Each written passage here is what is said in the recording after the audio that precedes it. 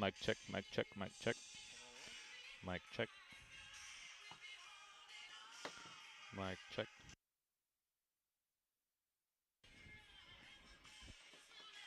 Mic check. 1 2 3. 1 2 3. 1 2 3. 1 2 1 2 1 2. Mic check. Mic check. Audio test. Audio test. Mic check. Mic check. Don't mind the music in the background or the commentators. Just one. Okay.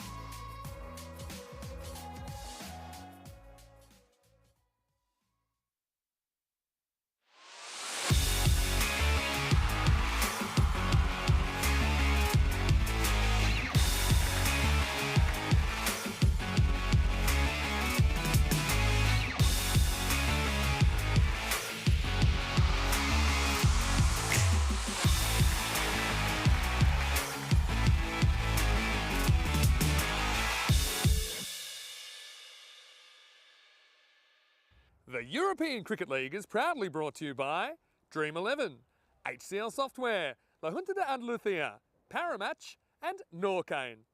And the official charity partner, Share the Meal by the United Nations World Food Programme. Group G Finals Day is here, and what a day it's going to be. 4 teams all fighting for the last spot in Championship Week. It starts in 24 hours, so it's going to be a big day. Also, St Patrick's Day, if you didn't notice already. I'm Mr Maximo. This is the European Cricket League Group G Finals Day, and it starts right now.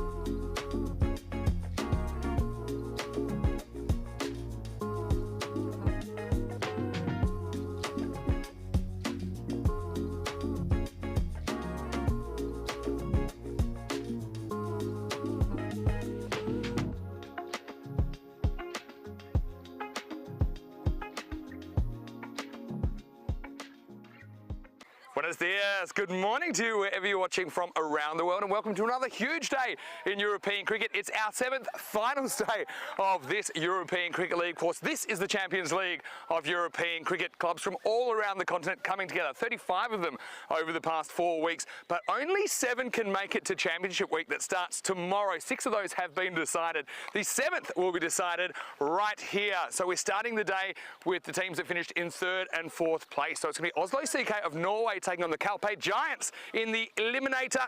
2 teams will play the game, but only one will remain after this one. And we're going to go over to the coin toss now with the 2 skippers who are ready to decide who's going to do what. Oslo, you're the home team, so you'll toss the coin. Cartama Giants, you're the away team, you'll call.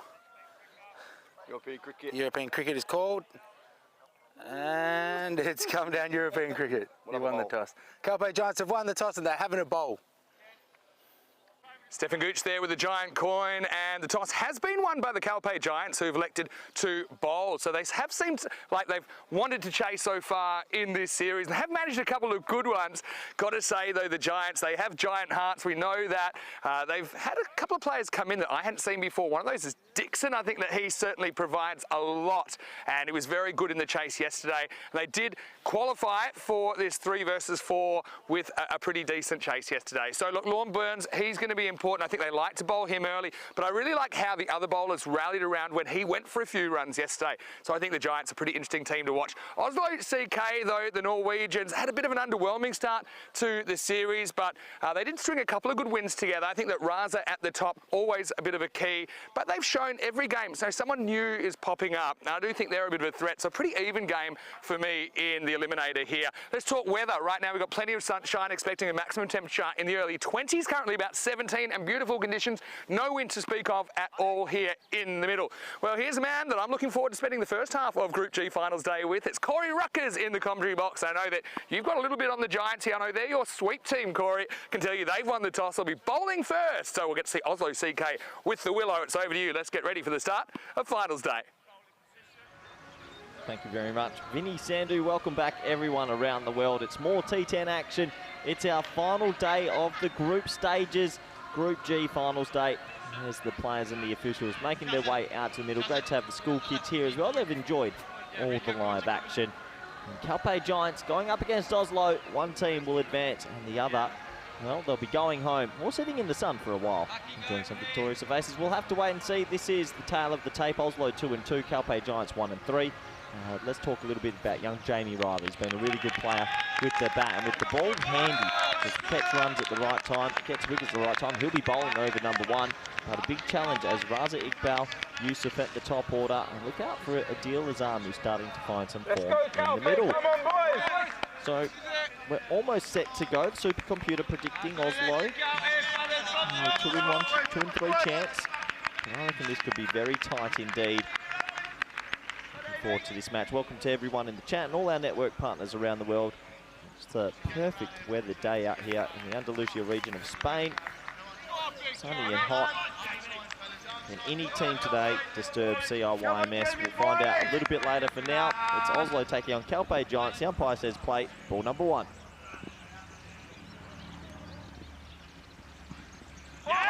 Big swinging delivery.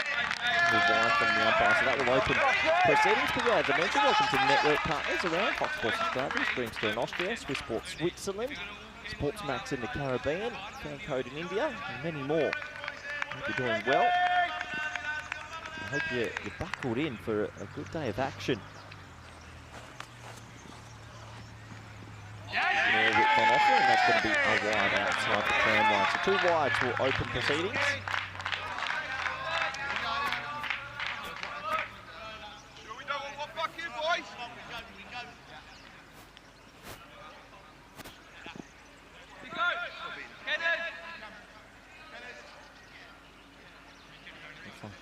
Little change to the field. It's going to be deep third man and a deep point as the 2 boundary riders. That's quite curious. Well, there he is. And 6.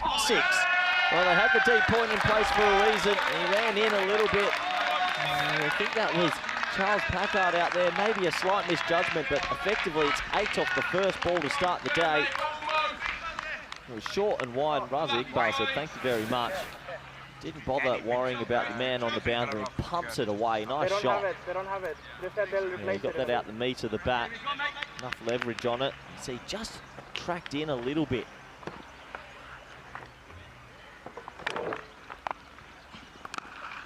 This time a strong drive to cover fieldsman as the throw comes in. Top ball. Iqbal is a very astute player through the offside, so it is slightly risky to feed him out there. He won't worry about the boundary riders. He'll try clear them. Big opportunity though for the Giants.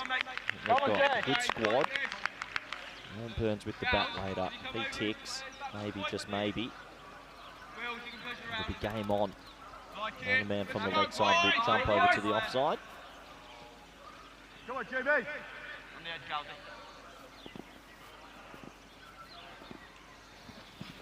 It's going to be another big one. Oh, Raza Iqbal.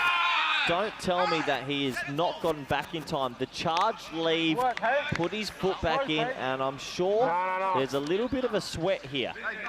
No way has he forgotten to get back into his crease. Don't tell me it's a Johnny Bairstow to start finals day in Group G. Yeah, but it looks like... Where is he? Oh, my word. He's in. But he's in by the tippiest of tiptoes. That is remarkably close, but he's going to be safe, and I mean just a bit of a brain fade from Iqbal. That could have been a bit of an egg on the face early for today, but he gets away with it.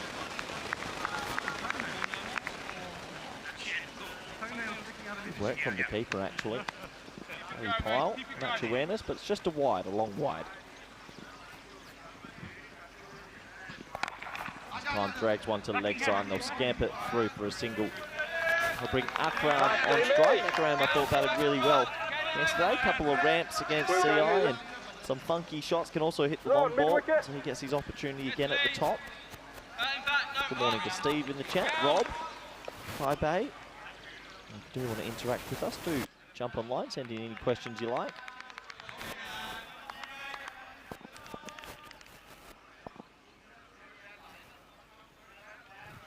Oh no, huge Gundy ball, no ball 6, and the wheels have fallen off early. That's a shocker. And that's going to be a 7-up, 17 off 3 balls to start the day. And they've gone to Jamie Riley for the first over. It's not paying off this time. A dream start for Oslo. Just had to catch up with it, didn't he? And he does exactly that. A 7-up to start Akram's account, and he'll get a free hit now also.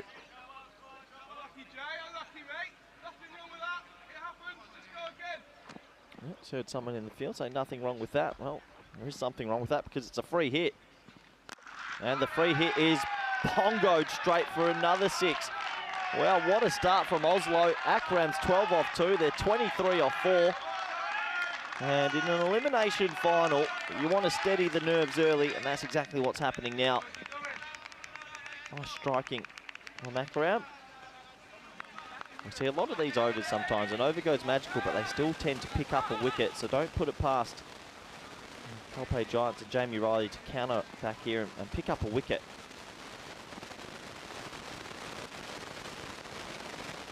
Full delivery, driven nicely through the gap, and that's 4, 27 off the first 5 balls.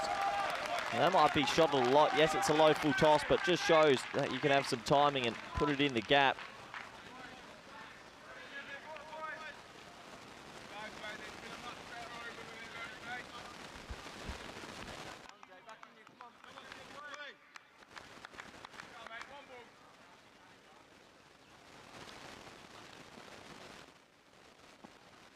Last ball of the first.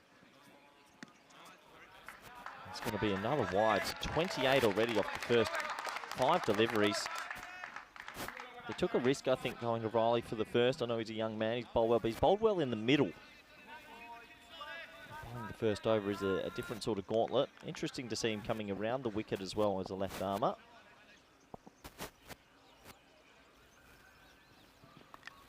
Edge gone. Well, there you go. What a first over. 28 for 1. And that's a very nice catch there by Harry Pyle. Just touching on that, you get those sort of overs where they go for a lot of runs, but you might get a wicket. And what a crazy start to the elimination final. 28 runs, 1 wicket. Chaos. And that's T10 cricket for you as the Oslo team lose their first. Carpe Giants, that'll just steady a few nerves. There's a length delivery. Akram reaches for it. And it's a proper 12 off 3 innings. He'll be disappointed. He looked good for his 2 balls. Nice catch in the right duke, one hand. And the Giants, they're a good team. They needed that. 16 off 4, sorry for him. Forgot about the cover boundary. I think you take that for the first over, though, if you're Oslo. You're still pretty happy with 28 off it. Something to build from. This has been the tale of the tape. Gina Brescia, Hornchurch, Old Victorians, Dreux, Forfarshire and Pakakare Badalona. Very similar to last year, actually. We had Hornchurch in the finals. We had Forfarshire in the finals. We had Pakakare Badalona in the finals. No, sorry, we didn't have Forfarshire. My apologies. But we have Forfarshire this time. And if CLYMS make it through today, they were in the finals last year also, so they'll take that experience into this year with some confidence. But can one of the other 3 teams cause an upset today?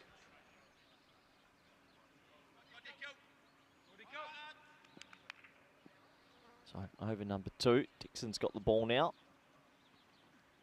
It's a slower ball on leg stump, and it's clipped away beautiful from Raza Iqbal. Just had to catch up with it. 7 official deliveries in this game, and it's had everything.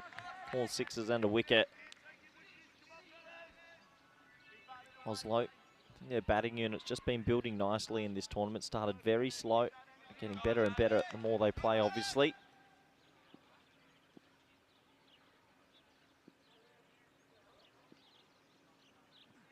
Full delivery, and that one's going to go over the offside for 6. 38 runs in 8 deliveries with a wicket. Well, if you like T10 and you like action, you've come to the right place, because we've had a lot going on to start this one.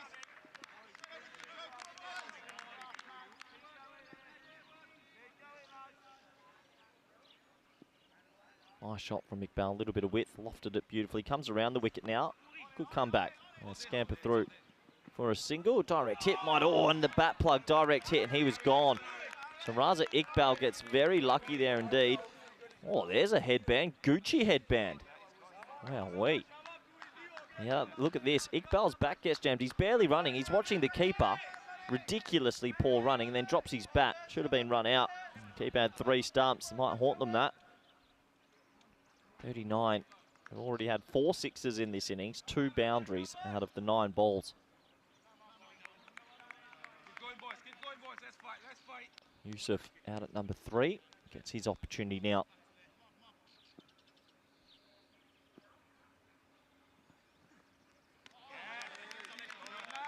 Ball from Dixon, good comeback. I think watching the Giants in their batting this tournament, they'll need to keep this score. You'd imagine anything under 120, they'll be happy. If it balloons out to a 140 or a 150, that is a tall order.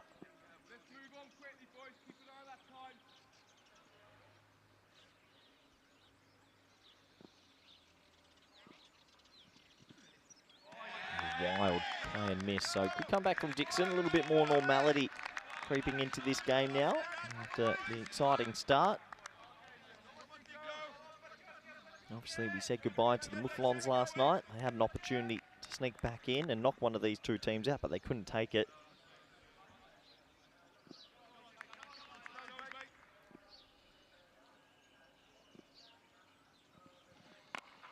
Nice shot, cut shot. There's a sweeper though. Should only be the 1. So a nice start this for Oslo. They'll take that. 40 for 1 after 2. Not a bad over from Dixon, considering his first 2 balls went to the boundary as well. This is how the points table end up. We said goodbye to the Muffalons last night. They got 2 bonus points in there, but they just couldn't manufacture a win. CI, clean sweep, and Cluj definitely earned that second spot. 3 wins to them. They'll be watching probably from Sunset Beach Club or on the bus on the way to the ground. And yeah, that is the big question of the day. Can any of these 3 other teams push CRYMS on St. Paddy's Day? The day of all days for the Irish. We'll have to wait and see. Looks like another change in the bowling. Mark Goose has got the ball now. Right arm military medium from the big man.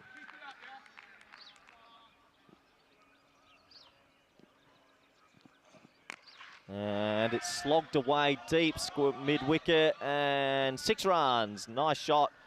And he sat himself perfectly and slops it over the leg side. So 6 on the total. Nice shot from Yusuf. It was a half volley, put it away. Got a lot of height on that, but enough distance as well. 51 metre hit, that's all you need if you get it near the middle of the bat.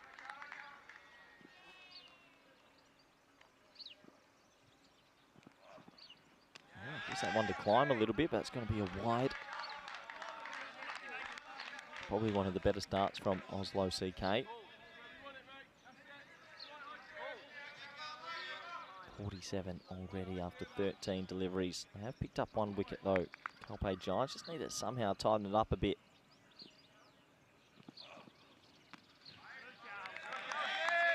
Top ball, sinks that one inside. I think also the key Iqbal, if they can somehow get Iqbal out a little bit early, just steady a few nerves, and he's usually the glue for this team. He'll bat deep 6, 7 or 8 overs. Another good comeback delivery. Just had to climb a little bit again. As it does give me the right time to introduce, on St. Paddy's Day, green suit wearing Vianney Sandhu. Yeah, I don't think the market was open for what colour suit I'd be wearing today. It's pretty obvious. His house.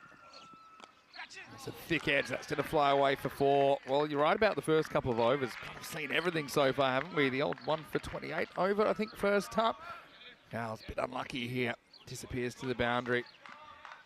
Yeah, that's the 50 up as well. Good start this for Oslo. All the batsmen that have been in have hit a 6 and a boundary. A 4, so they'll be happy. Want one of these 2 to bat deep, that's for sure. Bit of a debate, actually, in the chat. I know you love a random debate. Go on. It's about wickets that can be taken off wides, but not no balls. Ooh. Right, up in the air. This is going to slice away from Riley out there. It's going to be 4 more. There's no CK building. I know they had a bit of an off night last night, but 2 good wins in the middle. And right now, they're putting their foot down in this power play. Yeah, they're winning this power play, Vinny. Almost going at 20s. So another boundary and good intent from the top 3. So people are saying, because by the way, there's 2 ways you can get out off a wide. Stumped? You can't get out off a no ball. Stumped is one. Do you know the other one? Hit wicket. Hit wicket. Hit wicket. Yep. And I've only seen that 3 times. Most people haven't seen it at all. But let me just try and explain why, or what I think the intention is. Because some people are saying, oh, well, you know, wides, they're illegal balls. How can the bowler profit? As this is hit at the fielder. Paddy Hatchman hurls it back in. End of the power play. And Oslo CK, 55 for 1. I know I've come straight in hot, but I was just reading this in the comment section. So, a no ball is an inherently illegal delivery for one reason or another, whereas a wide is just a misdirected delivery. So there is a bit of a difference. And that's why, for example, there's no way you should be, if a ball's wide, you shouldn't be hitting your wicket over, right? And the same thing is if you're playing the ball, yeah, so stumpings off a wide, to me they make sense because wides are very, very subjective as well in the umpire's mind. So again, there's nothing inherently illegal about it. It's just misdirected. That's a subtle distinction, but I think it's an important one. And I'd hate to see that ever get changed because like the leg side stumping is a beautiful thing. And wide rules have actually been obviously tightened with the advent of limited overs cricket. So I don't think there's any problem with it. And sometimes it's actually clever bowling to bowl a wide if you see a guy charging. So yeah, some people would say it's crazy that we make a distinction between a stumping and a run out as well. Because some people would just say out of your crease is out of your crease. But I think that's the intention. Some people might agree, some people might not. Some people might not. Anyway, good morning to everyone, wherever you're watching from around the world, or good afternoon, good evening. Anyway, Steve McVeigh, you'll have to convince me why you have a good reason to whack your own stumps over off a wide, and then maybe I'll get on board. Here's Keynes. And this is whacked down to the ground by Yusuf, who's heating up Maximo. Trouble at the old mill for the Calpe Giants here, as this score continues to climb. Yeah, climbing well, isn't it? Really nice shot. It was full and he pumps it straight. Good questions coming in from Matt Thompson. Looks like he's watching from Perth in Australia, saying he's watched every year of the ECL. Absolutely loves it. He was just asking about why not T20 format, and I just think this is the right concoction. Yeah, it's the right concoction. It brings everyone into it. With all due respect to T20 cricket, but yeah, I think this is what makes ECN a bit different. And right now we're seeing the Maximos flying. Yusuf goes large over the leg side. Keynes tastes the boundary again. Just need something different here, perhaps. Maybe it is time to go with Burns here. Just got to disrupt the batting innings at the moment. They're just a little bit worried because Lawn bowled to left-handers yesterday and got a bit of tap. And while Iqbal's there, they don't want to risk it. He's got good variations though. Oh, just misses the leg stump. Backs away that time, Yusuf. No, I think there's a lot of things that happened by accident, really, that we've stuck with. And it was only ever meant to be 10-over cricket for the first year, or essentially a 3-day tournament, and then it was going to be 20 overs, but we were forced into 10 because we only had the ground for 3 days. We need to get 17 matches in. We did 6 each day. Hey, you think with 5's a lot? We used to do 6 the first couple of days. In the air, is this carrying? It is, and it's gone. Edgela takes the catch. Pardon me, that's Packard out there. Charles Packard takes it safely, and Yusuf has to go. So Keynes bites back with a wicket, and in the 4th over at 68 for 2. Yep, 68 for 2, and nice catch out there at deep mid-wicket. They needed that, Vinny, and just trying to turn the screws here, aren't they? They are. Maybe they could turn this into a little bit of a collapse, given the way that Oslo like to bat. They're kind of high risk, high return kind of outfit.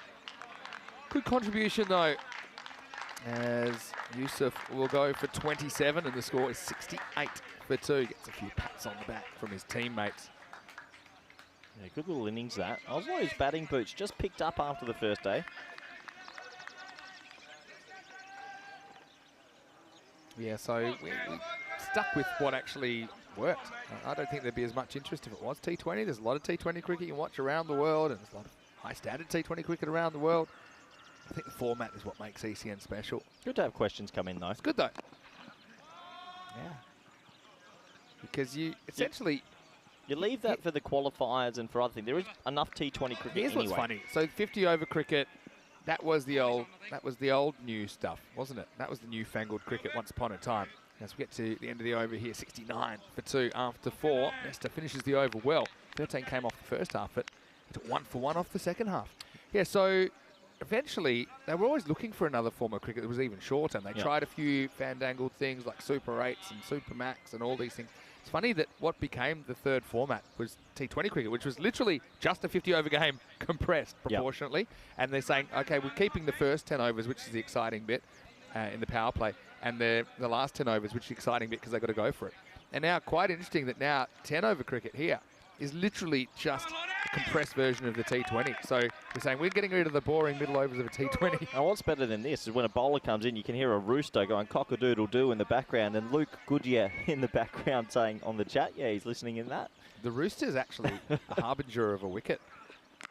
And he also can be a harbinger of a 6 as Burns comes in and disappears. Hyatt, he's been good in this series. Loves to swing the willow, and he does right there. Maximal, 6 runs to start the over. Compared to the day one Oslo batting unit that I watched, they have just found their mojo, and they can be a bit of a 6-hitting machine. Nice start against Lorne Burns, who they were holding him back. They didn't want him to bowl to Iqbal, but he's got to bowl anyway now. And what a good shot that is against the leg spinner.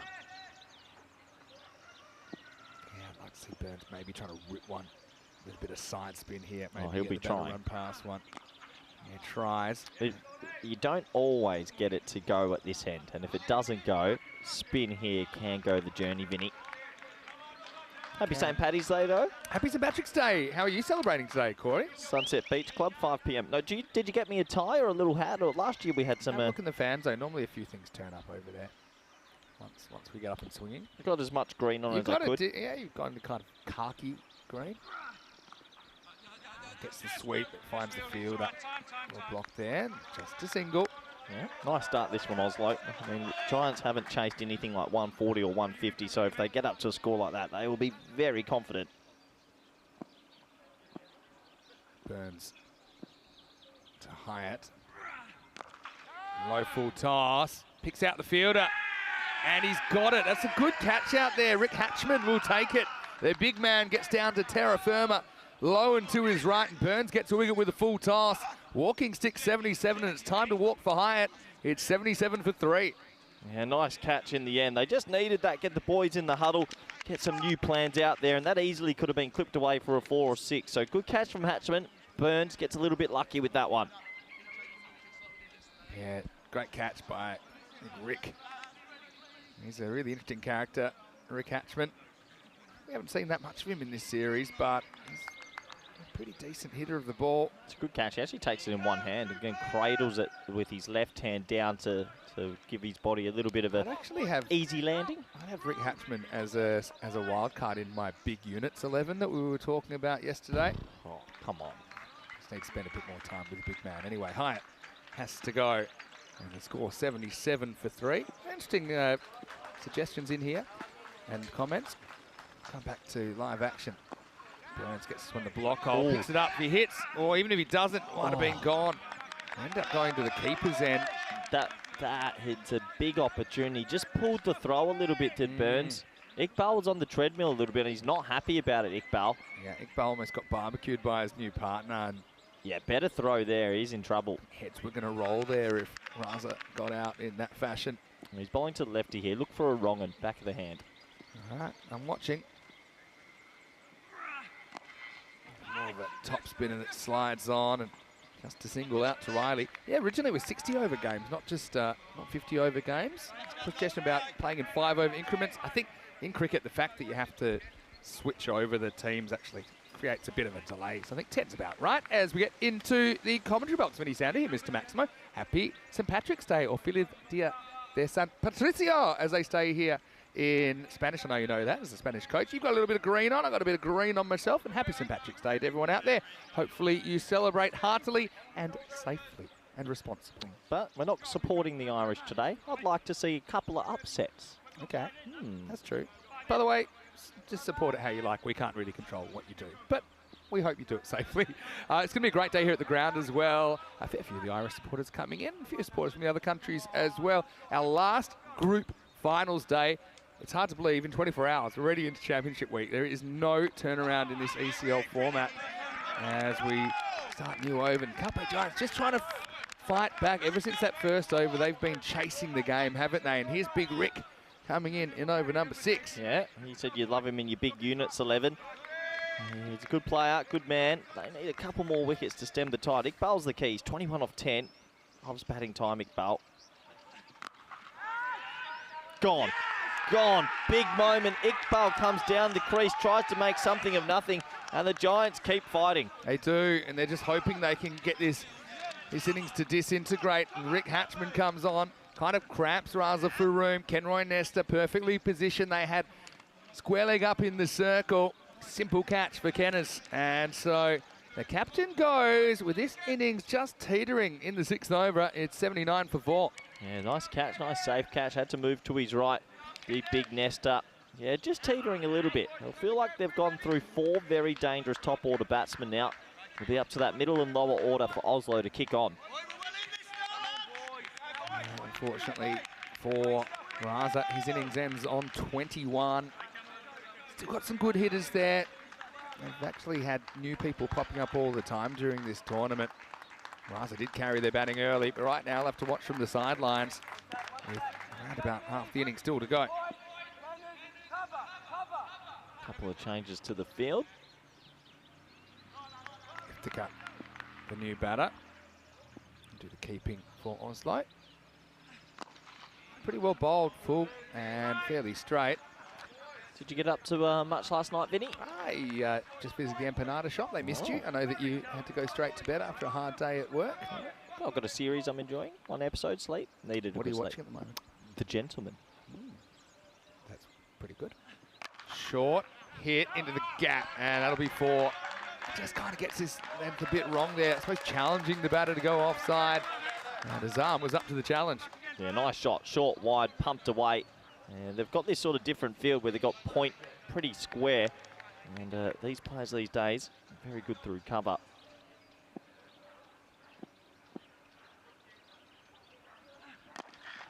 This is into the gap as well, and that's going to be 4. So this is good hitting by his arm. He's been a pretty reliable contributor in the middle order for the Norwegians. He goes back-to-back boundaries. Yeah, nice shot into a big pocket of space. That's also another position I'd like to see covered more because a lot of players naturally smack it there. So some handy boundaries after the wicket. Oslo, they keep on coming this morning, Vinny. Yeah, they do.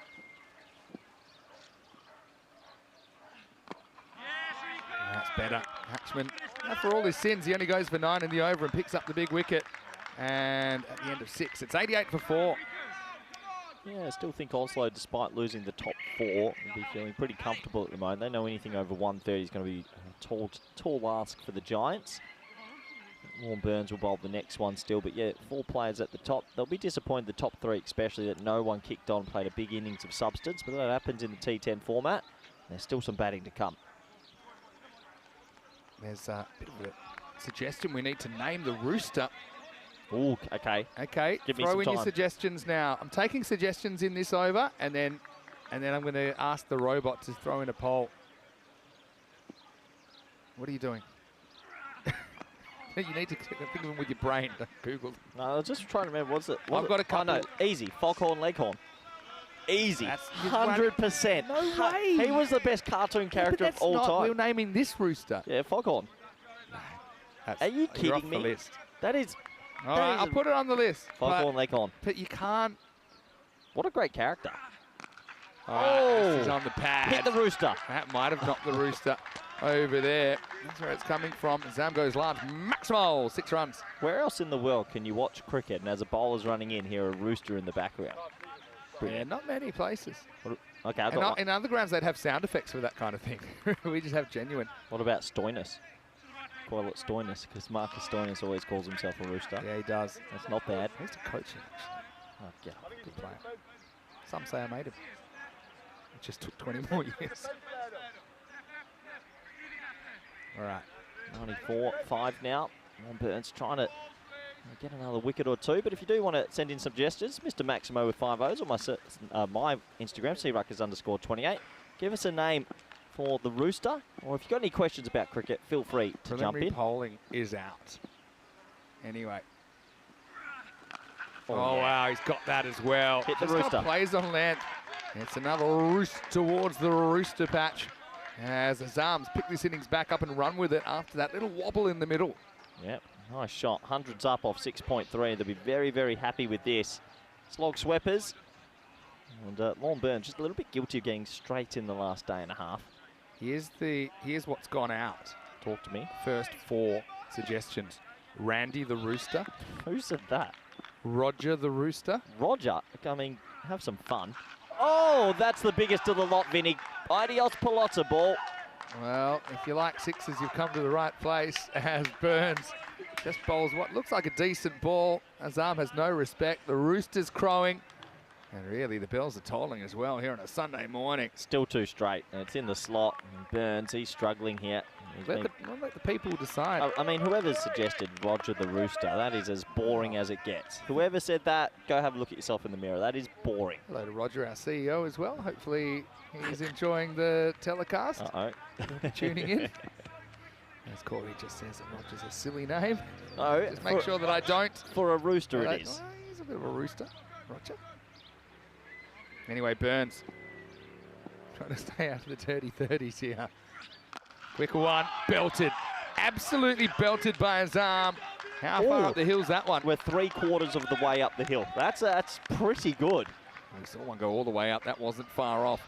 Maximo, and that's 4 6s on the spin now to Adil Azam. Yeah, serious striking. He goes for the quicker ball here. Just pace on, and he picked it perfectly. So 6 more runs, and right now, Oslo, they're batting Calpe Giants out of this competition. If Right they make now- a 150, 160, you might as well start the car, Vinny. Right now, Randy's winning. but it's early days in the polling. But was Randy on top? Doesn't count then. Doesn't get 6 here, does get 1.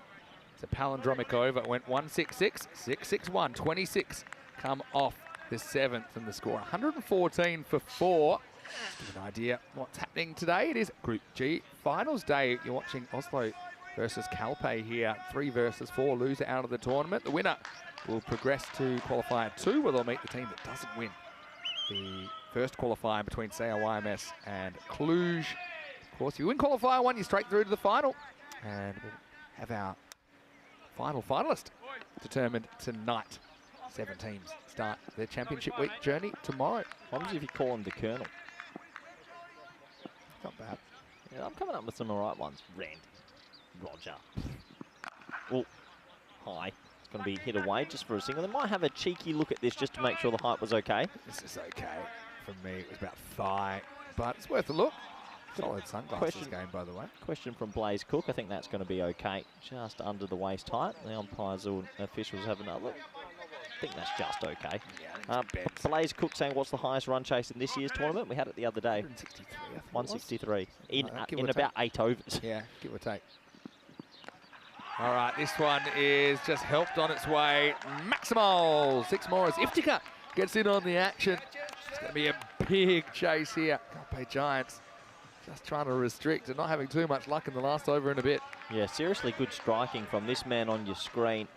And right now, Oslo, they're in dreamland. 7.2 overs, 121.4, probably the best they've batted in the competition, and they're racing away with this game. We have a studio where we're filming some content for ECN Plus. Anyway, Kenroy Nest has come back and he's gone 1-6 so far. Luke's got a suggestion. Maximoodle do. No, that doesn't roll off the tongue. Good effort though. It's just Maximoodle do. No. I mean, do you remember Foghorn the Leghorn, the cartoon? Yeah, but you can't. Yeah, but do you remember the cartoon? You're inviting lawsuits. Arguably the most underrated Warner Brothers cartoon. You think so? It was good. Give me Tweety Bird anytime. Nah, Wile E. Coyote was good actually. Yeah. Never got. Did he Got a ever get tough him? run, Did didn't he he? ever get him? Don't think so. Mm. Got him for a second, then he just zoomed away. Oh, this is another one that's short and at the body, and that's going to be 4. So Iftika heating up. Oslo climbing. 1 for 156, maybe even more, according to the computer. Yeah, this is just violent this morning. Oslo have come out like a bullet from a gun, and they are pumping the Giants all around the ground. And well, Calpe Giants haven't been able to really make 120 in this tournament, so this is looking very dangerous. Good comeback from Kenroy that time, just cramps him for him a little bit. A question from Matt Thompson asking, how many times have we had 6 sixes in an over on the network? Probably around 3? 5. Okay. Yeah, 5 or 6. Yeah, okay. Yeah, we've had a lot of 5 sixes in and over. Oh, we had 7 sixes in the over the other day. Oh, nice. Yeah, that's quite a lot. Anyway, this is up. It's in the air, and it's 6 more. Maximal. So, more trouble. Kenroy heads up into the 30s. That's good hitting. Iftika doing a good job as well. And isn't it interesting, Oslo CK, first time we saw them, Raza Iqbal pretty much carried their whole innings, but since then, new players have been stepping up every game. Amit Sharma's messed in. Master Rooster Booster. Rolls off the tongue. Good finish by Kenroy, who then decides to just intimidate. Yeah, it's the old fast bowler vibes from Kenroy here. What do you make of this? He was pretty angry, wasn't he? I think just frustration, Vinny. 131 for 4 after 8. Are you allowed to pretend to throw the ball at the batter? You've just been hit? You do. If you're a fast bowler, you're welcome to do whatever you like. There we go. There's Corey's rules. Just frustration. But to be honest, if I'm the batsman, I'm just going, I've just pumped you over your head, Kenroy. Go fetch that. That's what I'd be saying. But I wouldn't say that because Kenroy's actually a lot bigger than he appears on TV. But anyway, 2 to come in this innings. 131 for 4. All right. Jamie Riley to bowl the 9th. Went for a bunch in the first. Gets the first one slightly wrong. When he's been on, he's been good at just And being inside that tram line. What about Cluck Norris? That's good. Where did you get that from? Oh, just my brain. You're impossible. There's a few. Cluck Norris is a pretty good one. Yeah, I like Cluck Norris. Oh, edged away this time, Vinny. And 6 runs. The misery is piled on right now for the Calpe Giants. Yeah, still got to try and restrict as well as they can. I mean, we have seen 150s type chases. They'll know what they have to do, so they're going to have to go from the get-go. The Giants in the second half of this game, just bat speed there. Not the worst ball from Riley, but it disappears for 6.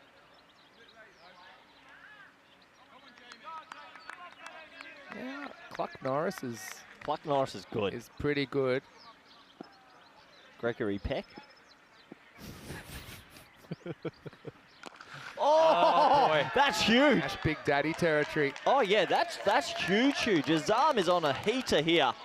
Well, start the van, Giants. I don't think they're chasing anything down that's over 160. Well, the thing is, I mean, Riley, you know where he's trying to bowl it at the moment. He's going to try and go just inside the tram line.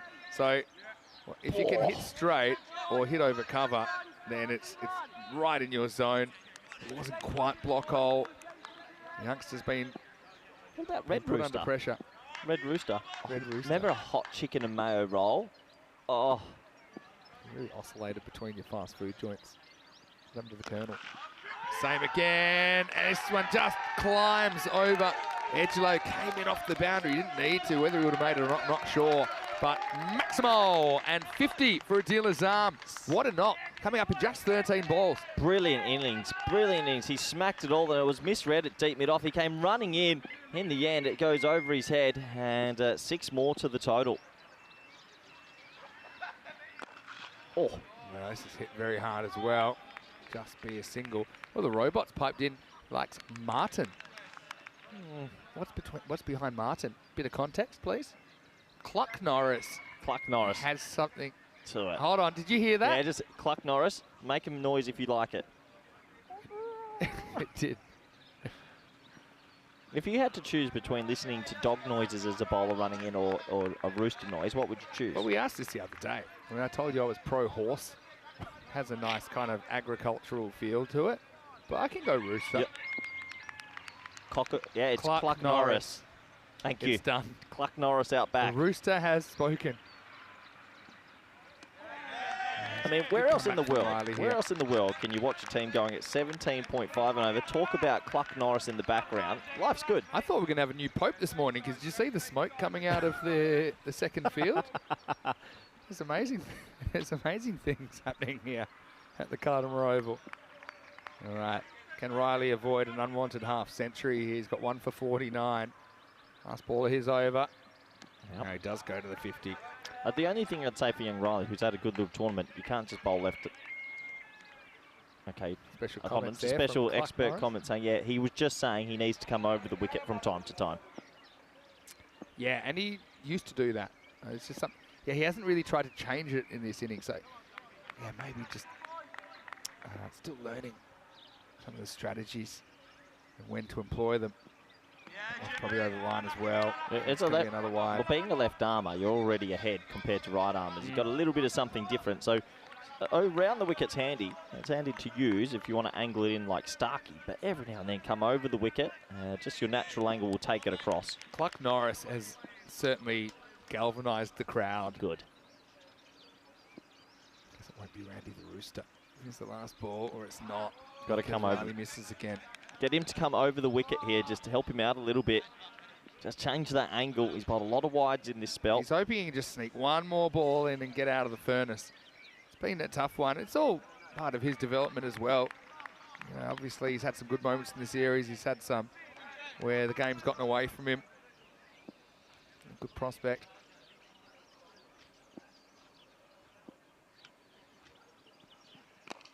This is pitched up and it'll just be a single there. So Iftikhar will move to 19 and Oslo running away with it at the moment. 156 for 4 after 9 as we move over to our special comments. Cluck Norris. Oh, we'll try cue it in a second because he's just gone. He goes every 15 seconds. Anyway, who's bowling last? Probably Dixon or Hatchman. Oh, interesting. Ah, okay. Interesting, okay. Well, Cluck Norris thinks it should be Gals. And is that Cluck Norris? No.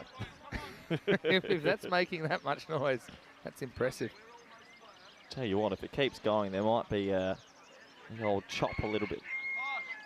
Oh, okay, yeah. All right. The robot, the reason he liked Martin is because Martin crow. Because the rooster's crowing. Okay, not bad. That's pretty clever. Disrespectful to the great man. I think. He was a good batsman. Also, crow's a different type of bird. It's a bit ambiguous. If we ever get a good-looking crow, that's... Oh, yeah, no well worries. said. Yeah. If we ever get a good-looking crow that's coming like around the ground, then we can have a Martin crow. Yeah. Martin the crow. Yeah, I'll rate that. Yeah. Anyway, Cluck Norris. Russell Crowe's played European cricket before. Played in Malta Wait, what? when he was shooting Gladiator. You don't know this story? No. Here's Cows. Over 10. Gets muscled to the leg Explain side. to me, when you've got one over left, why they've not gone to Hatchman, who is pretty effective, or maybe one of the more spearheads in Dixon here. Cows has earned his stripes over the years. Gets a chance to save his figures. Number 15 of his first over. Yeah, fair enough. Would have thought maybe Hatchman was a reliable option.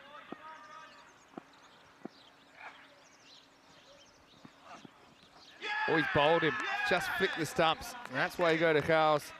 And it's a cockle-doodle out as Azam will go for 54, but a really good knock from the middle order.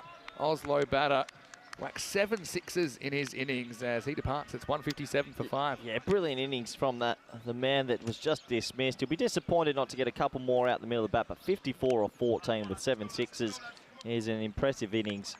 Just cramping him for a little bit of room and kissing the leg stump. Yeah, this will be a good shot of it. Just flicks it and deflects away to the boundary. But Azam will have to go. What a good knock, though. Remember they had that wobble in the middle? They lost 3 wickets in 3 overs, and he just hit the ground running and smashed the ball to all parts.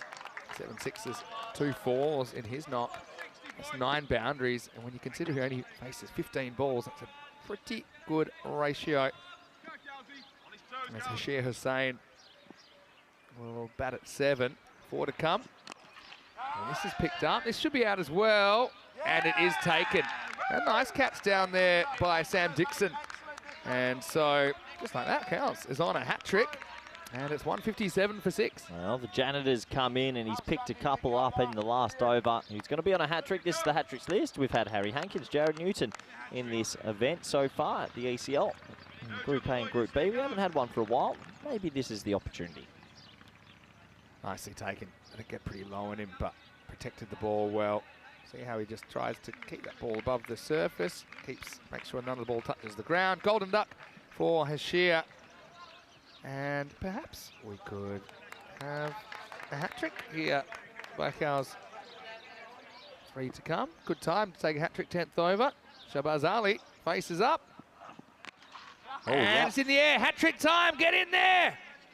Yobioti. Mark Howell with the hat-trick as Carpe Giants fighting to the very end of this innings, and it's 157 for 7. Well, they gave him the last over. They wanted him to deliver, and he's delivered a really good last over. Picks himself up a cheeky little hat-trick as well, and what a time to pick it up. The team are back against the wall, but a good finish here will give them some motivation. First hat-trick of March. Last one we had was on the 29th of February, and Dixon in the action again. Well done. Tell you what, he's got a big chance at a little cheeky 4 in a yeah. row here, because as an Oslo batter, you just got to come out and try hit your first ball for 6. And just keep it straight and try and get another catch in the outfield or hit the stumps. 4 in 4 is a big chance here. Yeah, that'd be pretty special. I have a feeling he might do it. You think so? Or we could get 5 and 5. Oh. First things first. Carl's on a double hat trick. All right, Kenroy. Oh, couldn't get there. And now he has to get up, and it's going to be 4. Pretty sure that's hit the rope, and he gives it up straight away. Well, he almost had the 6th instance of a double hat trick on the network. Yeah, it just ballooned over him. He turned, he jumped, he leapt, and just out of reach. Never an easy one. In the end, it does go for 4 runs to Oslo. Good second effort as well, but just touched the rope. It did. Yeah, that would have been amazing. I like that he goes for it, though. No, 4 and 5's not bad. All right, last ball time. And it will be hit towards Dixon again. And he takes a brilliant catch. So that's going to be 4 wickets in the over for Cows. And it's going to be 4 and out. What a last over. I finished 161 for 8. That's a big score, though, isn't it? They've battered them almost out of this game, but nice catching from Dixon. Gow's just bowled full and straight the last over, and every single ball seemed to go to that man. Yeah, brilliant work. Look at him just protect that ball. Fantastic fielding by Dixon. So, Cows, well done to him. Off that last over, we had 4 wickets and 5 runs, and they'll finish 161 for 8. Still a big mountain to climb, but the Giants, well, they come from the place of the big rock, and they're up against the rock at the moment. They'll need to bat almost perfectly to do it. Oslo CK impressing with 161 in the first innings of the Eliminator. Yeah, well done to Oslo. They've come out here. They've made a huge imposing score. You'd have to imagine the Giants will have to go levels they haven't been able to in the competition with the bat. Maybe Lorne Burns opening, and if he can have a blinder with a bit of support from the middle order, then they still have a chance. Well, it gives us a chance to look at the highlights. We didn't even talk a lot about Cluck Norris. Imagine all the facts we can have about Cluck Norris. Maybe we can do that in the second half. But Costa del Sol Juniors are training tomorrow. Good to see them welcoming the teams onto the ground. Raza Iqbal had the toenail in that time. Riley had a real tough first over. Did end up with a wicket thanks to some pretty nifty keeping from Harry Pyle. But, yeah, kind of a community effort from the top 6. Gets Oslo CK up and above the 160. Yeah, the top 6 all threw in a little bit. It was Azam who came in the middle that batted the best, so 54 off 15 to him with some seriously good hitting. In the innings, actually, Vinny, in total, there was 17 sixes. That is a lot. As Cluck Norris was enjoying it out back, it was the Calpe Giants trying their best. And in that first 9 overs, nothing really went their way. The batters from Oslo clicked. There were some monstrous sixes, and also some little sixes as well, but it doesn't matter. Anytime you get near the middle of the bat's important. Got us to the last over where there was a bit of a shining light there for Calpe Giants. Cows taking 4 wickets in the over, 3 catches to deep mid-wicket. They just couldn't get it out the middle all of a sudden. Nice catching practice out there for Dixon. But you'd imagine that the damage has been done. The Giants need a little bit of a miracle to stay in this competition. You never know, though. We see it happen from time to time. Considering that their average score in the first, when they've been batting, is about 110, this is a tall order. Maybe that man on the right of your screen, if he can get going, potentially they're still in this game. Have a look at the scorecard, shall we? And a pretty impressive batting card from Oslo. A lot of people chipping in. 27 off 13 for Yusuf, 20 off 10 for Iftikhar. Adil Azam was the man that stood out. A seriously good innings, 54 off 15 with 7 huge sixes. And if he's coming in at number 5, you've definitely got some batting depth. 161 for 8. It would be the second highest ever chase at an ECL. Good luck to the Giants if they can do it. We have a look at the bowling as well. Marcos saves his figures. He was none for 15 off the first, but picked up 4 for 5 in the second. Richard Hatchman bowled a good 1 over, but everyone else, it was a tough day at the office. And in the end, it's going to require a seriously good chase. To join us back in the next 10 minutes for the conclusion of this one. Thank you.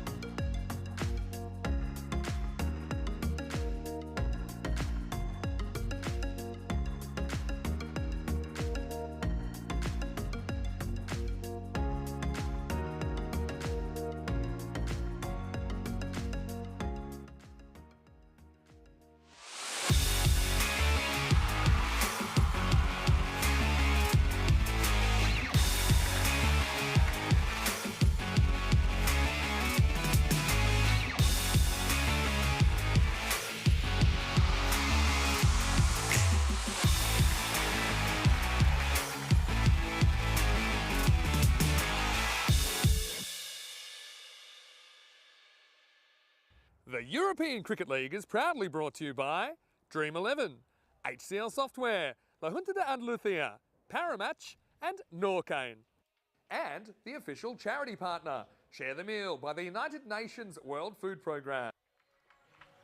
Hello and welcome back to the Costa del Sol on a very lively St Patrick's Day so far. That does feature the Irish. We'll see them a little bit later, but right now we're in the Group G eliminator between Oslo CK and the Calpe Giants. Oslo CK batting first after being sent in by Calpe Giants.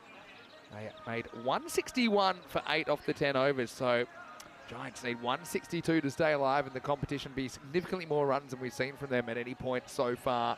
At least they know what they need to do. They'll be going pedal to the metal from the get-go, no doubt about that, for the chance to survive. And we have seen a chase this big in the previous group, actually. We saw the Stallions get knocked out by Independent CC.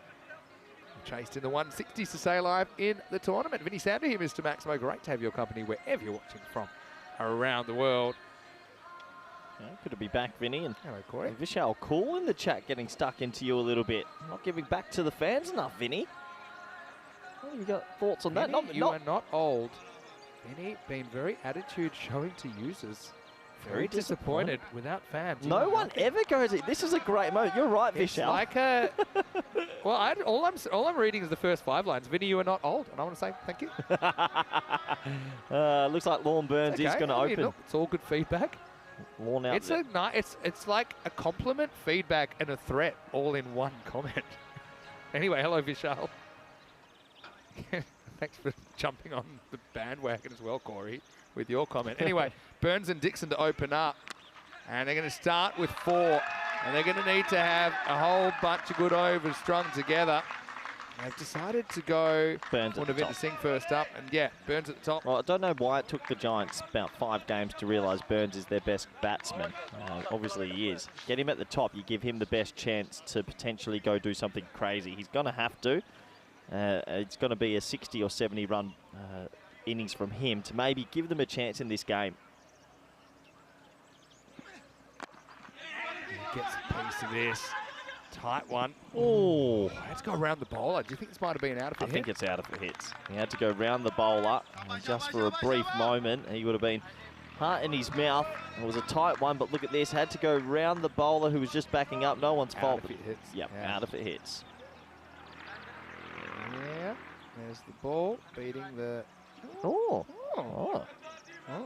What do we know? Right. Yeah, I think it was actually out if it hits. The throw is straight. Dixon, it's been pretty good in the series. It is a wide. Let's step towards it.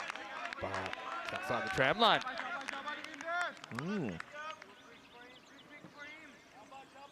Just trying to pick up my feelings off the floor after Vishal. How does it feel? I get about 4 comments. I get 4 comments of that a day. I mean, here I am just dedicating my whole life to try to get the sport going on the continent. Anyway. Have a thick skin in this game. That could run for 4 as well, and it will. This outfit is lightning fast. I think it was last watered around 2019. And it's just rolling away very quickly to the rope today. Well, if these two can somehow get them to, let's say 60 off the power play, let's say a really good power play, then you leave 100 off 7. Then you got a shot. But you need that big power play. If a bad power play here, start the car. Need a couple of big contributions individually, I think. These two. Get anywhere near this. These two need to go mammoth.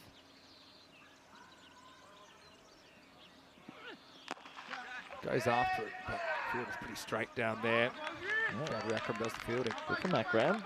Had a little bit of turf there, but does a good job. Nice start, 11 off 4 for the Giants. Burns back on strike now. Hello to Egan as well. So come on, Calpe. He'll be here somewhere, surely. Doesn't look good work in the area. Anyway, Burns takes the strike. And he hits this all right. Should be cut off, and it is. Raza moving to his right. Just another one. Just 12 off the first 5. Can they cash in and get one more boundary here? Is Vishal Cool one of your burner accounts? 'Cause No. if it is, say so. You're bringing it up again. I'm worried it's actually gotten to you. You have to look, as an experienced person that gets a lot of bad comments, you have to let it water off a duck's back, Vinny. He used to be good at that when I used to get bad comments or more. But anyway, this is the end of the first over. Not a bad one. Still a couple off what they need per over. As Carpe Giants, 13 without loss after one. Haven't heard Cluck Norris in a while. Let's give him some time.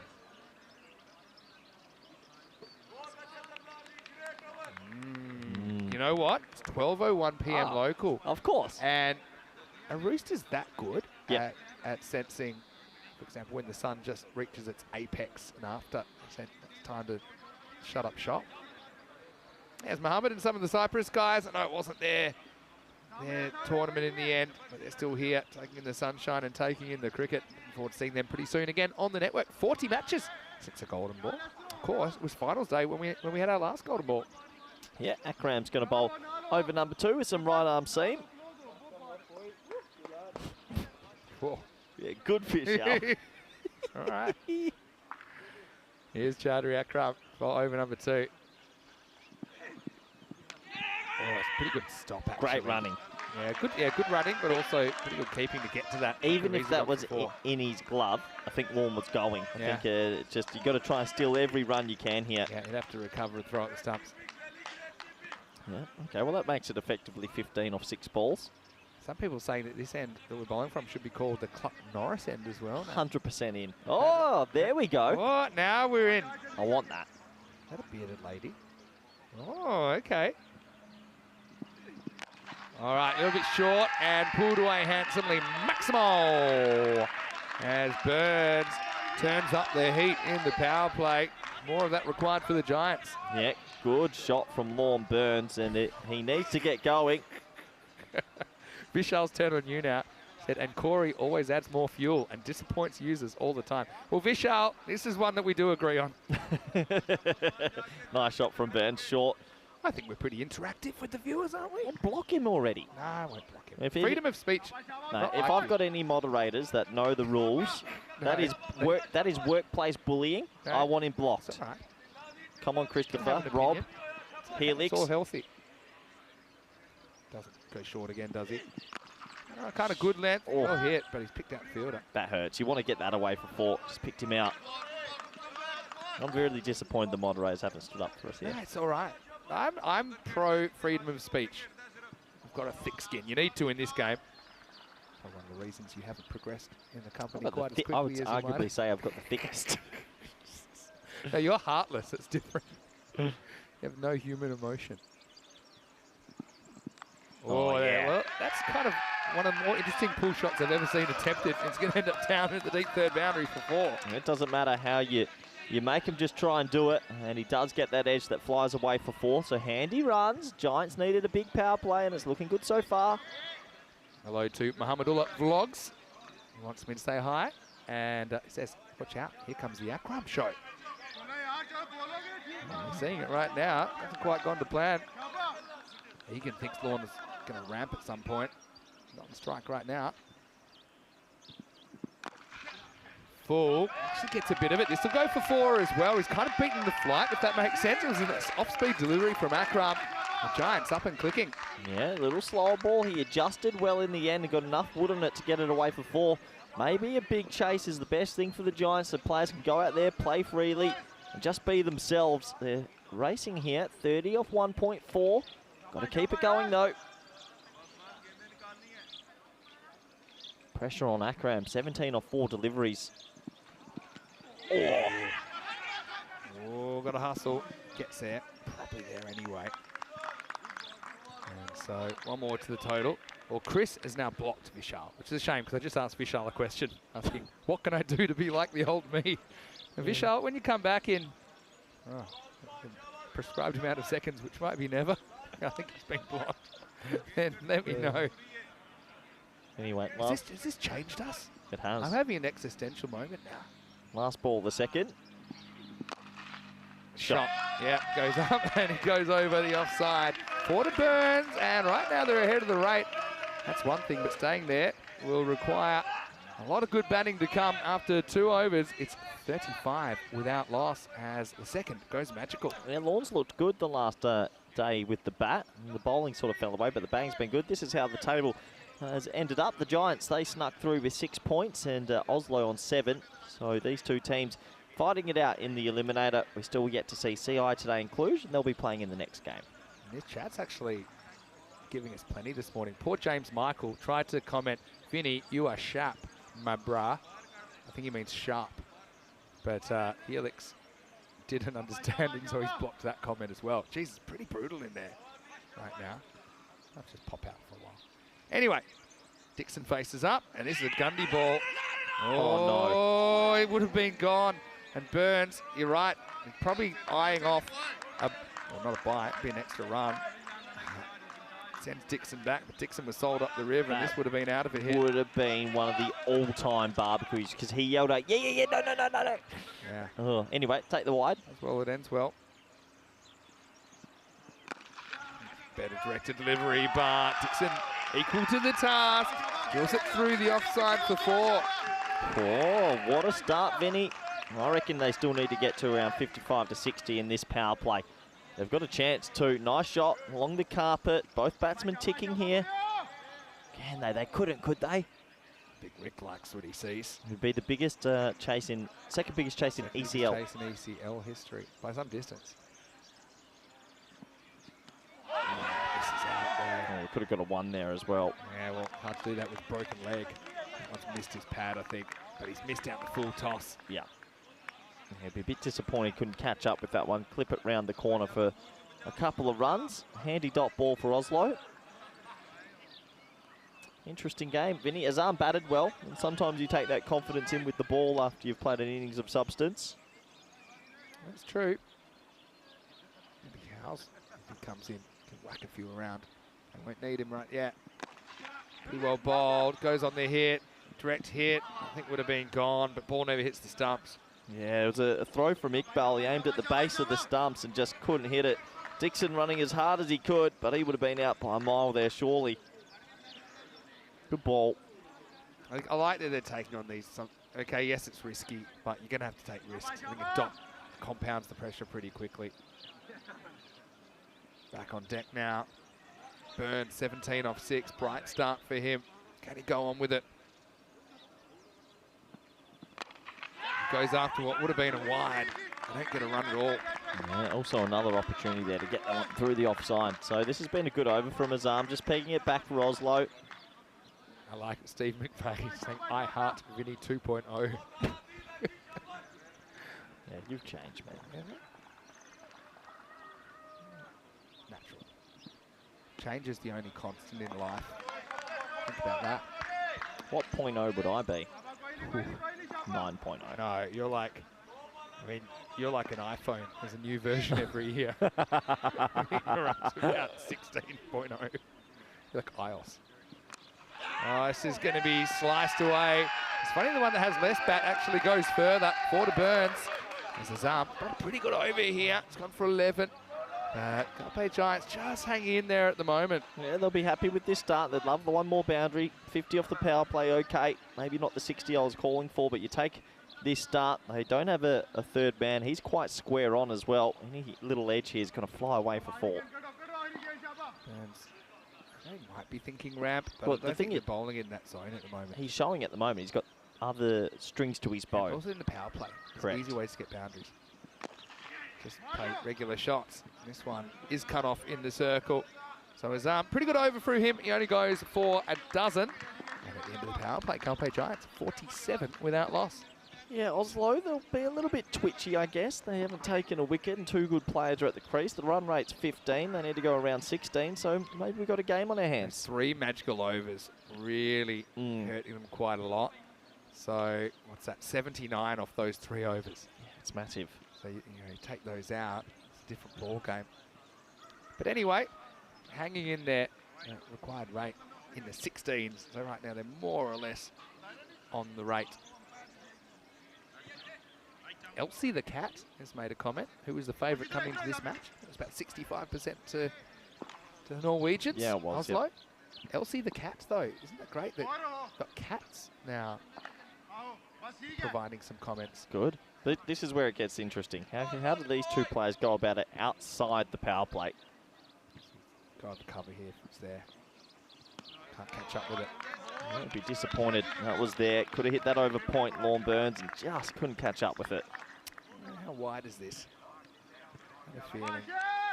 It's touch and go. Oh, it's wide, I reckon. Yeah. I know he stuck across a little bit, but I'm lucky not to get the call there. That's better. He steps across and he elevates it. That's large. That's halfway up the hill from Lorne Burns. Maximo, 6 runs. Well, what a lot of people don't know about Lorne, he's actually a very good golfer. Runs a golf academy out in Santo Grande, I think it is. We were talking the other day about his power, and he's finally, yesterday, he said, I'm changing. He's going to put his bottom hand through it more so he can get more leverage, because he always feels like he gets caught in the boundary. In the last 2 days, he's hit some big sixes. That was a big one there. Now, gets this wrong, but he'll get lucky because we're out of the power play. Infield's pretty sparsely populated.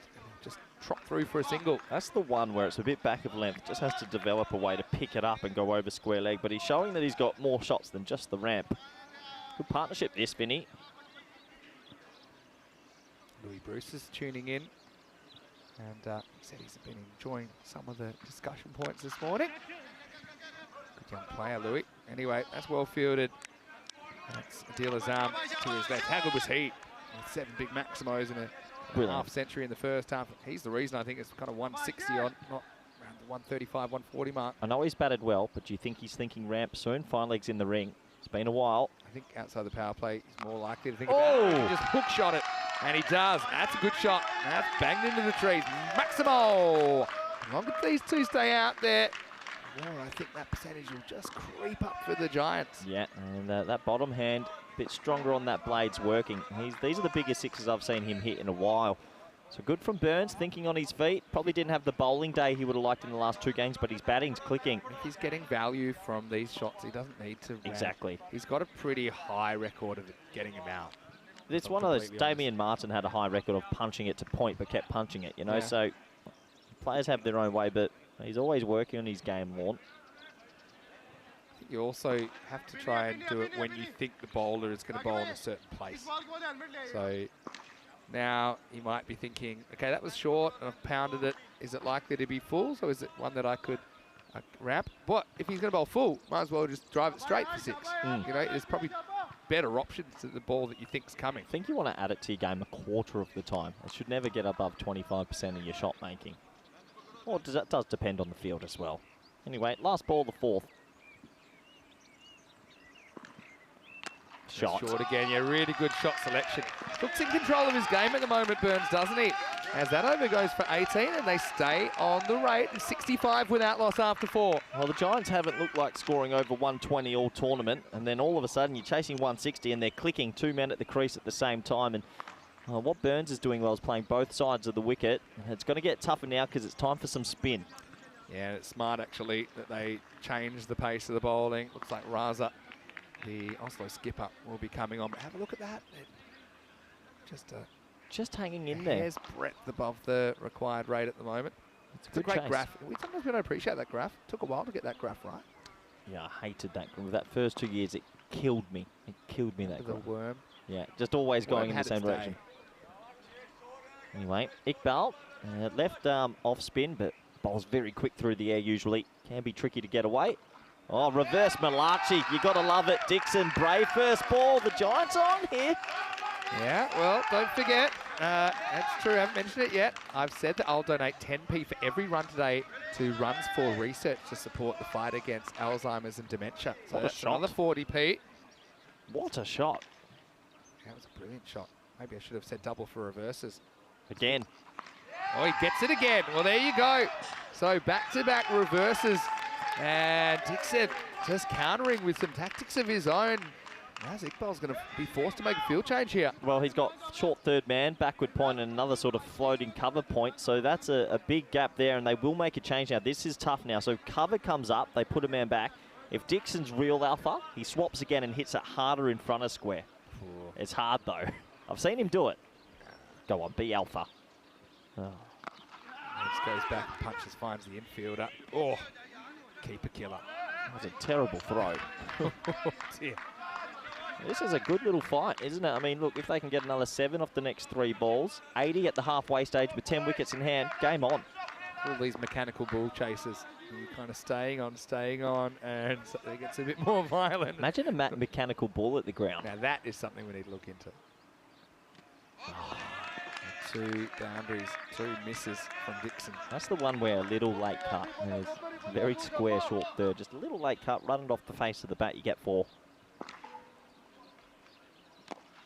Now in the air, doesn't quite carry. Another win for the bowler. That's the thing, because I could tell now he wants to go over cover, but Iqbal's just not going to give him the room to do that. He's really good sliding in and cramping the right-hander. Great comeback from Iqbal. 2 4s and 3 dots. Now goes on the walk, takes it on. Fielder takes the catch.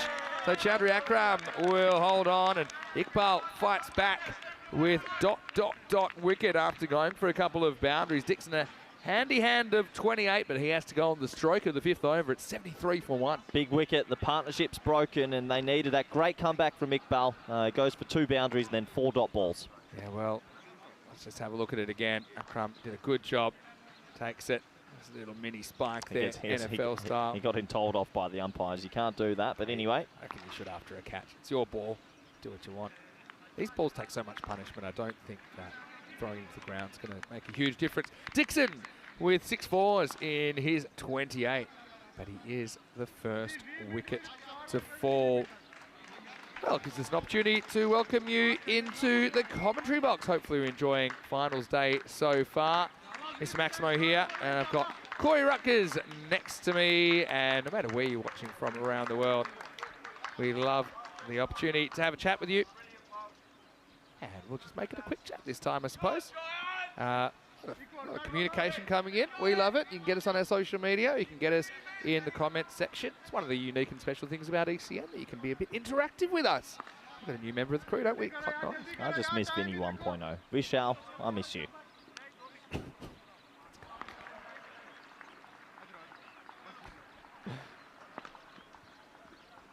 Anyway.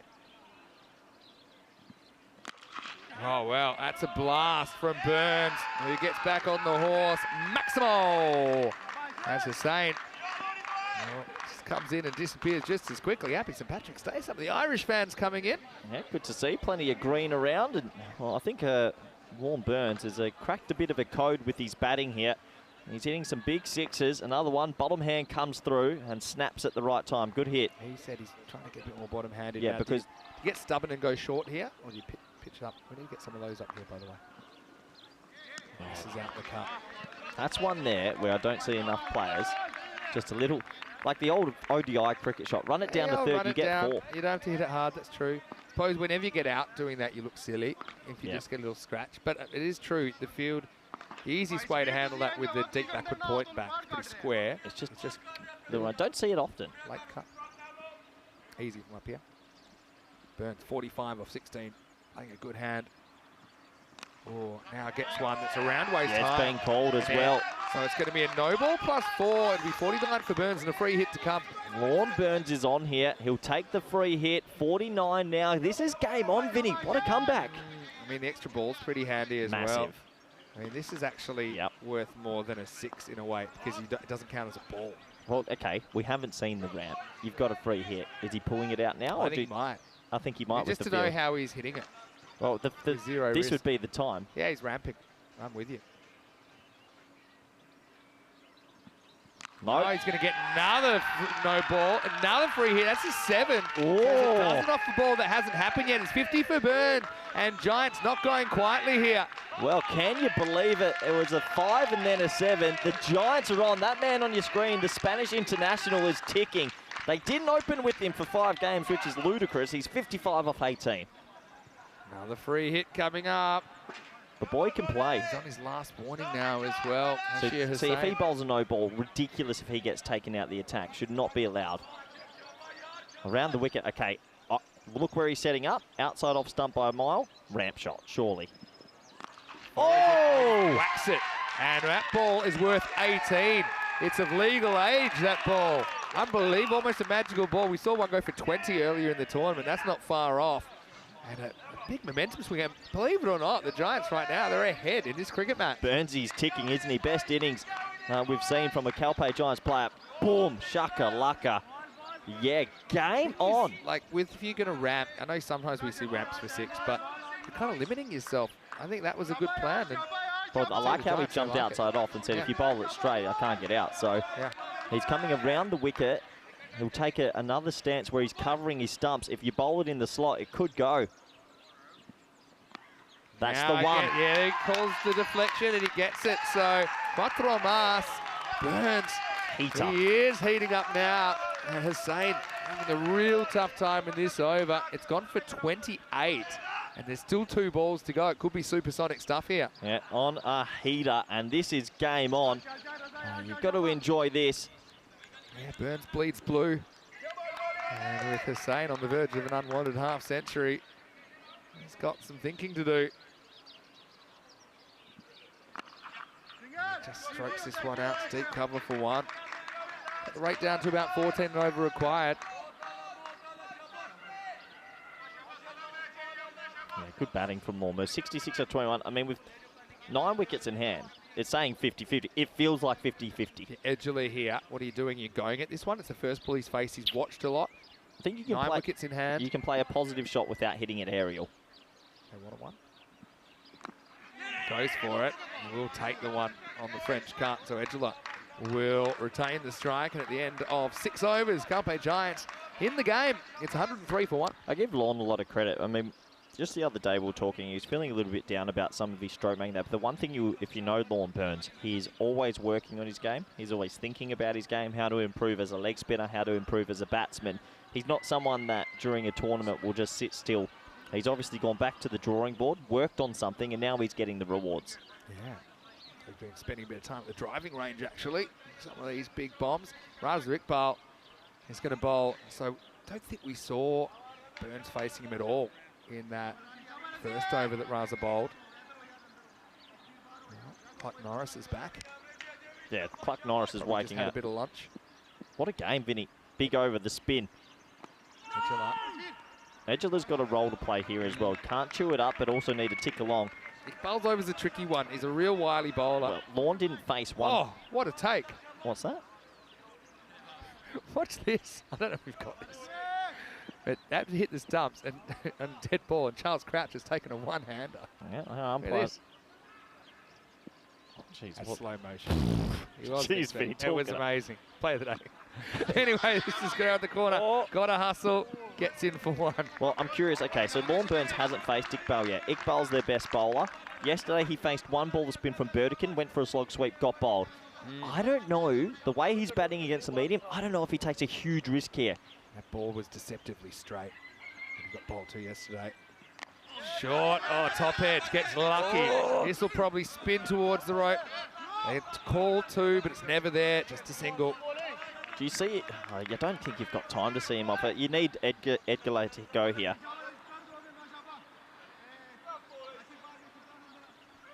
Yeah, I think He has to go. He has gotta to go. help He out got a little wickets in bit. hand. I mean, he's in a sense he's dispensable with some batting to come. I know they don't want to lose him, but he's got to attack in his own right, I think.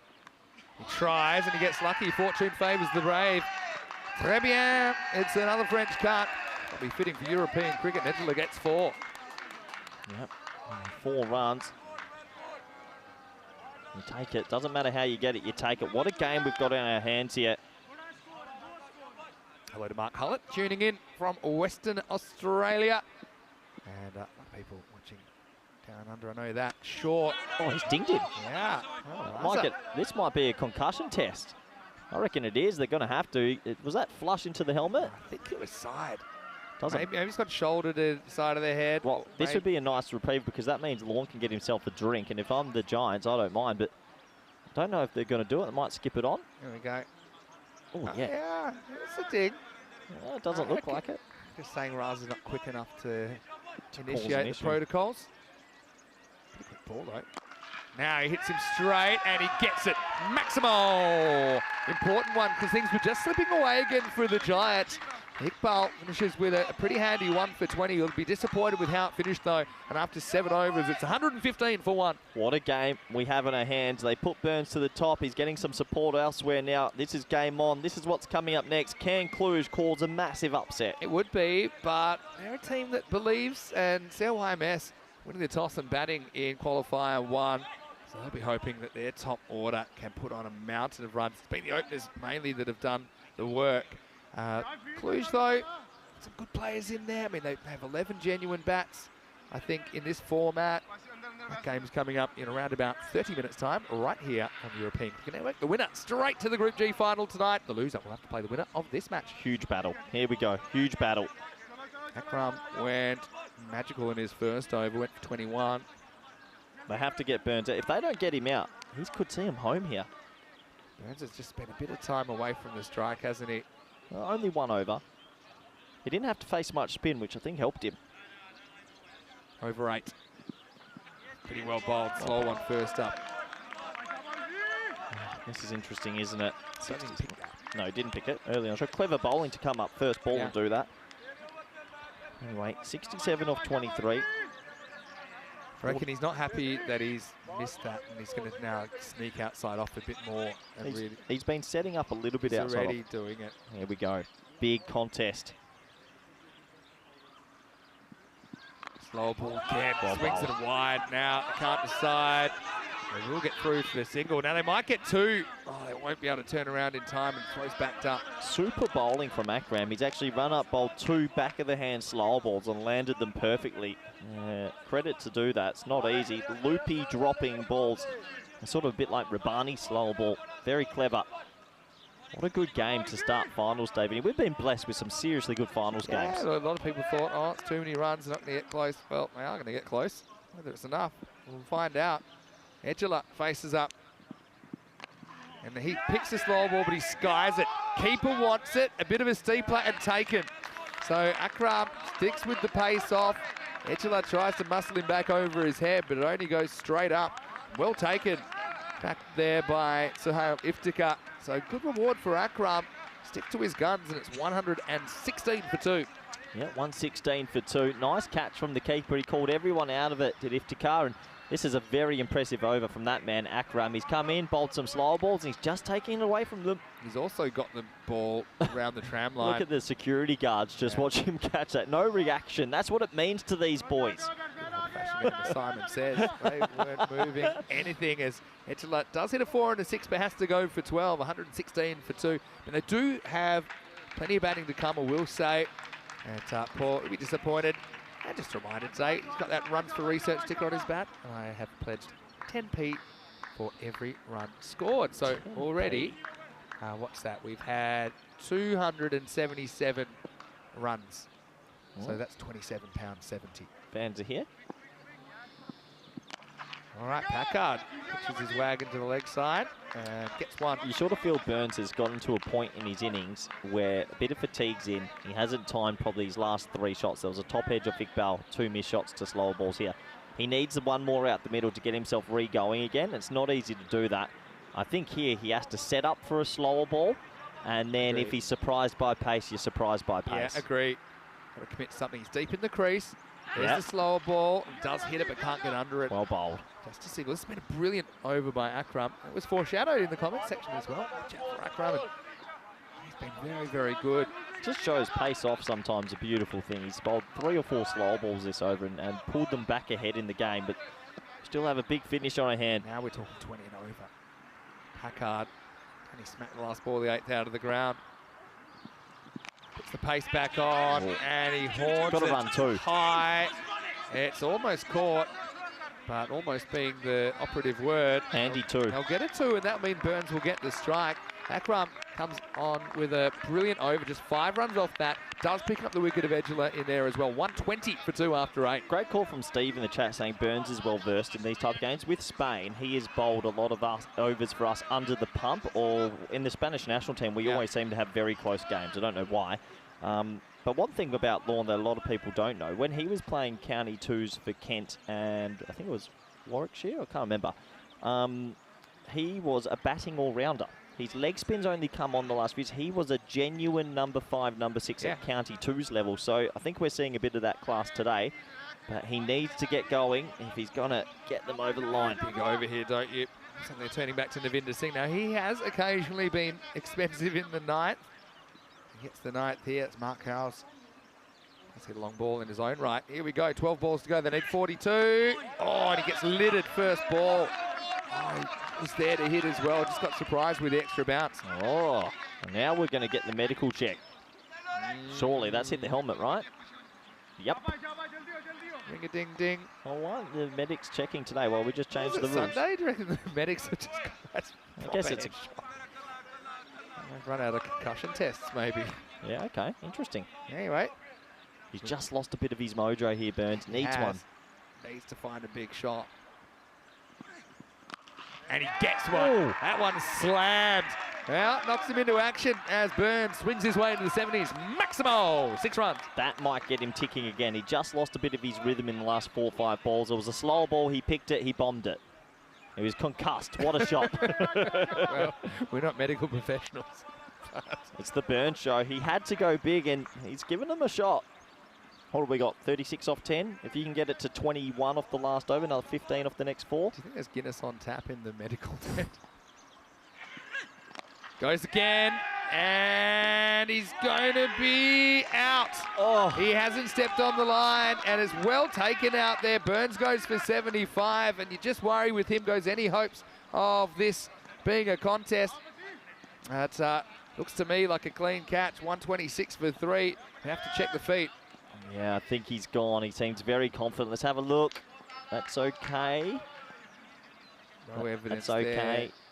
Rope hasn't moved. Ooh, close up. I think that's a out. clean catch. Really well taken out there by Shabazz Ali. And Burns.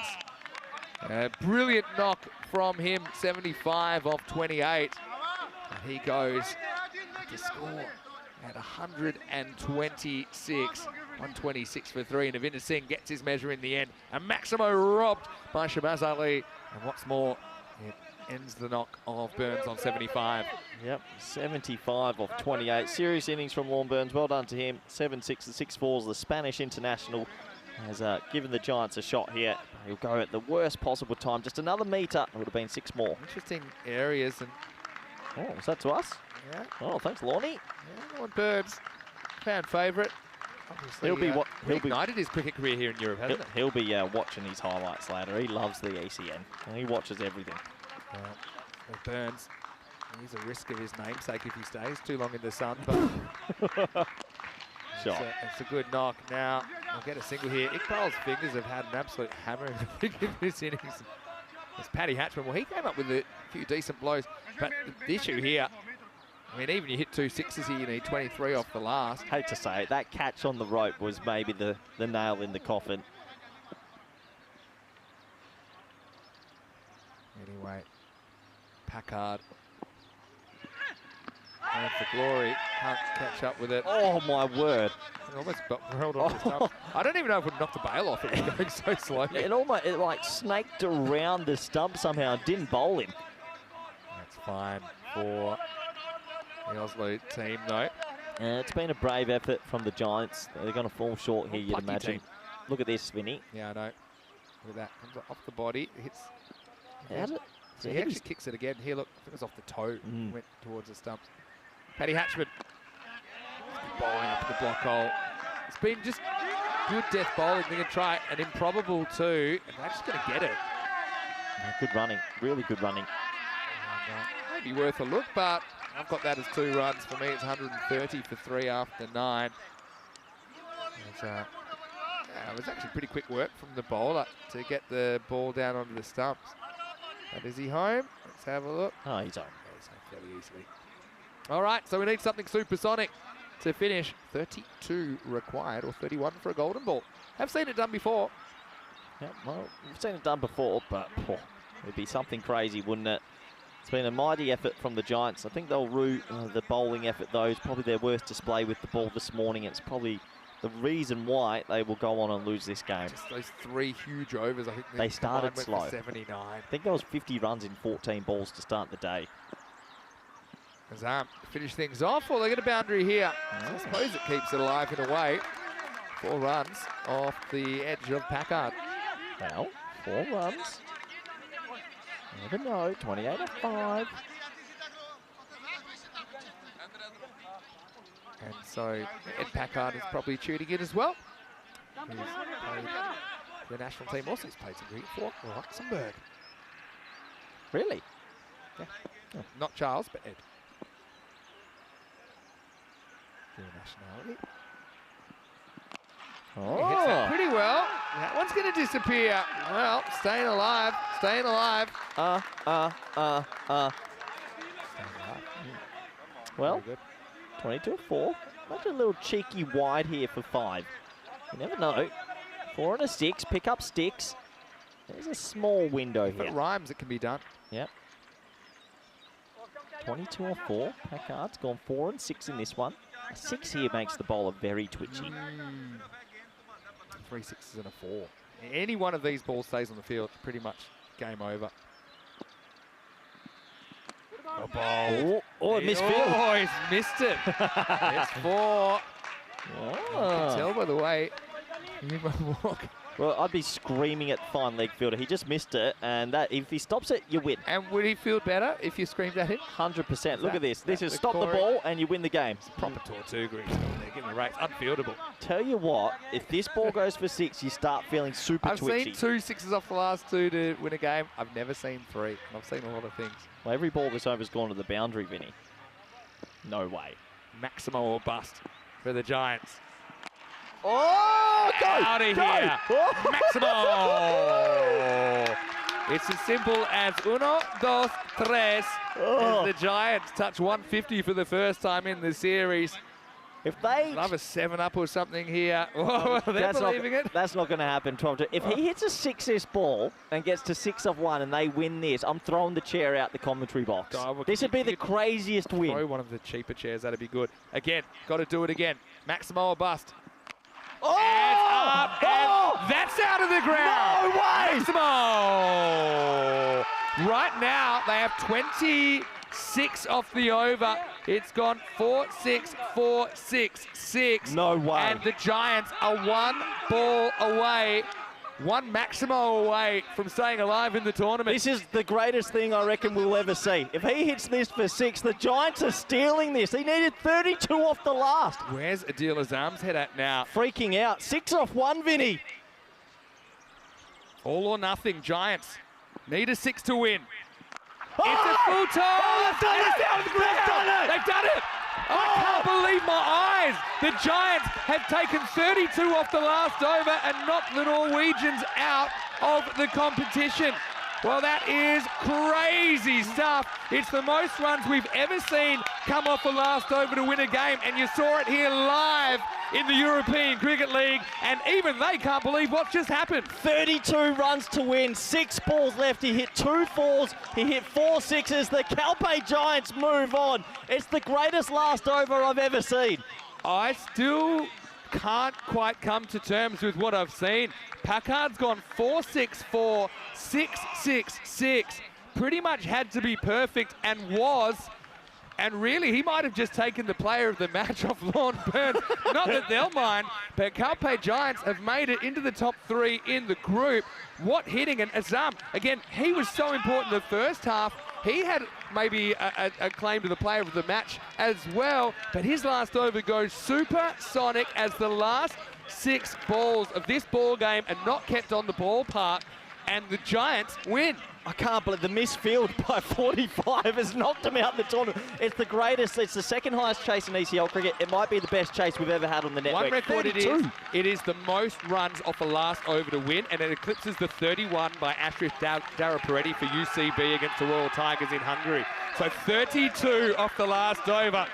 What an extraordinary thing to see. I mean, Oslo CK, they have to be numb right now. They're going to go out in 4th. It's another Norwegian heartbreak story here at the Cartama Oval. But what can you say? That team never said die. Really, nobody gave them a prayer, let's be honest, at the halfway point. And somehow they have survived in the second half of finals day. Well, they might have to dial in a cardiologist to deal with some of the tickers over there. They got some big ones. And Calpe Giants, quite incredible. And Charles Packard has done something that we have never seen before in over 5,000 matches on ECN. He's hit 32 off the last over, and what's more, he's done it. I'm throwing the chair. Remember that. I'm throwing out, Vinny. These are very expensive chairs, but I'll throw you out the box. Unbelievable. Just gets that wrong once, and it's all over. But they got a lot of support here at the ground. Obviously, they're not too far away from the Cartama Oval. And they got a lot of support here, and I still can't quite believe my eyes that the Calpe Giants will take part in qualifying two. COYMS versus Cluj coming up in about 15 minutes. We're back with you for that one. The winner of that straight through to the final. The loser will have to play the Calpe Giants. I can't believe it. I mean, he was 2 off 3 going into the last over. You just never in your world. The misfield. The misfield for 4 has knocked Oslo out of the tournament. Oh, it's a brutal way to put it. Give me a chair. Well, I'm throwing a chair, Vinny. I tell you what, we're probably running a bit over in this one, so we're going to have to just calm you down. And now let's go and have a look at the highlights. And let's not actually forget the groundwork by Lorne Burns and Sam Dixon early on, as their opening partnership of 73 in the first 5 at least gave the Giants a prayer heading into the second half. Yeah, it gave them a chance. And my phone's blowing up. People are saying this is the greatest ECN win out of nowhere they've seen. The Giants, who have been averaging 110 with the bat in this tournament, have just gone and chased a huge 160.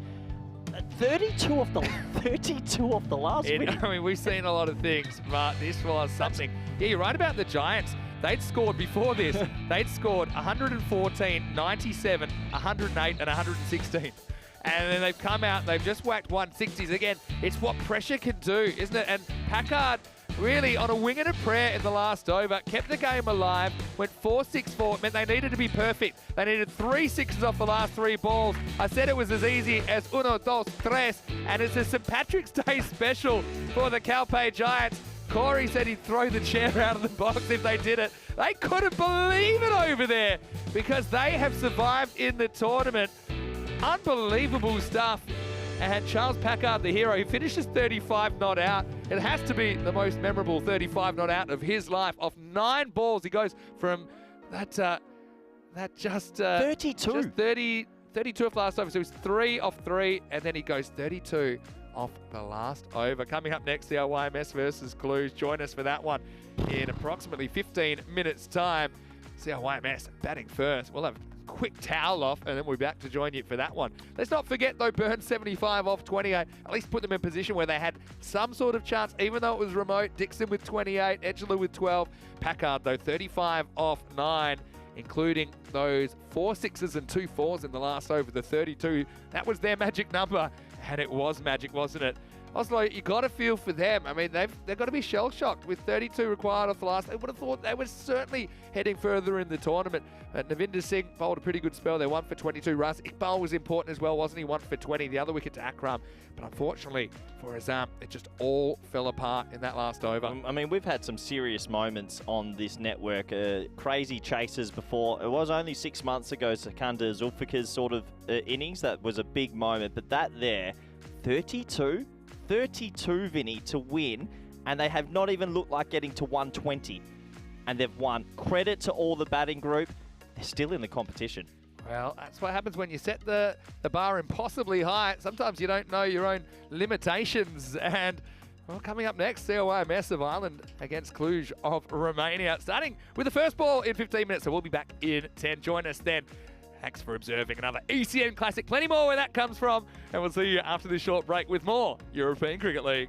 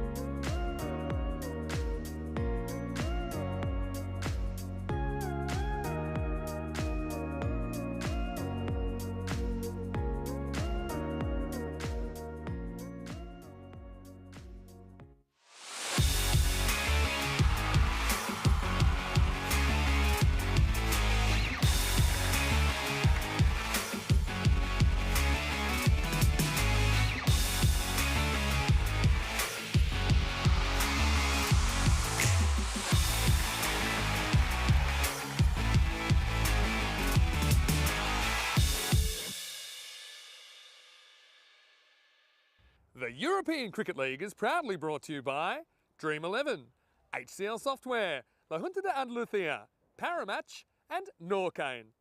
And the official charity partner, Share the Meal by the United Nations World Food Programme.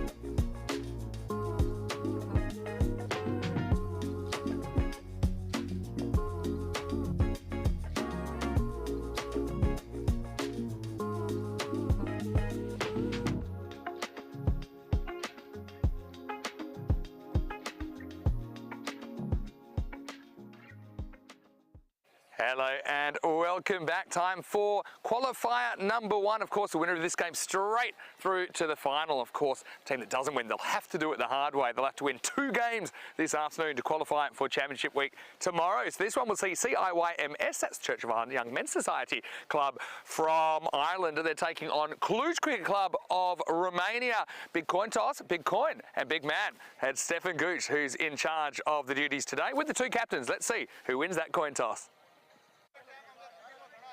Okay, so you're the home team, you'll toss the coin. Cluj, you're the away team, you'll call.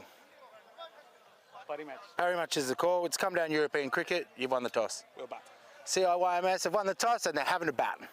John Matchett of CIYMS wants to have a hit, and why not with some of the hitting we saw from them yesterday. Last year's MVP, Jason van der Merwe, who really reminded us of what he can do with a couple of monster half centuries. Hasn't quite cracked the 3 figures yet on ECN. Has been one of the most destructive players never to do so, though. He was putting some balls well out of the ground. Doherty had a bit of a funny day yesterday, didn't get a lot of the strike, but did come back well in the second game to get a half century, his second of the series. So I think for Cluj to have any chance, they need to take wickets early. They need to kind of get into that middle order in the first half. Otherwise, they could be chasing a bunch. Cluj, though, credit to them for the second time in their club's history. They make the top 2 in the group. They get the double chance. Of course, 2 years ago, though, unfortunately, weren't able to win a game on finals. So they will hope they can turn it around today. And they're a confident-looking side. I think they have high standards for themselves. They're going to need them today, I think, against CIYMS, who are hot favourites to win Group G. Let's get ready for the first ball. It's Corey Ruckers will take you further. News from the toss. The Irish having a hit on St Patrick's Day first in qualifier 1.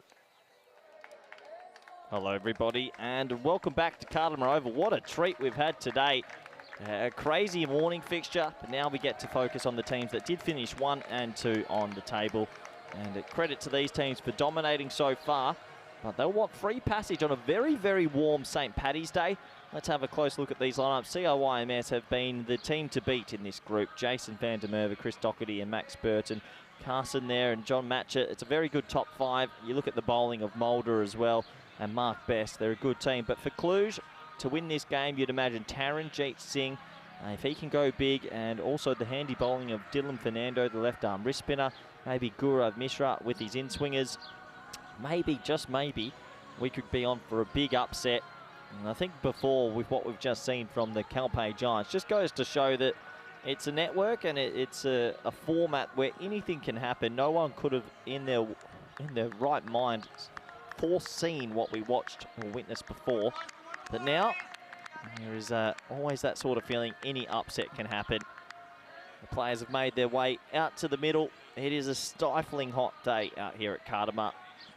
Good luck to all involved, and that's why I think today has a bit more importance. You don't want to play 3 games in a day. If you can get the free package, you need to try and take it. And that's what these 2 teams have in front of them. Big, warm welcome back to everyone in the chat. And welcome to all our network partners.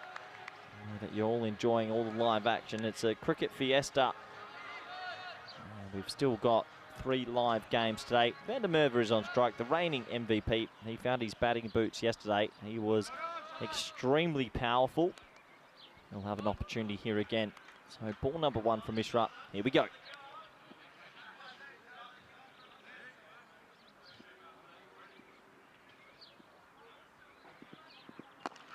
It's a slow in-swinger. Really good fielding from Mishra. He's able to keep it to a dot. Not too much pace. We watched him bowl yesterday. There's no real pace on the ball, to be frank, but he does get it to go in, and he's always attacking the stumps. So you've got to make sure that you don't play across it too much. Top ball to start.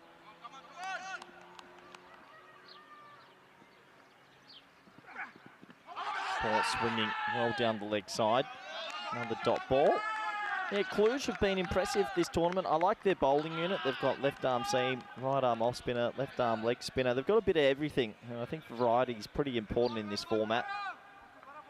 They've also got some dangerous hitters, but the question will be how well can they click to try and push CI.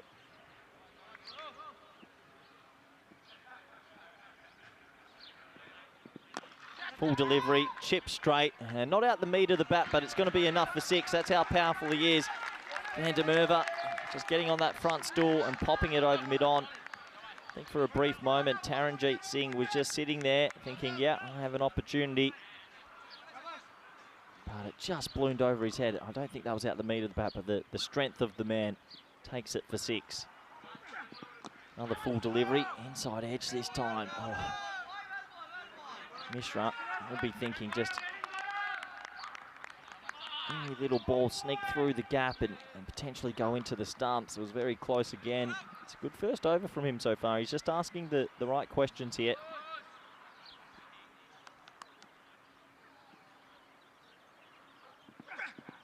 Another swinging delivery, well fielded again. So nice start from Mishra, and this is exactly what he does. It's not express pace, but he's bowling stump to stump.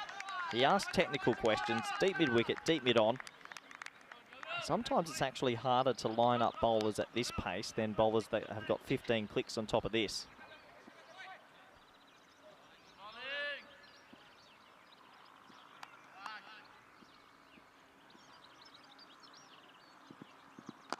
Last ball, the first though, and Van der Merwe just trying to find his batting boots. I hope that didn't hit somebody in the tent. There's the boys with the Irish hats on. I think that's the Mufflons. Good to see them get into the St. Paddy's spirit. And not a bad first over from Cluj, but I think CRYMS will take it also. The score is 12 for none. Hope everyone's got their breath back. Happy St. Paddy's Day, boys. If you're in there and you can hear me, sure it's a big day for everyone involved from Ireland. But this is the tailored tape. Calpe Giants have gone through. Look at that. That's the wrong graph. Oslo did not win. Vinny Sandhu, if you can hear me, you were meant to update this. I think Vinny had already put Oslo down. Well, you're wrong, Vinny. And if the Calpe Giants can hear me, let him know. The Giants are through. That was the wrong graph. They're playing next. There they are. What a win. And CRYMS or Cluj will be up against them. You can hear the cheers in the dugout. What a win it was.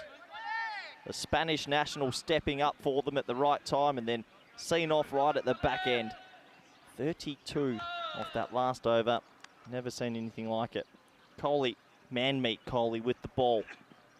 Down the leg side, that'll be a wide. A little deflection off the stumps, that'll be a wide, but here's the Irish Spirit. Well, hello, hello, hello. That's a good-looking man. It is a special day for the Irish, fair enough as well. I'm sure if they can have a productive day and get their wins that they want, tonight at Sunset Beach Club could be pretty exciting for all involved. Man-meat Kohli, it's a little bit different to Mishra. He'll swing it back into the left-handers at a better pace. Oh, that's close, you know. Full. Oh, very close indeed. Does it go his way? Let's have a closer look. Swinging down the line, but was it doing just a little bit too much? Let's have a closer look. It's full. Yeah, it's probably swinging just a bit too much. Maybe on another day it's clipping leg, or is it just going down? Probably going down. Good umpiring. And that's Charles Croucher out there with Sully.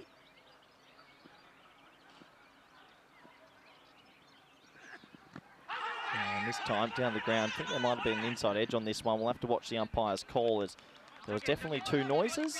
And yeah, a little bit reference to the hand there. So an inside edge, Doherty's off the mark. I guess when we're talking about Jason Van der Merwe, the reigning MVP, he won the watch last year. He's the type of player that if he bats 5 or 6 overs, he wins a lot of games for CI. And if Cluj are to cause an upset, they need to dismiss him probably within the first 3 overs.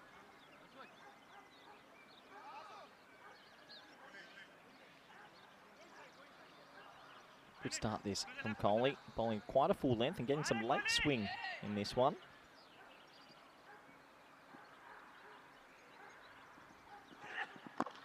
Well bowled again. Nice start from Cluj, who, well, guaranteed themselves the double chance last night and thoroughly deserve it. They'll be hoping for a good day today, and that was the question mark for the other 3 teams still in the competition. Who's going to push CI today? And Cluj, well, they're the first opportunity to do that.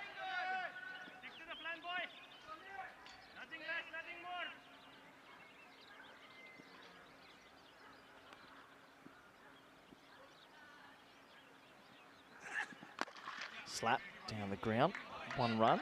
Still a good start from Cluj. Just putting it in the right areas, asking a few questions. This is the one thing with CI, they're being pretty reliant on that top order and then match it out at number 5, and Carson also bats number 4. But if you do break through, get a couple at the top, maybe a bit of a softer underbelly.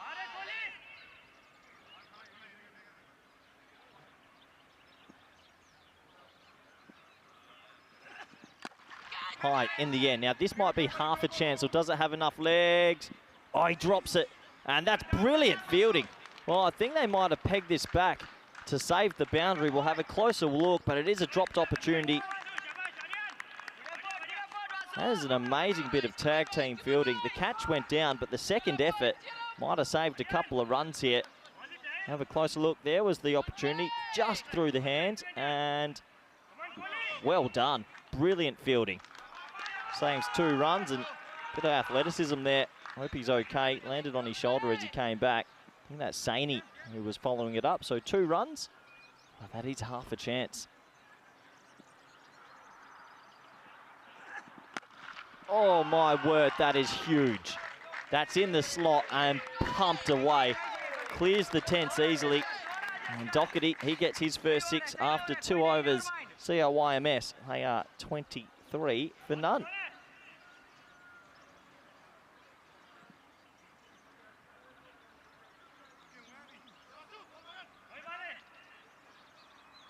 I mean, look at the table and how it panned out. A little bit of an upset this morning if you go by the supercomputer. Carpe Giants ended up getting over Oslo with 32 off the last 6 balls. A crazy win. And now we're up to the match 1v2. Saini's going to grab the ball. There's Mr. Maximo. Oh, has he got a present for me?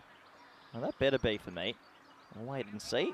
I think he's still just enjoying the sunshine. Didn't realise that we started 2 overs ago. He's always enjoying himself in his green shoe.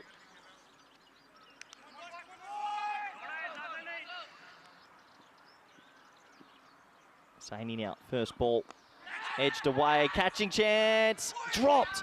Oh no, that's a huge moment. You've got to catch these players out. You can't give them any inches. Peralawa out there at third. He made good ground and maybe a bit of a hesitant step. Van der Merwe gets a life. Yeah, I know it looks like a tough catch at this level, but we're talking about the MVP of last year. He brutalised 2 50s yesterday, and he does get a chance. Both players have now had a difficult chance being put down.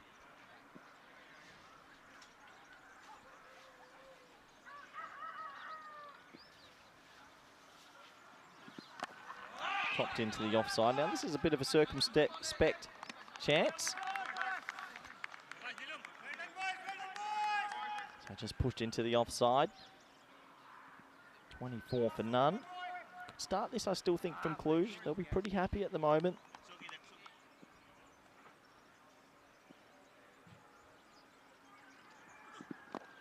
Well bowled again, slower ball. He reads it last minute and just knocks it into the leg side for 1. So, yeah, these 2 openers who are pretty destructive most of the time, just finding it a little bit tricky at the moment.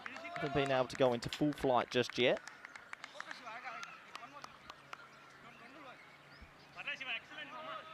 Saini with a good over so far. Easily could have had a wicket as well. He's 2 off his first 3 balls.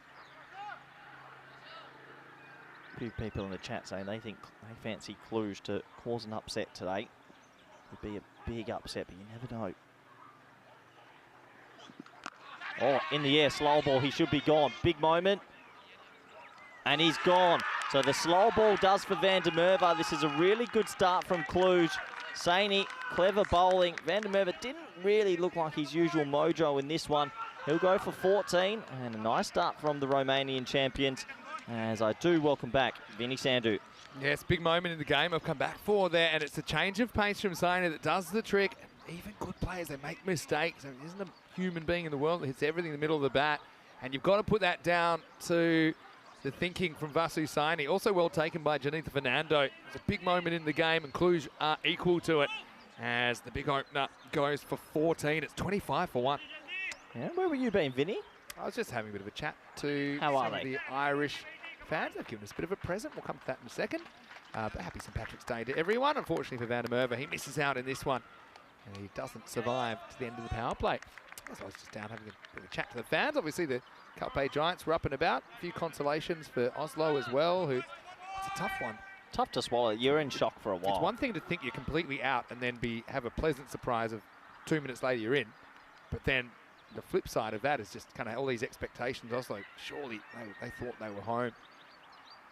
And they're not home, as this is a little bit short. There's Fernando. Comes up firing, bat plug. That would have been out. You know, McCulloch could have been run out first ball. Yeah, they're causing some issues here, Cluj, so far. It's a good little start from them, and they're keeping the run rate in check. Cluj are a good example of a team that go by one of the sayings that I used to like saying, which is you don't have to be a professional cricketer to be professional and to have those standards. And I think they hold themselves to those standards in the field. They try and do the little things, even things like their warm-up, which we talked about yesterday a little bit, but even their plans and their kind of general approach to the game. This one is no run, well attacked by Taran, even though he doesn't hold on to it, as we get to the end of the power play. And Cluj, the Romanians, fighting hard in this one. COIMS, after winning the toss and batting 26 for 1 after 3. Yeah, 26 for 1, and a really good start from Cluj, who've picked up the big fish, and if they can keep this up, they'll be very happy indeed, Vinny. Well, they certainly will. 12, 11 and 3, 26. Very good over from Vasu Saini there.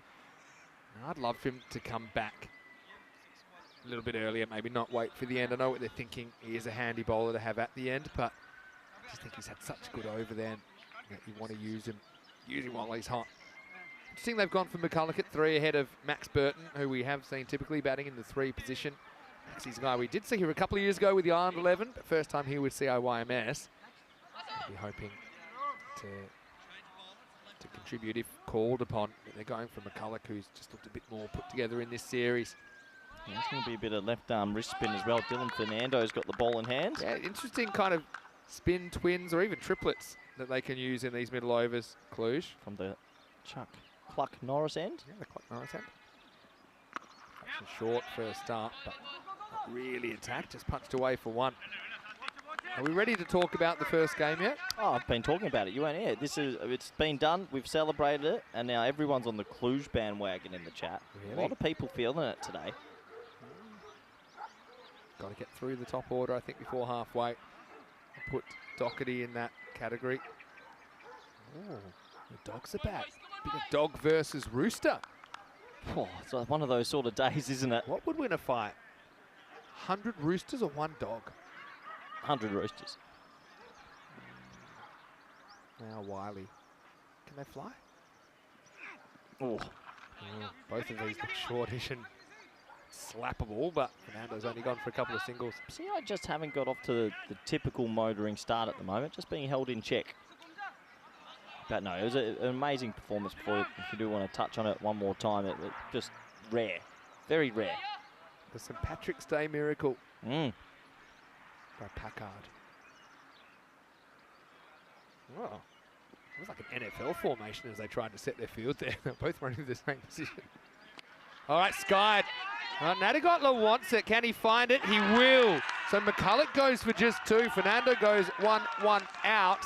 And a brilliant start to the middle overs for Cluj. They've got both openers now. It's 28 for 2. Well, 28 for 2. A lot of people in the chat saying Cluj could be the team to cause the biggest upset of this group. And what a dream start this is, Vinny. That's the wrong end going across the right-hander. Well bowled. Incredible confidence from Cluj, which is what we've come to expect from them. Nadigotla does pretty well. I mean, that looks easy, and in the end it probably is. But when you're under the lid, you don't have a great perspective of that. It's deflected up. You need to find it first. He did. He took it easy as you like. McCulloch loses the battle with the sweep as he goes for 2. The score's 28 for 2. Yeah, it's a great start from Cluj. Great start. I was just talking about that sort of underbelly in that lineup. If you can get the first 4 gone in quick succession, you just open up this team a little bit. Final state, always offering up some surprises. Matchett gets hit at 4. Maybe he's got that wrong in Fernando. So he's just a tough bowler to face if you're not picking him. Disguises that ball out of the back of the hand that will turn the other way. Doherty will face back up. So they had both openers. Of course, they have 2 wickets, but Doherty, the opener, is still there. This one off the body, I think, for a leg by. I think we've got Rooster C in the comment section as well. Yeah, enjoying the broadcast so far today, all the Rooster chat. The Cluck Norris end has been very busy today. Doesn't really turn from the Cluck Norris end. Just chatting to Lorne Burns then. Asking him, why don't you try spinning one? They said he thought of it, but wasn't getting too much assistance. Wow, this is another one that loops away, almost carries to the fielder. That looked like the one that went the other way. So Fernando spins a web in the 4th. He takes 1 for 3. Not a boundary drought at the moment. We haven't had any boundaries in the last 2 overs. It's 30 for 2 after 4. What do you think's a realistic score Cluj will feel comfortable chasing? Because I'd say that CI have a very good 10 overs with the ball. 120? I can't see them chasing more than 120. Yep. With the Irish attack. I mean, if the Irish attack bowl will. What do you think? More? I think that, yeah, I don't know. It's a tough one because Mulder always bowls 2 overs for like 12, so then lock that in. Yeah, 120 is if an average bowler goes for, what would it be here, 26, then you're already like COYMS save like 12 to 14 runs just by having him in the team. Yeah. Anyway, Saini does come back pretty quickly. Oh, well, tell you what, you have a ping at that one, but safely home. Saini gets away with a bit of a gundy ball there to the left-hander. Brings Matchett back on strike. Very slow start this by CLYMS. I'm not too sure if they went on the early St. Paddy's Day celebrations last evening, but they just haven't found their batting boots yet. I'll say yet because you expect them to, but after seeing what we witnessed just before, anything can happen.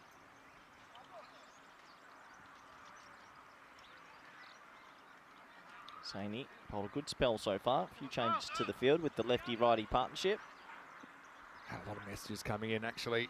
Same as you, probably, after that crazy first finish. People just loving the action. A lot of people tuned in. From another universe. All right, high. Can anyone reach that? Well, the outfielder's going to have to try and do it. In fact, it's going to go all the way over the rope. Maximo! Matchett gets lucky there, uncontrolled. Funny, on the scorecard, that'll be offside runs, 6 of them. Yeah, that's tough, isn't it? When you're bowling so well, you want these little things to go your way. That easily could have ballooned up to the keeper, but in the end, it's a long top edge. Go all the way for 6. A few people mentioning as well, I'm pledging 10p for every run to Runs for Research. It was a pretty expensive first game, 162 to 161. Nice. It's okay, though. Going to a good cause. £32.30. Worth every penny. As Matchett has another go. Slow ball, can't catch up with it. And sneaks just inside that wide line. Yeah, clever from Saini again. A lot of slower balls proving to be mightily effective so far in this game. Also in the previous game as well, pace off. Worked for a bit there. Akram was bowling it well out the back of the hand also. Slow ball again. This time he picks it and he hits it. Matchett goes large. Maximo, second of the over. This one was a lot more convincing, I think, than the first one. Yeah, the first sort of 6 of conviction in a while. He picked this one. He came waltzing down. It was floaty, really floaty. Not out the back of the hand, just the rolling off cutter. And it goes for 6 also. All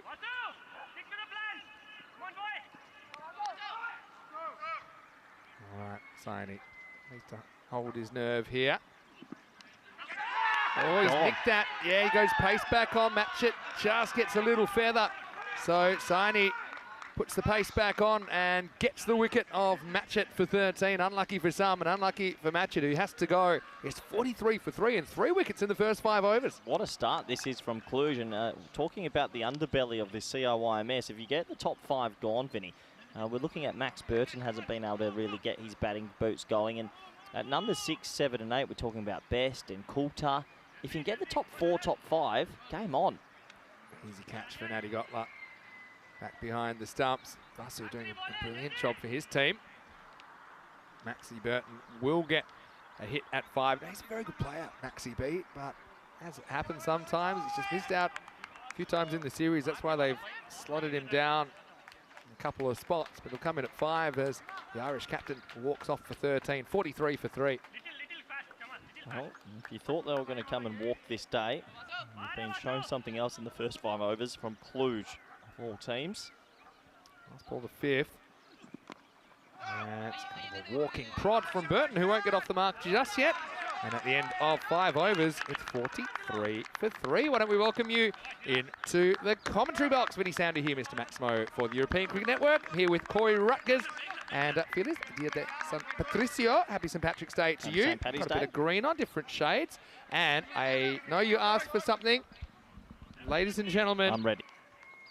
here you go. We have our first St. Patrick's Day prop. Looking good. Thank you very I much. said it was for the kids' size, so it got on your head okay. That's entertainment. That is entertainment. Thanks to our supporters down there. We can give them a wave. They're over there. Very good looking supporters we've got in today. It's a special day. Yeah. How do you like to celebrate St. Patrick's Day? With a pint of Guinness. I mean, Victoria Cerveza. Correct answer, eventually. It is a special day for the Irish, isn't it? I'll celebrate with a Victoria Marengo, their dark beer. Oh, good plug, Vinny. That's pulled away and in the gap and over the top. It's 6 runs. Yeah, and there's 6 of the best for Doherty as do bring back Dylan Fernando, gets it slightly wrong.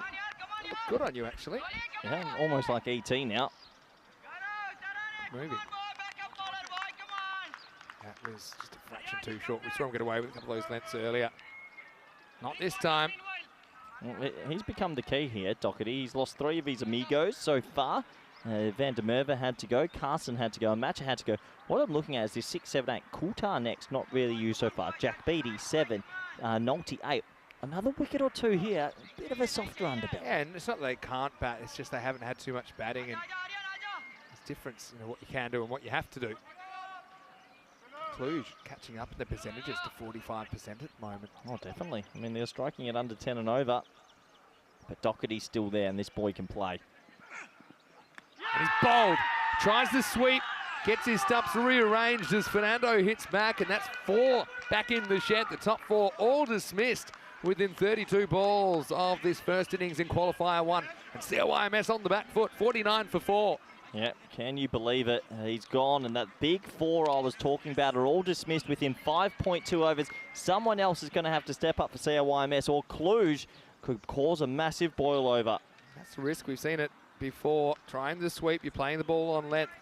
But if you don't judge the bounce correctly, then that's possible. Bold and LBW coming in as Doherty has to go for 18. So no one's actually made 20 so far for COYMS in this innings. As he goes back, it's 49 for 4. It's interesting, a lot of people saying it's a very batter-friendly format, and look, there's no doubt about that. But what I will say is that the bowlers will win you the games. And when it comes down to the crunch, we talk about guys like the flipologist Jacob Mulder, like other bowlers that just seem to have a knack for keeping things quiet, or any bowler that come up with a real tight over. They're the players that actually win you the games in the end. So bowlers are super important. Cluj actually take the lead for the first time in this game with that wicket of Doherty as Coulter comes out big red at number 6. He's got the batting boots on pretty early in this one. It's wrong and first up, works it away for a single. My question to you, Vinny, is it time to talk about the CRYMS double out in Championship Week last year? Straight sets. Straight sets. They haven't won a final in a while. Oh, they did win their group. Get it on. That was a few days before. Finals are different gravy. You could say Drew hadn't won a final in a while because it was a year since the last tournament. Yeah, but you know what I mean. I know what you're saying. Different pressures. They haven't been under pressure in this group at all. Now they are. Oh, genuine edge. Has anyone checked in on the fielder from Oslo that misfielded the one at 45? May he rest in peace. Oh. They literally kicked him out the tournament in that misfield. Slight Tortuga. Still, Slide he was sideways. It was a half-hearted chance. It reminded me of the shopkeeper 13th man for Greece last year. Who was in that position. Oh, can't get down to this one. Good old-fashioned Sydney Harbour Bridge. As history repeats a little bit, Burton's off the mark with 4. Nothing wrong with the Sydney Harbour Bridge. That was one, wasn't it? Should have only been 1, but he'll get 4, and that will give Burton a bit of confidence. I think he needs it. Peter is asking, are the World Cup qualifiers streamed? Of course, got 3 of those groups this year. I think they've been streamed before, but not by ECN as yet. Not ECN standards, that's for sure. You said they were great. Yeah. If you like. Oh, that could be 4 as well. It just kept going, didn't it? So fast. This outfield, Aaron Mohammed dives in vain. So 4 more to the total. Fernando finishes with a pretty tidy 2 for 18. That's still on Fernando, of course. 58 for 4 after 6. Well, you know one thing for Burton, Vinny. He's been coming in at times where the team's motoring, and every now and then you try and match that. It actually might suit him a bit of a rear guard innings to build that confidence back. Yeah, maybe. A different situation, that's true. Hey, some people just mentioning the group winner's curse. We haven't had a group winner, or a group leader, let's say, after 2 days of action, sail undefeated through finals day. If it happens with CI today, it is a genuine curse then, because in the car this morning we were having an adder and we say it would take a huge wobble for them to fall over their own feet today. Based on what we've seen so far. As you learn from those financial services advertisements, past performance is no guarantee of future performance. Right now, this game's a 50-50, according to the win predictor. Expected 110. Let's play a bit of fun with the expected score. 110. That's what it's thinking with 6 overs to go. As Jamalka Fernando comes back, so he's a right-handed kind of version of that wrist spin. Michael Daub's come in with the statistic of the day. Yeah. Has he made that up? Maybe. No, that's probably accurate.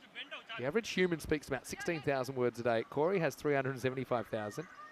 Vinny has 498,000. And it never gets boring to listen to them. Well, Vishal, if you are listening.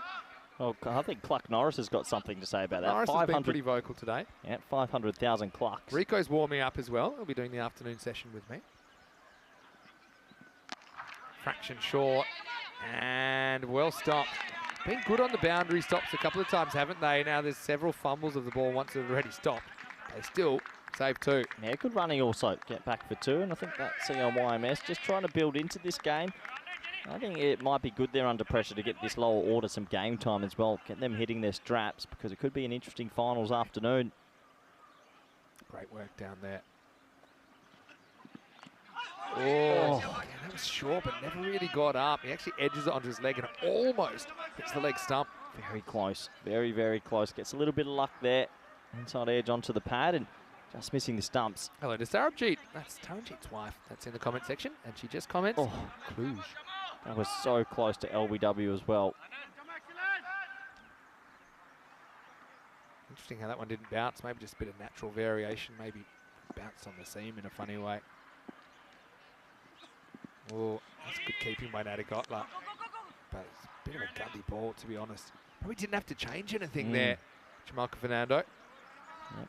2 extra runs to the total. Still tracking for that 110, 120 mark. Burton's on 11 off 6 this time.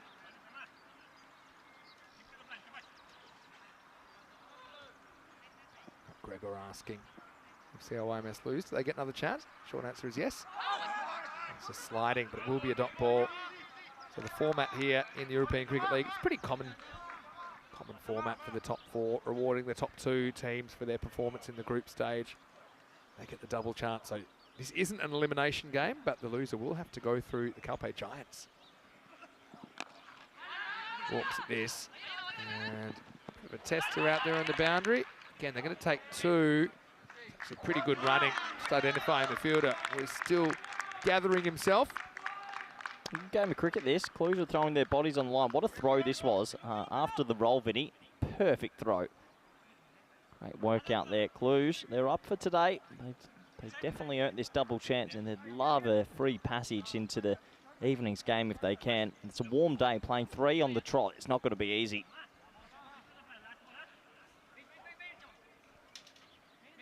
Fernando's bowled a pretty good over here. Love to win the last ball.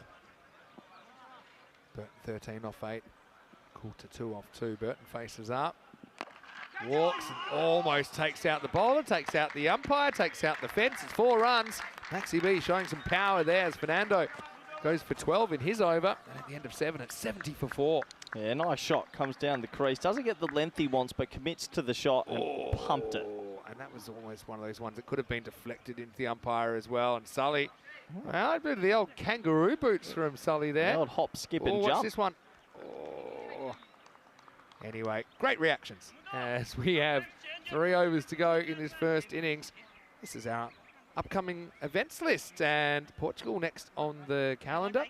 I'll actually be heading away in 6 days' time to Portugal, and that includes the Western Shield, first ever Ryder Cup style format, best of 9 between the British and Irish Knights and Team Europe, and France for the first ever time in an ECS. Looking forward to that one as well. Brescia, I think you might be on Brescia with me, Corey.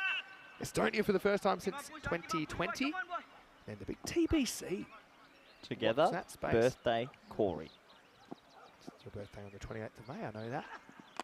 Anyway, in the air and over the top. Great effort out there by Janitha Fernando. Coley comes in, they put the pace back on, the ball disappears. 6 runs. Yeah, Coulter gets himself a handy 6. Wasn't out the screws of the bat, but just enough wouldn't. He's a big man, so you imagine anything near the middle is going to fly.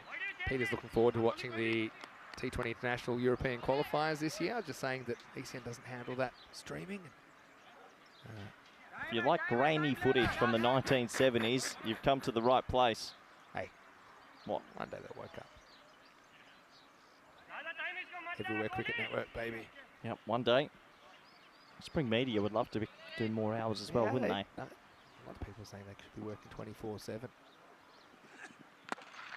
Nice shot. Banged, actually. That's 4. Just timed the pants off that, did Big Red. Well, happy St. Patrick's Day, you filthy animal. There's 4 of the best.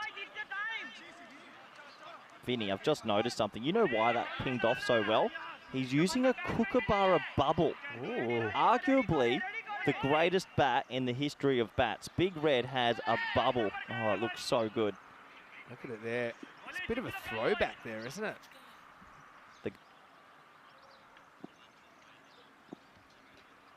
Anyway, let's see if it works twice in a row. It does not. Well, you have to hit it. If he hit Look it, at- oh, how that far is- would that have gone? Back in the day, Kookaburra bubble, that was... That's either like a new version of it, or it's Oh. something he's had in the garage for like 30 years. No, I think the new versions have come around, but that is arguably the greatest looking bat you can have. If you've got that, you're 10% The old better. bubble. Yep. Like every backyard had one. Yeah, true. Have another go.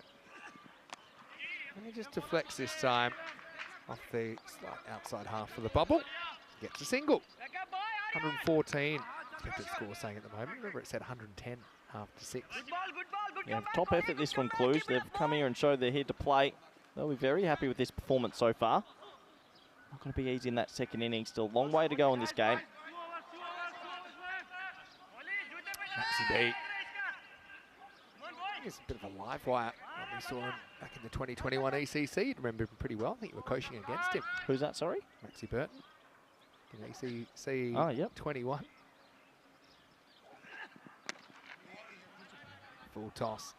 Just played away for 1. What were your plans? I know that you like to go player by player. So back in September 2021 when you came up against Maxi Burton, what were you... Ribcage. We had a bit of pace in the team then. Tiff, Cammy and a few others, and we bounced out that top order, but then they clicked and smashed us. I think Jared Wilson hit us for 70 in that final. That's true. And the chase under lights. That was good, because that was pre-ball change. That was memorable. Grizzlies have a material that's experimental in the middle. How bold. Hey, just 1. Coley actually rescues the over after going 6 and 4. He only considers 3 more. And concedes 3 more, I should say, at the end of 8 overs. COIMS, 83 for 4. Oh, what a dream for Cluj. You lose the toss. You're going up against a good team that hasn't lost a game. They decide to bat first, but you're keeping them in check, and they've done it from the very first ball. So 83 for 4, a long way to go, but dream start for the Romanian champions. Ooh, Bruff just obscuring some sort of bird life around. Those 4 wickets in 4 overs. in the middle overs, just kind of hampering things a bit. CLYMS will be a good test for their bowling lineup no matter what happens here. Won't have as many on the board as they would have planned. Peter's watching from Serbia. Well, the other thing is, Peter, if you're playing for Serbia, that you will be in the ECCX, which is the qualifier, I suppose, to get into the main draw for the ECC. That's going to be great this year. The two-tier Euros of cricket in September and October, all within the 4-week window. Anyway, Chamalka Fernando went for 12 in his first over. Gets a second. Just kind of rips one on the stumps, but just a single to start. It's been the tail of the tape this innings. So yeah, just struggled to get back-to-back boundaries at any stage. And Cluj, boy, this would be a huge ball over if they did it. Yes, it would. And Cluj, just FYI, have never won a finals game at the ECL. Wow. They finished second in Group C 2 years ago. Went bang, bang. How many teams go bang, bang? Like in a bad way or a good way? Bad way. Bad way. Gamblers essay. Mm. May the rest in peace. Anyway, 11 balls to go on this one. So where's CLYMS though? They could go big finish somehow, kind of climb up to 120. They're feeling good about things, but they won't hit that one. They're not able to stay down long enough. From what I've seen from CI, if you get through that top four, that dangerous 4 men to get through Van der Merwe, Doherty, Carson and Matchett, I reckon you're always in with a big shot, but still with that bowling unit from CI have a lot to say in this game. Big red with the big bubble. Yeah. Will the bubble burst? Well, that one is out of here. I like big bubbles and I cannot lie. And the either Irish can't deny it. When a man walks in with no hair on his face and a bubble around the place, it goes big. And the viewers, and you can change channel right now. MTV in there as well.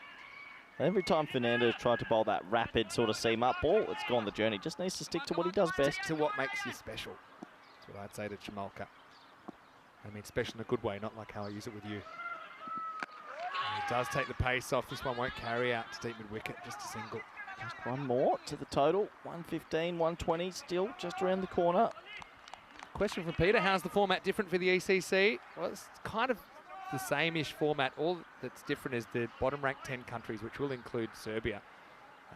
They're playing to get into the top 2 in the ECCX, and they will be promoted the next year.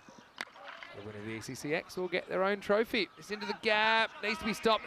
He just outside edges off his hand there. Mishra does all the hard work, gets there, but a bit of a break for the Irish as Burton gets 4 and brings up the 100 with that shot. Maybe not quite, maybe it's 96. But again, did all the hard work there, Gaurav Mishra. Yeah, these are the things that definitely need to go your way. Can't be missing that. Extra runs for free. Now he walks at it and he hits it sweetly. Maximo! Oh, Max Burton going to his name there as he lifts it up. Good footwork, turn it into almost a half volley, and that does bring up the 100 now for CLYMS. They're 102 for 4 after 9. Well, like I said, there might have been a blessing in disguise just individually for Max, that he gets more time at the crease. He's in a bit of a rear guard sort of innings, and it's going to give him some confidence because he's clicked at the right time, and got to respect it. He was under the pump in this comp. He's 28 of 13, Coulter's 22 of 10, and we've got a very interesting last 6 balls coming up. Yeah, I wonder how they're going to go Mishra here. I thought they might, because he bowls in swingers to the right-hander, and I just think against the left-hander he might be a good matchup. So that's what they're going for in over number 10. He did bowl 1 over for 12 a little bit earlier on. Let's see how Mishra, he bowled the very first over of this game, actually, a very tidy over, swinging it a long way. Will he get any swing with the older ball? Well, he swings it straight into the arc, and Coulter goes large. Maximo! Maybe this little push that CLYMS need. I mentioned if they could get 120 from where they were, they'd be pretty happy. Nice shot by Coulter. Just showing there is more batting depth besides that top 4 men that were out. We've got a couple of hitters here as well at number 5 and 6. Good signs for CI in this rear guard innings. It was kind of exactly where Mishra wanted to put it. Wanted to see if you could do him with a bit of that away movement. So YMS have got the ascendancy back according to the win predictor. A lot of cricket still to be played here.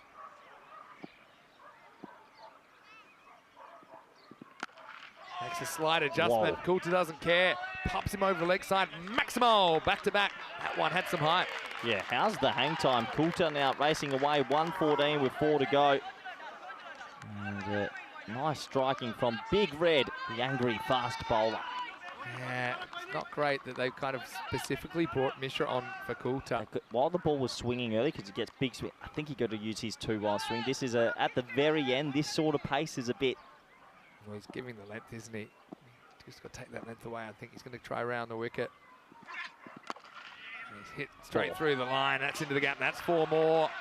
So interesting that, remember the run predictor said 110, and now they've passed that, still with 3 balls to go. CYMS 118 and climbing. Yeah, this is the difference. When the ball's not swinging, Vinny, all of a sudden this becomes pretty much hit me bowling. If he's swinging it, Mishra is very difficult to get away.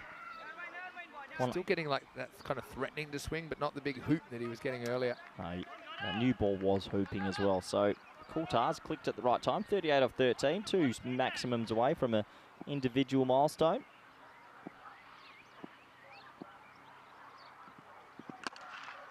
Hammers this down. I think we should be happy to see the back of Coulter.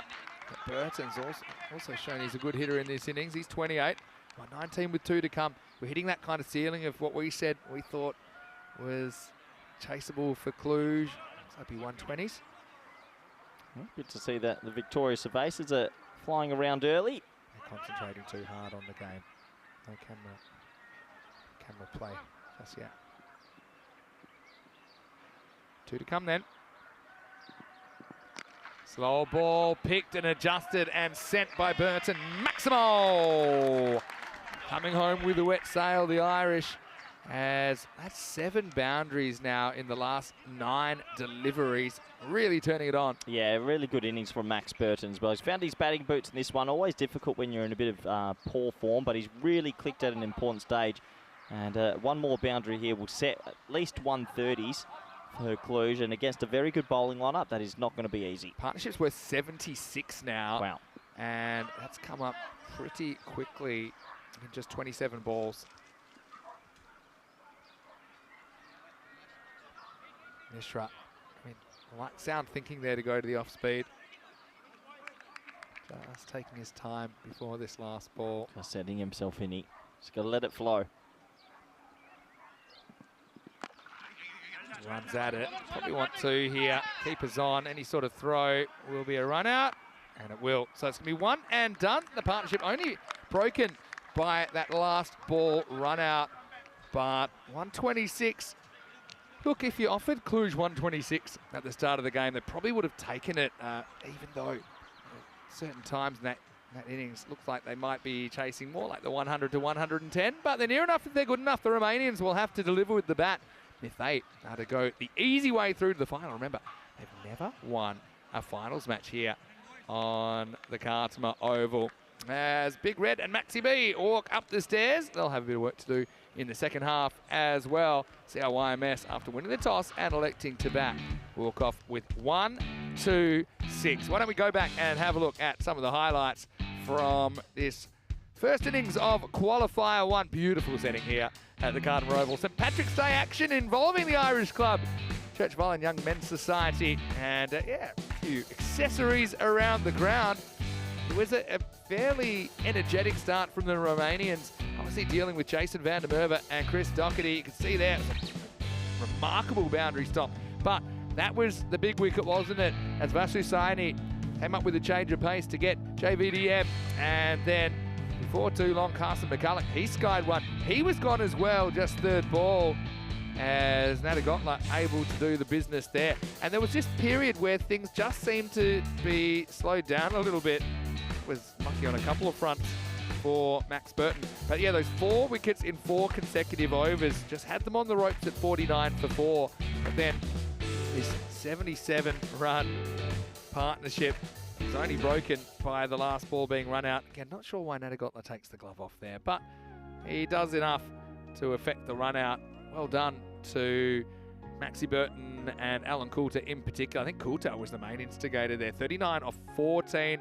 Burton, though, 35 or 15, very good as well. Openers got a start, couldn't go on with it. 14 for Jason van der Merwe, just couldn't recapture the form from yesterday. Doherty with 18 in there, Match it with 13.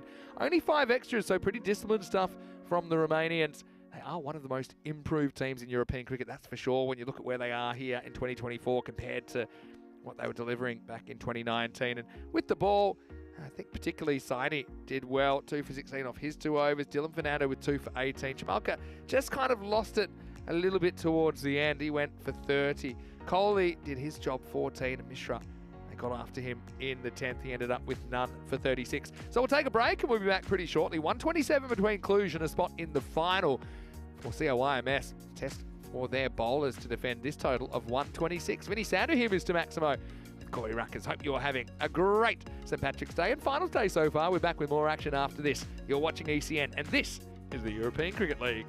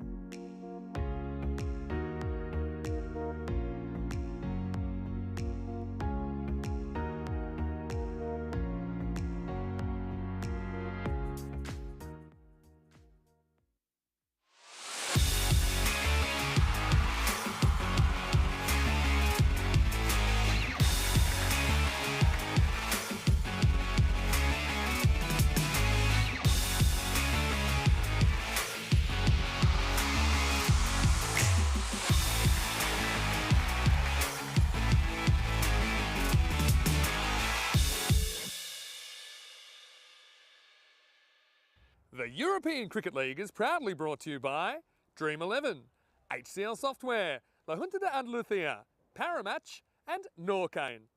And the official charity partner, Share the Meal by the United Nations World Food Programme.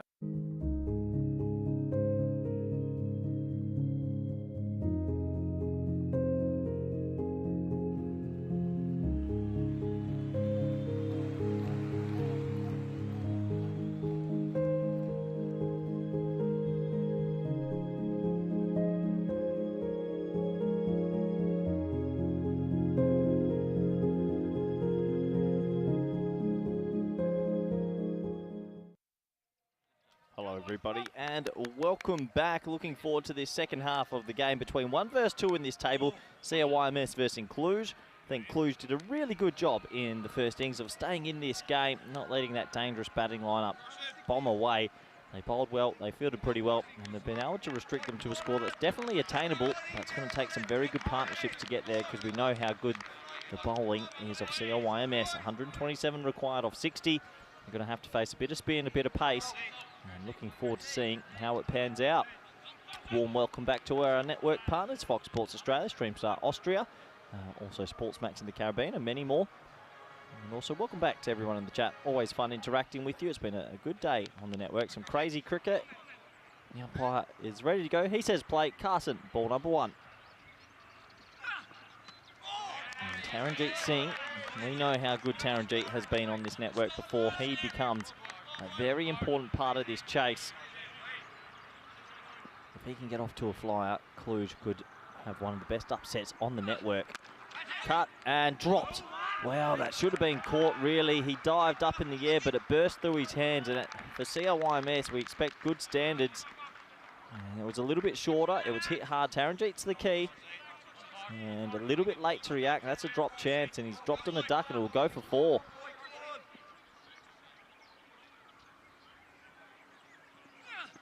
Another wide-ish delivery, and this one spliced away for 4, so this is a good start. And Cluj, they'll truly fancy themselves. 127 isn't impossible. They've got some tricky bowling to negotiate. Taranjeet easily could have been out for a duck. In the end, he's on 8. And if he can bat for 4, maybe even 5 overs, he's usually on 50 or 60.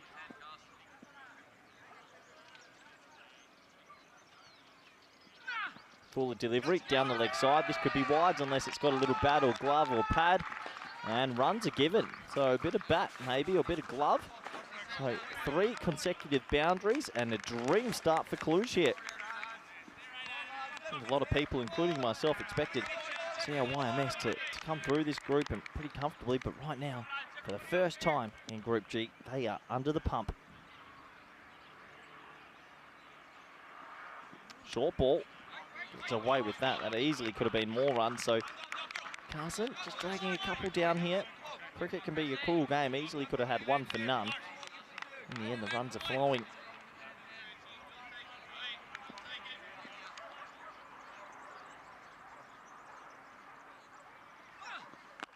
Shot, really good shot. Backs away and pumps it over the offside.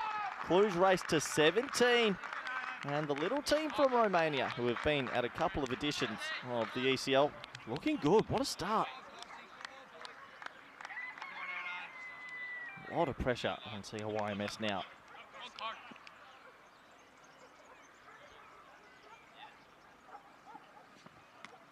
On the leg side again, so it's going to be a wide. Taranjeet Singh, he's a clever batsman, extremely strong on the offside. If I was in the bowling group of the opposition, you've got to go stump to Taranjeet. You offered him some width at your own peril.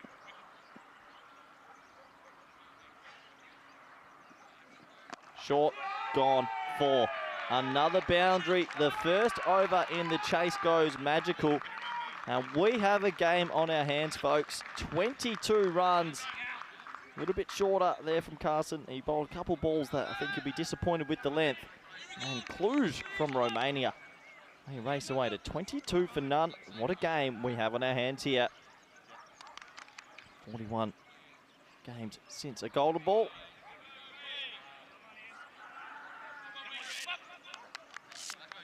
And well, this does have a sort of a feeling in that Goldilocks zone. Could definitely be a chance in this one. Unless Big Coulter has something to say about it. We nicknamed him Big Red because he is an old school right arm fast bowler.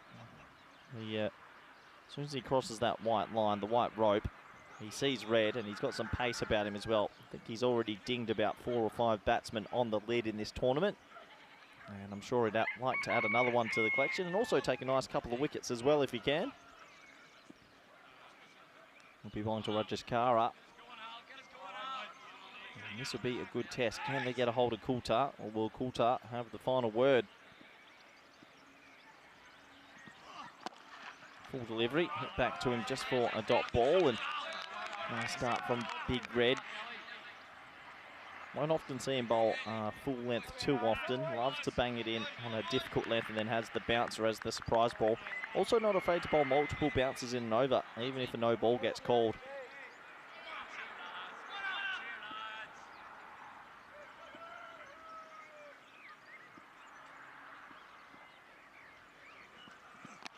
Shot, nice shot, flicked away through backward square, and that's going to go for 4. That's a confidence builder, using the pace.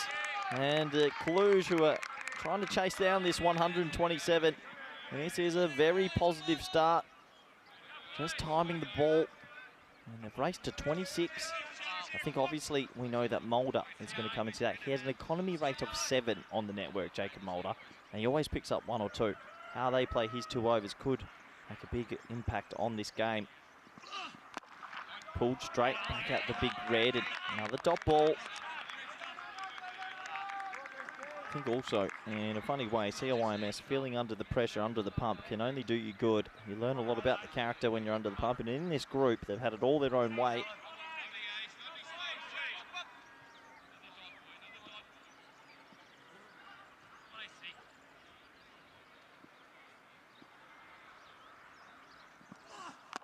Hit hard, over mid-off, brilliant batting. Back of a length, and another 4.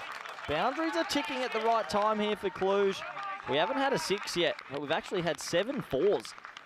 Don't often see that either. Starting the game here at Cartama with 7 boundary 4s. There's always a 6 early, but not in this one. And it doesn't bother them. They've gotten to 30, 97 or 50. They couldn't, could they? I don't think many people would have picked this.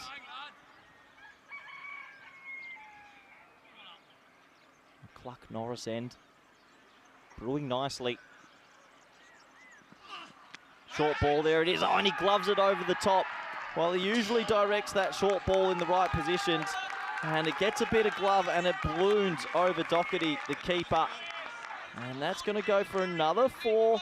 That's 8 4s in the innings in the first 2 overs. That's a little bit more fortuitous. He was hurried for pace and it ballooned over the keeper. What a format. Who would have thought years ago the Irish domestic champions versus the Romanian champions? And you'd have it like this. Last ball, the second. There's the Yorker. Well driven, well fielded. That's best at backward point. Oh, that was smoked as well. He just jarred it out. 2 overs complete. And the score is 34 for none. I guess last year when CRYMS were under the pump, they always turn to the man who's going to bowl the next over. This is how the table ended up. As you see, Cluj dropped 1 game. CI hadn't dropped any. And the reason why they don't lose too many games, and they came 3rd last year and topped the group stage in Championship weeks, because of Mulder. He's a right arm leg spinner, but he's got a flipper. Everyone knows it. It's talked about. It's not hidden, but it's very difficult to play. It picks up speed off the wicket, but batters tend to go back to it, and he gets a lot of balls to go through the gate. This is a massive matchup. And he loses round number 1 as Taranjeet Singh gets a low full toss, and he goes, I don't mind what you bowl. I'm going to time it. And right now, Cluj are in dreamland. And 40 for none. It was that flipper, and this time he overcooks it a little bit. Low full toss, it gets pumped away. Ooh, we got a game on our hands.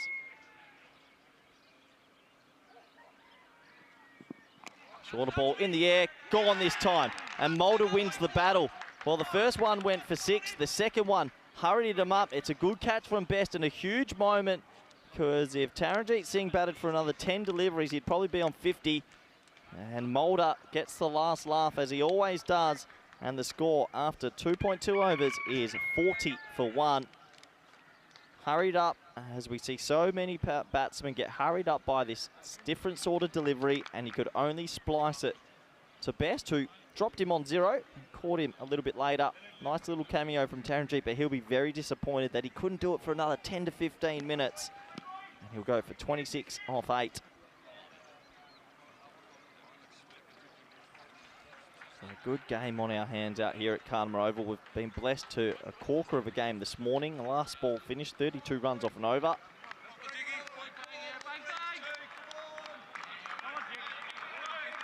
Saini comes out at number 3.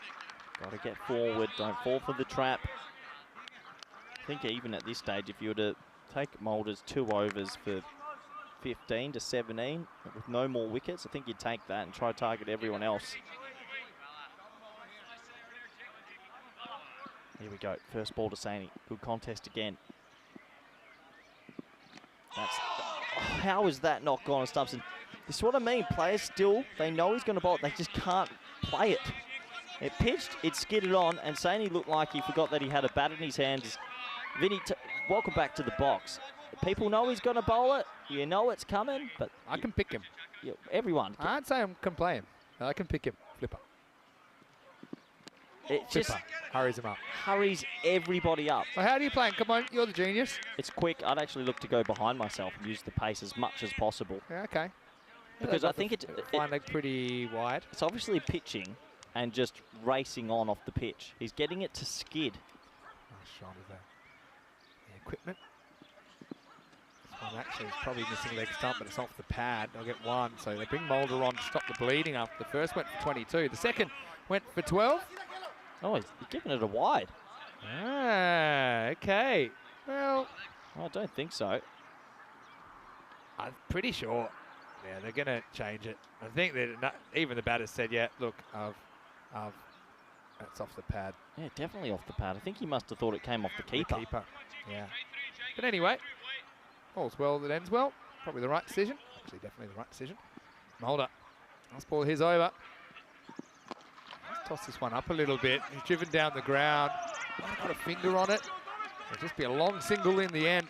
Mulder just doing Mulder things. Economy. 1 for 8 of his over, and it's 43 for 1. His economy on the network after about 20 games is 7. And yeah. I don't know, we can't go through the almanacs. I don't think you'd see any other bowler that bowls regularly over 20 games that has an economy within a run. You said it. And if an average bowler goes for, say, 25, then what are you saving? You're saving 18, or you're saving 14. I can add this up. You're saving 11 runs a game. There you go, I got there eventually. But what do you think about the catch, though? Did you order your catches with extra mayo? His Best launched himself goalkeeper style. Good catch, though. Corey's decided to eat a banana. Don't have to scoff it down that much. 52 to 48. It's been an interesting game on the win predictor as well. It's kind of, well, we don't need Corey because we've got Cluck Norris in the background providing special comments. As Nolte starts, and well, first ball's actually hit into Anand Rajshekhar. It'll just be a single. Probably going to be a single either way. Nolte's been an interesting addition to this CI lineup. As Taranjeet is forced to watch the rest from off the field. This is just an interesting chase. You need to try and stay ahead of the rate. I think you don't want to be playing catch up against the Irish. Slower ball. Is it fairly orthodox way? Gets 1. Rajshekhar actually was brilliant on finals day 2 years ago. 66 he scored against Carlton of Scotland. High quality opposition. Stepped up and he just, you know when players get in the zone, he was just in the zone that day. Look, if there was ever a chance for Cluj, this is it. They are in a box seat. Not sure what happened there. Maybe someone walking behind, and maybe Cluck Norris aggressively crowing, just putting the striker off. If there's anything, look at Nolte shaking his head. The big burly man is not happy. There's the problem. No. It's the hats are in, ladies and gentlemen. Yep, the hats are in. I think that man just went in front of the sight screen. Oh, I ran into Tugger before. Gave me a big smile. Tell you what, when we give people nicknames, they love you. I couldn't believe when I told him. It's a good leave there. Tisk cricket about that. Getting inside it. Gets the wide though. Great start this for Cluj, despite the wicket. 81 or 40 for a massive boil over. If you're Cluj right now and they offer you to toss a coin for the game, would you take it? Yeah. Yeah. I mean, at the start of the Good day. news, because coming soon, the easy and giant coin toss. Big time saver. Oh, bouncer. And it's going to be, what did that hit? Was that off the head? No, I think it's a little Off bit the of glove? both, maybe. Not No. sure. The other thing is that one that he got out of the way of mustn't have been over the shoulder. But it went to the offside. I yeah, don't think it I hit. reckon it's straight off the bonds. I don't Out know. the I way. think, Yeah, that's No. straight off the head. no, that's off Look, the bat. Look, Oh, it bang. is. Oh, Head Town, what's USA. happened to, what's happened to That's concussion test? almost gone. That's almost gone all the way. That could have been our first 6 head buys. Although, did you know it's only a 4? Yeah, well, the batsman's saying he's okay, but are we skipping concussion test today? I'm pretty sure the medics are just sitting in the Irish bar somewhere laughing it up, even though that's hit him fully on the bonce and it's almost gone for 6. But they ain't coming out. It's Sunday. Here's the next one.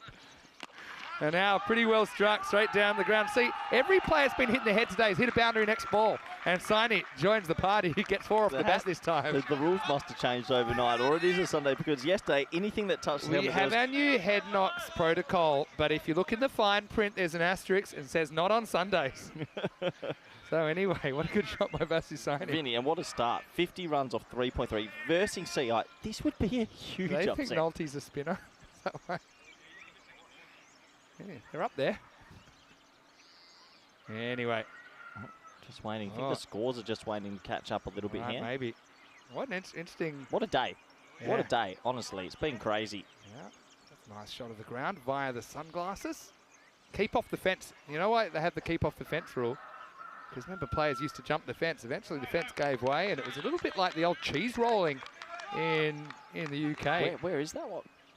I remember Is that. it Gloucester? Yeah, something like that. Slower ball. Oh, he gets a piece of it. He's going to get lucky. And if you're going to win this, you need the luck going your way. Saini's headed a 4, and then he's hit a 4, and then he's French cut a 4. That's 4 times already in the first 3.5 overs. We've had either an edge, a leg buys 4, a head 4, and things are just going Cluj's way. I know it's St. Patrick's Day, but things are not going the Irish's way. It's not great that I looked up cheese rolling, and the first thing that it suggested to me was cheese rolling deaths. Ooh. That's dark. That is dark. I Vinny, mean, it's Gloucester. It is Gloucester. What- Cooper's Hill near Gloucester in England. what an opportunity for Cluj. They were in a winning position once before against Carlton, an established cricket playing nation. Scotland on that occasion. They couldn't quite win a game on that finals day. Never won on finals day. Right now in the box seat, 59 for 1 after 4. Can you imagine how the Calpe Giants will be feeling if they come up against the Irish in the next one? Probably weren't expecting that. Are we going to witness a Cluj versus the Calpe Giants final tonight? Sweepstake team. Not saying that will happen, but it's possible. And I'll see a YMS. I'll probably, if that is the case, they'll be drowning their sorrows St. Patrick's Day style come the final tonight. Still a lot to be done. 68 off 36, and this looks like Mark Best, the left armour, coming into bowl over number 5. Oh. Interesting. Best coming around the wicket. Yeah, he's kind of gone to this a bit.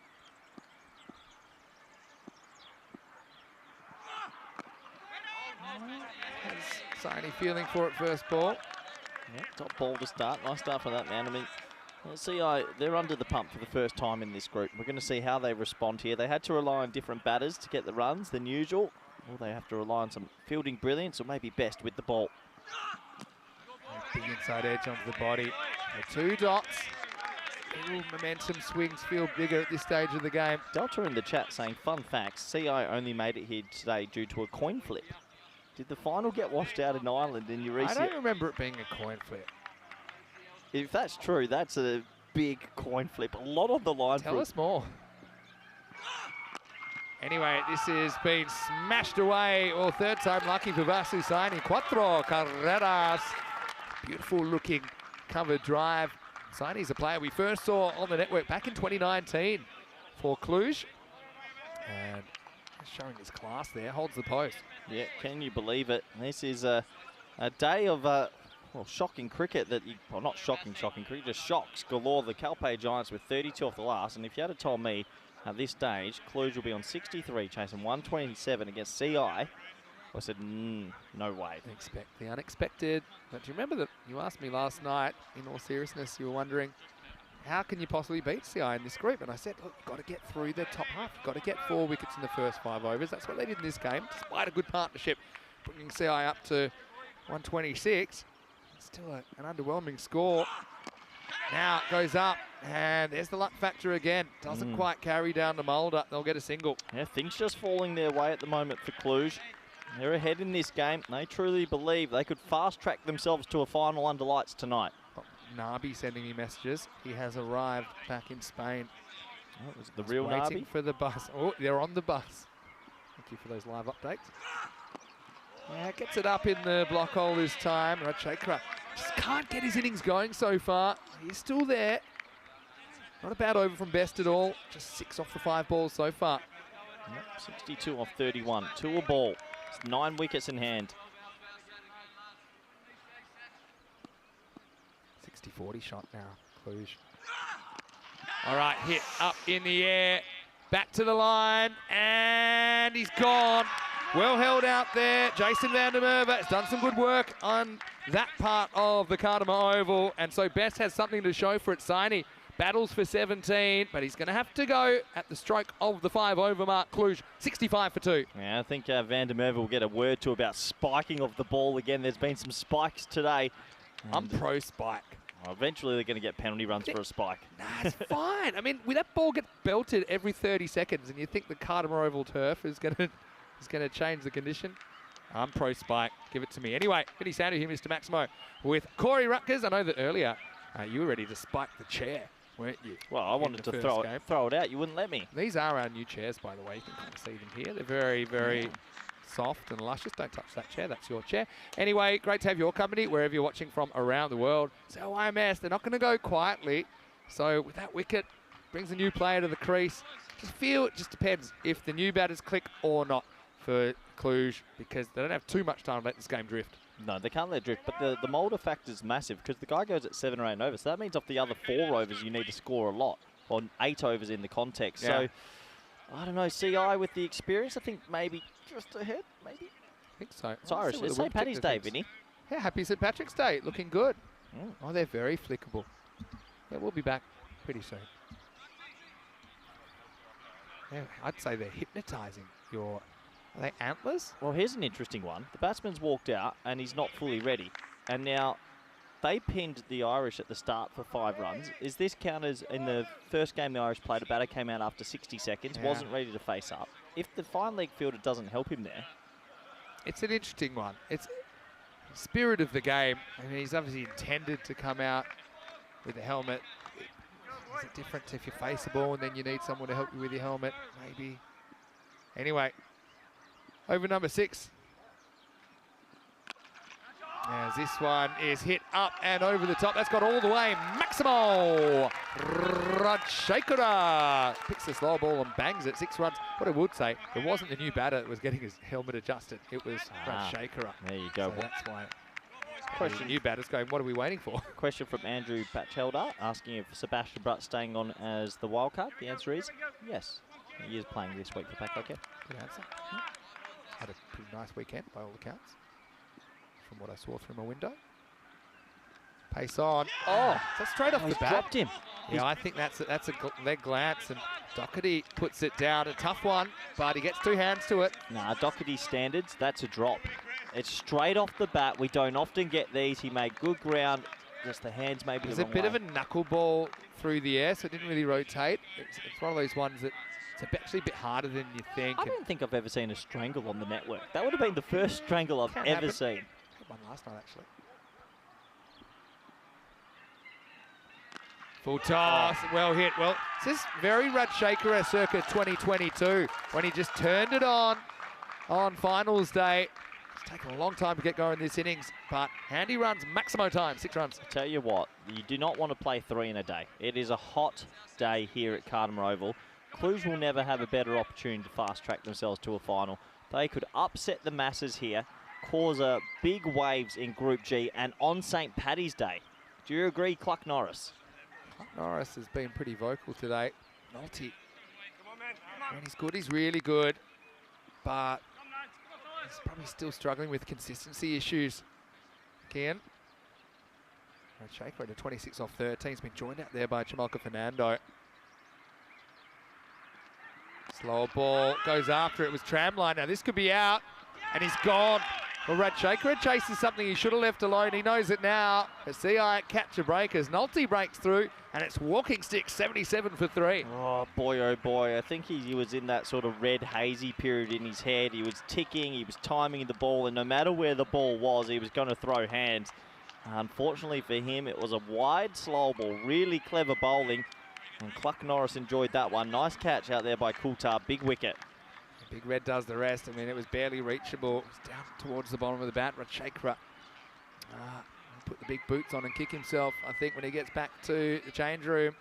As Cluck grows, Ratchakra goes, and it's 77 for 3. Good game of cricket, this. All three top order batsmen, 26, 26, 17. They would have loved one of those three to go a little bit deeper. It's going to be up to this middle order now. Game on. When do you bowl Moulders next? Because I'd be tempted, only because if he can get through the next couple, then there's an underbelly to this Cluj lineup. I'd say it's a good time now when you've got 2 new batters at the crease. It's the last thing you'd want when you're coming out to face. There's Paul Ledger for Calpe Giants. Oh, pace on straight away, just whipped down the ground, and nice team fielding there. McCulloch to match it, saves 4. Yep, saves 3 extra runs, doesn't he? Brilliant work. And team play, good fielding. Yeah, look at that, hands it off. 2-hand shovel. Oh, he likes that. Likes it as well. Yeah, good work. He's sort of taking partial credit for that stop. 49 off 25, pretty much 2 a ball. Chamalka Fernando faces up for the first time. Quiet clock. Slower ball, plays it out. Ones at the moment are a win for CRYMS. They'll push that rate up. You mentioned they've still got Mulder for an over. That's the end of 6. Cluj 79 for 3. Yep, 12 and over off the last 4. We're up to a grandstand finish. That top order all clicked a bit, but maybe not long enough. There's a couple more batsmen to come. Matty Gotlar, look out for him as well. He could come in next. That's the thing, though. They genuinely bat. Now, I'm not saying they're all superstars of the network, but they genuinely have 11 batters that are a similar standard, I think, once you go kind of 6 to 11. So you're not going to run into any real... Wow. Have you seen that? What's happening? He's gone to bowl the ball to match it at deep mid-off, and he's bowled it behind himself by about 5 metres. How that happened. All right. McCulloch comes back after he got whacked in the first. Went for 5 boundaries. This is the over they could target. Go big here. And that can be brave. He's excited. Here we go with the 7th. Oh, maybe just sliding. Oh, it's going to be 4. Yeah, I don't think he can give that. I mean, it just glances the pad. He's giving it runs. He's giving it, okay. Well, I wasn't expecting that, but it'll be 4 regardless. I don't think it's LBW if it does him in the pad. I think it's sliding down. Well, see he thinks it's on the replay. Thinks it's off the bat. Don't think so. Very tough to tell. All academic. Not great for McCulloch's figures. Oh, here we go. This will tell you. Come on. Does it straighten? It's off the pad. Anyway, this one is off the bat, and it's high, and it is dropped, and I think that's gone for 6. Oh, wow. Wow. So that's a break for Cluj. It was a bit of a hanging top edge. In fact, fielded him well to even get there, but we'll have to check whether it's dropped for 4 or whether it's dropped for 6. Here comes the replay. Well, I think it's 6, but we'll have to see. Think it's probably 6, but we couldn't really see. There's the impact. His foot's on the rope. Actually, his foot's on the rope anyway, and he's touching the ball. Yeah, so I think it will be 6. Yep, 6 is singled, so good work from Spring Media. Nice shot. Hey, a good effort from the fielder. He made a lot of ground. Brilliant effort. Tell you what, that previous delivery, big decision though, could it's either out or 4. Yeah, can swing swing out. I said it wasn't out. Going down leg side. Yeah. Best it was an umpire's call. I would have been disappointed if I went out for that. Anyway, McCulloch. Batting. Yeah, very good batting. Little deflection. And that'll run away. Cuatro carreras más.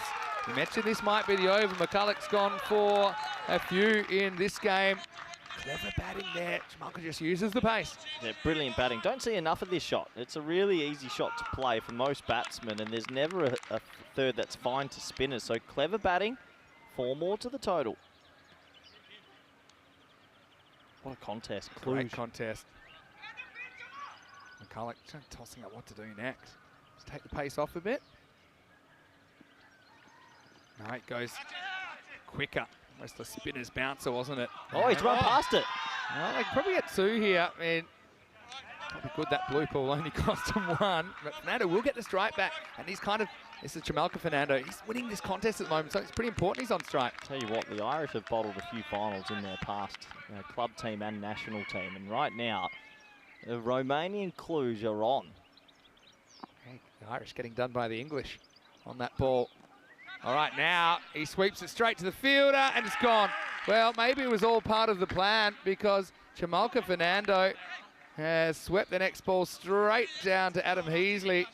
He took a left turn at Albuquerque in the previous delivery, but then he's perfectly positioned for that one. Holds on to the catch and it's 95 for 4. Oh, Fernando, they just put the man back there. You knew he was back there, so you're running a high risk and swept it straight to him. He'll have to go as a quick fire innings, but it's another player that got in and got out. Yeah. Do you think it's silly to take this fielder on? Yeah, Or because they just put him there. He could have played a lap sweep, and if it went fine, it's 4, but he's tried to hit it. he maybe hits it for 6. But in the end, Jamalka, handy contribution. They back their 11 players here. Cluj, he'll go for 17 off just 6, and it's 95 for 4. It's a handy contribution, but who's going to be the player to take them over the line? The openers have a pair of 26s. Number 3 and number 4 have a pair of 17s, but someone will have to be there at the end. Still game on. Good game of cricket. Santa has popped into the comment section and has already been timed out by Chris Smith. Santa's meant to be a bit more complimentary than that. Arian Mohammed comes out at number 6. Last ball from McCulloch. Does he go it? Just tentatively tries to dab and misses. McCulloch goes 1 for 38. It's 95 for 4 after 7. Here we go. Mulder's going to come on now shortly. I don't think he can let this drift again. If he doesn't bowl this one, they hit 20. Well, this is what's coming up. Calpe Giants are sitting patiently, and they'll be playing one of these 2 teams. Yes, they will. Next game coming up in around about an hour and 30 minutes' time. The team that doesn't win this will be taking on the Giants. The winner of this goes straight through to the Group G final tonight.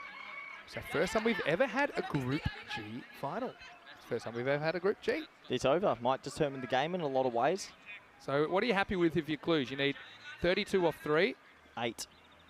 8 and no wickets.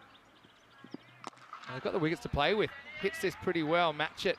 Or keep it to 1. Good shot for 1. But you're not going in there just trying to take it. Well, that's a perfect shot. Not high reward, low risk. You'd probably rather have 2 for 12 off this over than none for 8, though, wouldn't you, if you're Cluj? With that long batting order. Do they have a long bat? They do have a long batting order. There it is, and it's top edge, hanging a long time and gone. Flipper does it again. Arian Mohammed, the next to fall. Mulder has 2 in qualifier 1, and it's 96 for 5. I just think that wickets column starting to become a concern because this lower order couldn't have batted that much in this competition. It's a lot of pressure to come out. So Mulder does it again. He is the difference for CI with the ball. Very regularly, he keeps the economy down. An economy of 7 over 20 games. Crazy. Crazy. I think they're right to attack him here, though. You're having... Yeah, but so there's a dot ball. Wouldn't surprise me. They lose 2 wickets, 2 dot balls. New batsman then misses 1. And then all of a sudden it's 3 dot balls in the over. I think if you just went bang, bang, bang on the ground, you got a jammy 4. Yeah, maybe. I mean, probably the right shot to play to try and pull that, but just top edges it. And so Derek is activated, and the score is 96 for 5. Sivakumar Periawa comes out at number 7. He's a guy we used to see opening the batting for Cluj back in 2019, including against VOC Rotterdam. This is some serious pressure to come out. So can he go? The clocks, the robot says 50-50. What a finals day. Finals day is always great. There's the flipologist. There you flip another one out. Oh. I thought the next sound I was going to hear was the off stump getting tilted back there. He only spins 1 every 12 balls. You're taking 3 singles here or not? 100, because otherwise it's going to be dot, dot, dot. Like they... Can they get a boundary No one can play him. Like that. Or take Off that. the index finger. Yeah. I think that's going to be one run. Siva pretty happy to be at the other end. What a spell again, though. He's just a different gravy. It's perception. You think the ball's going to be slower and it isn't. His arm speed isn't that fast because he flicks it out. The ball just skids on unexpectedly, even when you expect it. But the thing is, it's not just perception anymore because everyone would be talking about it. There is something that he can do when it lands off the pitch. It's like, give it me in baseball terms.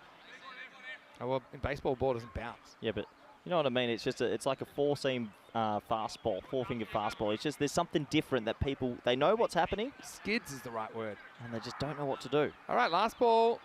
What an over. He still need to be brave. Attack him. Knew that was going to happen. Mulder will put him in the book again. So he's gone, I think, for 28 off his 4 overs, the last 4 overs that I've seen him. And that's 7 and over.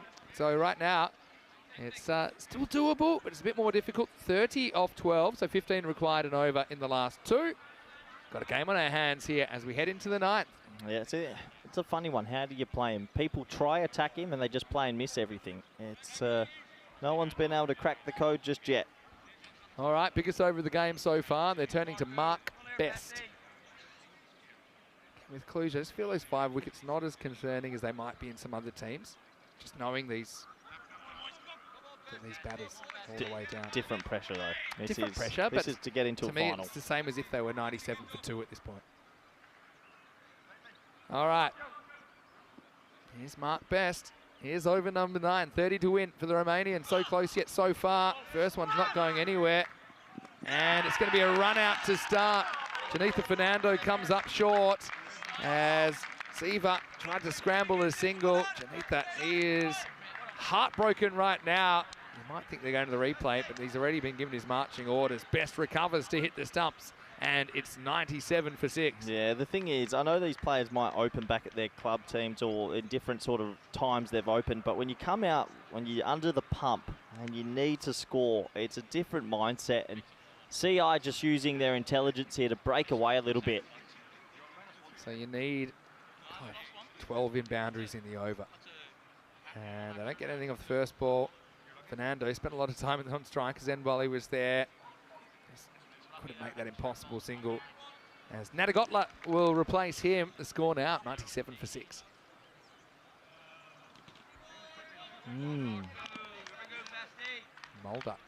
Mulder. See the player of the match if they get up here? Yeah, when you keep it, your 2 overs go for 10, that's the equivalent to smacking an 80. Or bowled. Yeah, Best gets it right. Natagotla can only dig it out.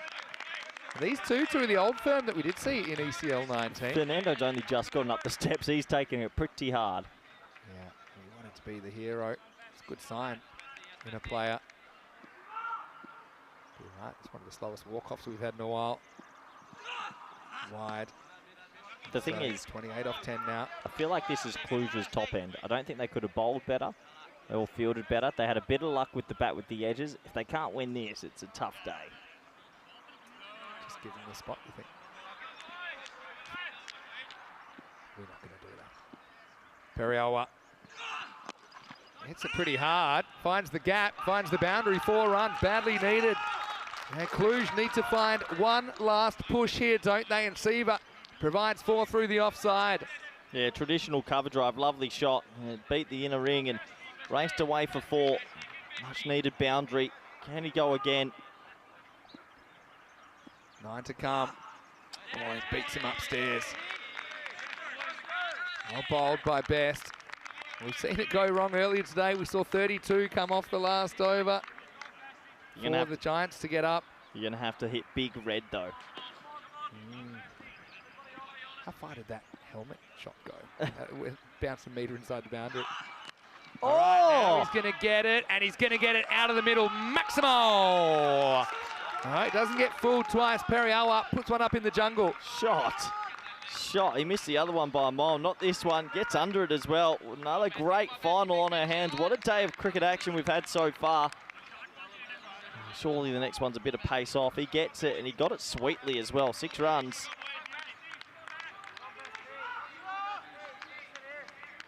Wow. Great shot by Periowa. Probably going block hole here.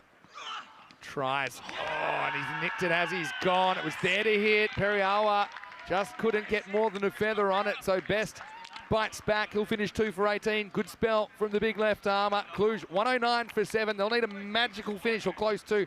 18 required off the last. As Sivakumar Periawa goes 6 and out. Look, given it 6 and out. Last 2 balls, they'll probably take it. Yeah, but he missed the ball before that, so 6 off 3. On another day, that's a thicker edge for 4. It's a game of millimetres sometimes. Best is pumped up. CI are pumped up. And 2 fantastic finals to start Group G. Siva gets a 4 and a 6.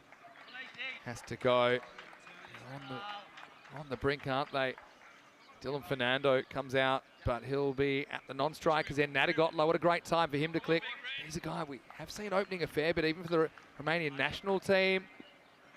He does like to jump across and like significantly kind of Isan style and pull. No third man, no fine leg. You just want to get anything on it and let it fly. 18 to win for the Romanians. He gets a long way across. So far across it. Well outside off when it impacts the pad, just a single. 3 boundaries over the next 5 balls, I think, to make a game of it. Yeah, peculiar looking shot as well. Wasn't really committed to that. CI's game now, you'd feel, but is there a late twist? I mean, we saw 32 off the last over the previous game. 17 off 5 sounds a lot easier. But this time it's the big man, Big Red Coulter bowling it. Hello to Ador Islam. Great to see you. Great to see you've been following us for a while now. I think you've got to cover third man here. Again, what's his plan going to be? He likes hitting people in the head in any situation, which includes this. Dylan Fernando, full toss, can't time it up, just get a single. This is what the wickets column does, Vinny. You bring in a more brittle lower order. If they had one recognised batsman there still, they'd be right in it, but this is tough. For a lower order pairing to come in and hit boundaries isn't easy. 16 off 4. Get me Charles Packard. If you missed the first game, go back and have a watch. Here's Big Red trying to ice the game. Hollywood shot's not going to work out. It's bowled.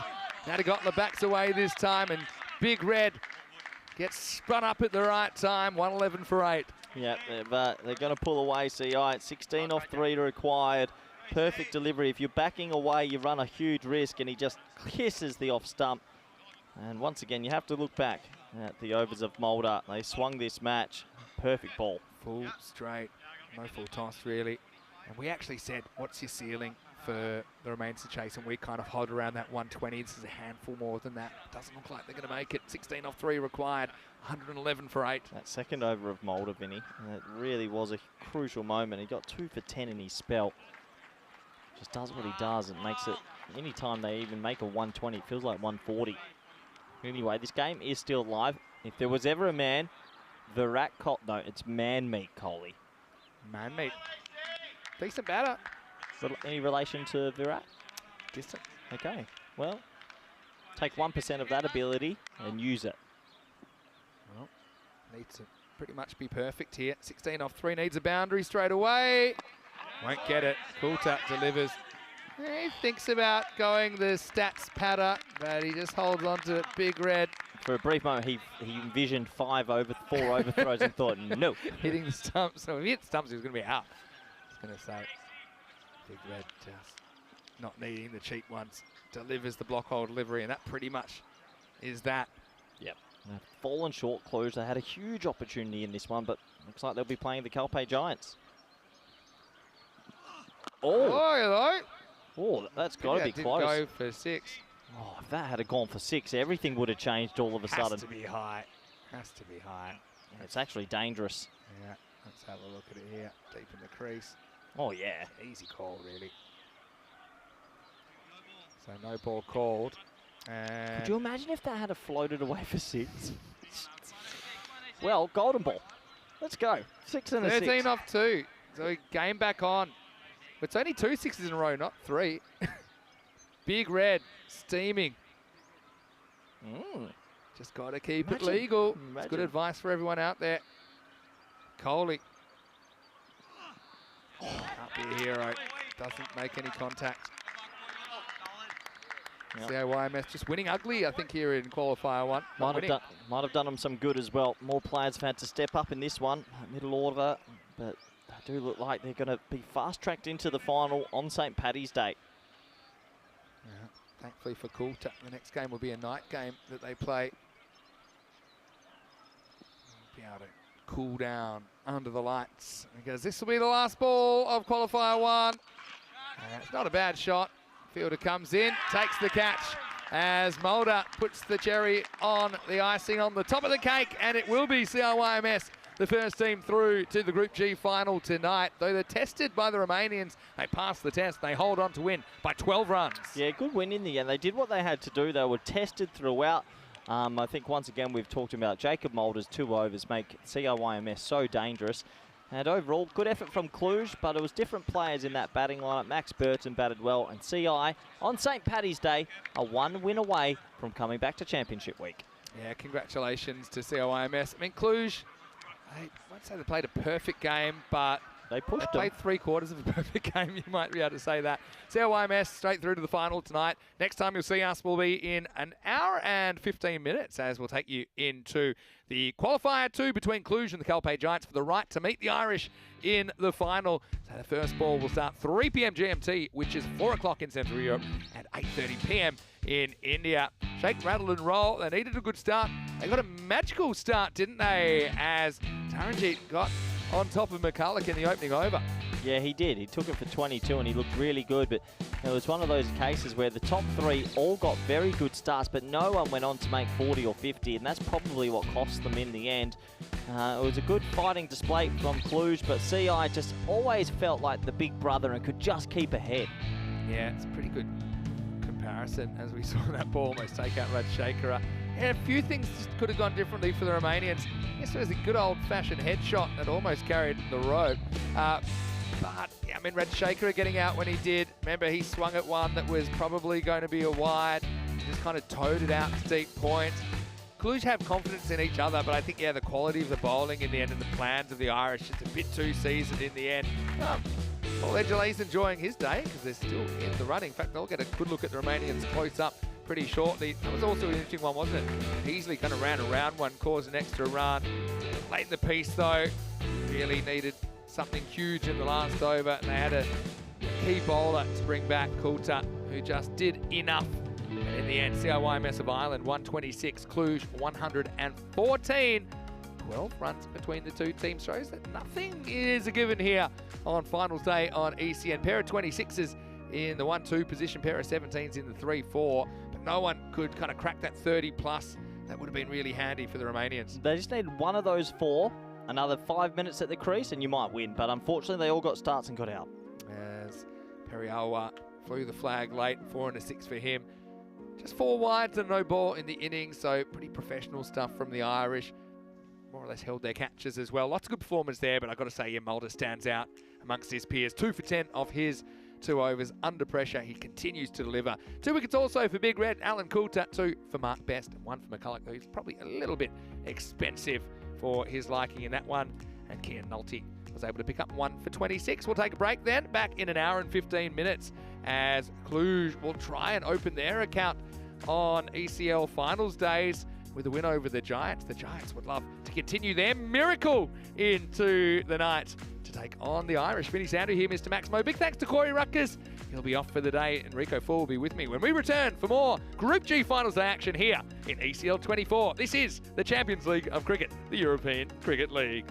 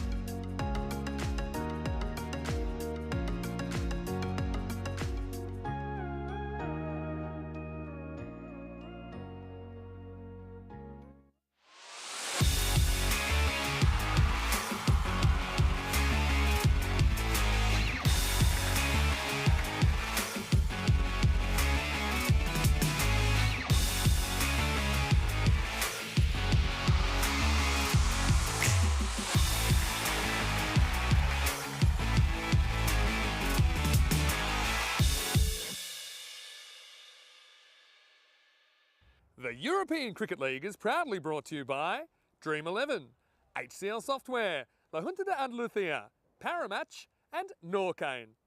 And the official charity partner, Share the Meal by the United Nations World Food Programme.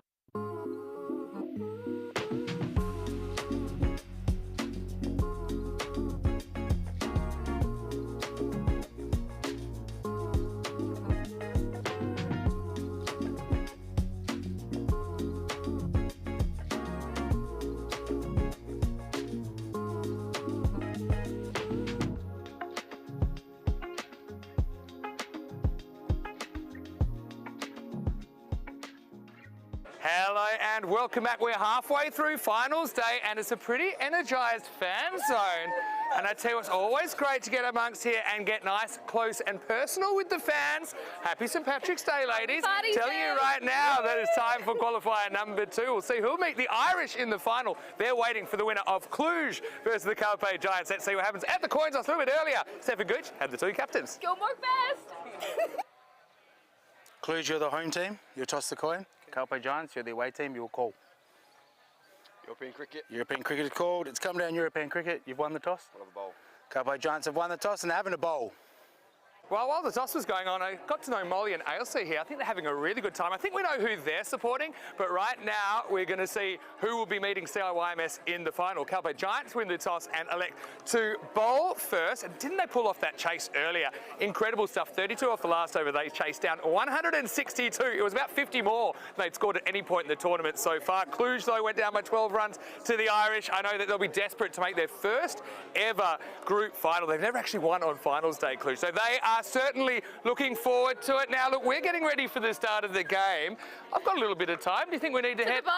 Look, I'm going to leave with Rico full for the first time today. Carpe Giants bowling first over you, Rico. Back soon. Bye! Hello everybody, muy buenas tardes. Well, I think we've lost Maximo for perhaps the rest of the day. Happy St Patrick's Day to the Irish. Well, the Irish have booked their place in the final. Well, that may be that the celebrations will continue after, of course, the rugby victory yesterday. So let's see if they can do it in the cricket as well. Make it a really special St Patrick's Day. On a day we're here on the European Cricket Network, we're going to say that nothing is impossible day after we saw that incredible victory from the Carpe Giants. You have to feel for Oslo CK. I mean, they are not going to progress any further, but haven't they played some great cricket? And just when their batting clicked, so did that of the Carpe Giants. And Charles Packard, 35 of 9 balls, 32 of the last over, giving them the victory. It means that sets them up with this one against Cluj. I can tell you what, no team would want to be playing the Carpe Giants at the moment, because the Giants, well, maybe they are turning into the Giants, or maybe they're turning into the Giant Slayers as well. Could they? Could they go all the way? You know what, they could. And, well, there's Vinny. I told you he's in no hurry to get back here now. But, yeah, it's great to see that the Irish celebrating. And, well, CIYMS have kept them in the festive mood. But will they be celebrating in the night as well? Well, we're going to have to wait and see. A very good afternoon to everybody tuning in around the world. Namaste, Assalamu alaikum, Sasri Akala, Aibawan, Barakam. To everybody watching via fan code in the Indian subcontinent, lovely to have you here with us. I know right now a lot of people will be watching from Romania, and so Bună Seara to you all as we get ready for this clash. And it will be Taranjit Singh. Wonder if Taranjit, man, that in this European Cricket League went past the 2,000 runs in the European Cricket Network. Will he be able to get going this time? Well, we'll have to wait and see. And he's going to hope that he can get some support from some of his teammates. Yeah, it certainly has been a wonderful moment for the Irish at the moment. And can they keep it going, of course? Six Nations title game to the Irish yesterday. Scenes, jubilant scenes, and sparked the St Patrick's Day celebrations. I tell you what, could be jubilant scenes here tonight as well. CIYMS are in the final. One of these two teams will join in there. Who will it be? The umpires, Nirmal Singh is at the bowler's end, and Sulaiman Saeed. And they're going to go with the spin of Burns. Burns, well, he started well in this European Cricket League, but some of the batters have got taken a liking to him. But will he come back strong when it matters? Oh, this is so close to being chopped onto the stumps by Taran. He's going to get 4 runs, but this is so lucky. Qué suerte tiene Taranjit Singh ahí. Just have a look at how close this is to going back onto his own stumps. Watch this. Well, in the end, he nutmegs the keeper. It goes through Harry Pyle. 4 runs for Taran. And this one probably will be a wide. Been an amazing day on the European Cricket Network. It's been a day that we remind all those youngsters around the world on this weekend, on this Super Sunday, that never give up, no matter what you do, never give up. And, oh, just over the head of Riley, who now has to try and stop. He does. It's a very good save. Taran will come back for 2, but he is living dangerously, isn't he? Yeah, never give up, even if it seems impossible. The old saying, nothing is impossible. That is what we're teaching you today on the European Cricket Network.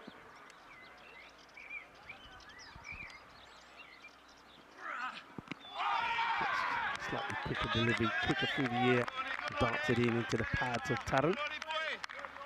Huge match. Calpe Giants are up for it. The Giant Slayers. Can they add another one, another scalp on their way to the final? Or will it be Kluge? Well, this one again, not out of the middle from Taran. Once again, it's a chase for Riley, but this time he can't get there. So Taran is, well, Taran Tabajada, but he's not exactly hitting out of the middle at the moment, but he's getting runs. And I wonder if there'll be a field change here from Burns. Yeah, there is. So Jamie Riley now does get pushed back. That means Riley back on the cover boundary. And the long on is being covered there by Paul Edgar as well. Sleeps this one in.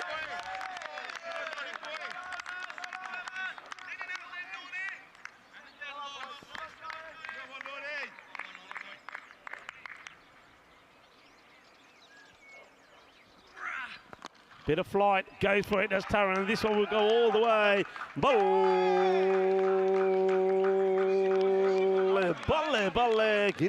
A little bit of a crowd catch there as well. Nicely held that man. Gets off his chair, puts down the Victoria Cerveza, takes the catch, says thank you very much, gets a highlight, and just says, okay, let's carry on. Yeah, wonderful day to be watching cricket. Happy Sunday to everybody, a Super Sunday here on the European Cricket Network, and of course it is St. Patrick's Day as well. This is how the day has developed after that amazing run chase from Oslo CK, being beaten by the Calpe Giants thanks to that 32 coming off the last over. Great hitting there from the Giants. Charles Packard getting them the win, hitting 32 of the last over. That's why they're here, and that's why Oslo CK are, well, they are watching from the fan zone. One of these two teams joins CYMS in the final. Nice looking shot, but Riley is still back there, makes the stop. So Adnan Ratchakara gets himself off the mark. Sam Dixon, one of a few of the Calpe Giants that has had a very good series.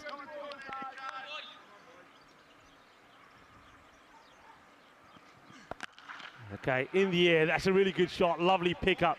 It's around about the waist height this bounce is up to, but Taran very quick, trying to make the most out of the power play. He's due a big one, isn't he, Taran?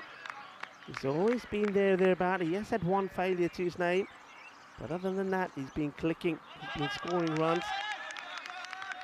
I saw him score 61 non-out last night in that win against the Mouflons underneath the lights. So he's in good form. He'll leave this one alone and he'll get the wide. Good lead. And he'll be hoping to play under lights. Be playing under lights again later, won't he? As Taran, but can he book his team there? Question is now, of course, how many is enough against the Giants? That's the big question. How many is enough?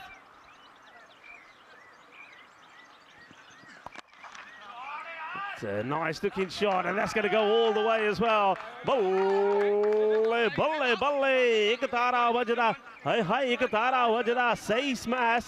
Ye wai ke hanial ke grande from Taranjit.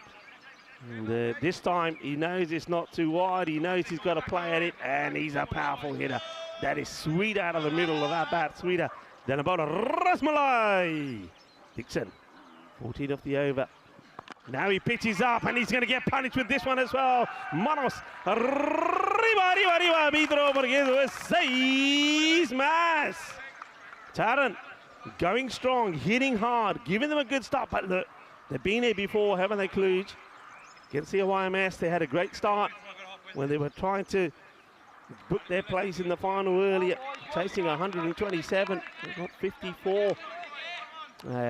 Going into that fourth over, but it fell away from him when Taran fell away. So he knows he's got to stay there. Slower delivery, well bowled and well played. Great bit of cricket. It just goes to show this time Taran, he's thinking about the bigger picture. He's thinking about a big score here.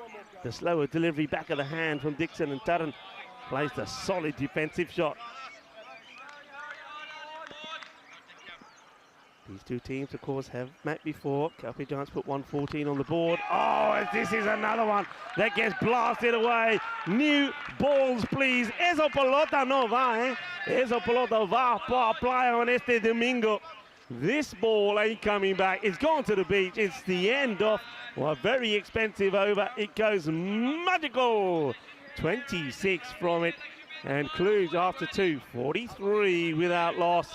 And a fine time to, he has broken away and out of the fan zone, and he's back here in the commentary box, Vinny Sandhu. Yes, well, it's with a heavy heart I walk up the commentary box stairs this time. I've got to say, it's really rocking in the fan zone.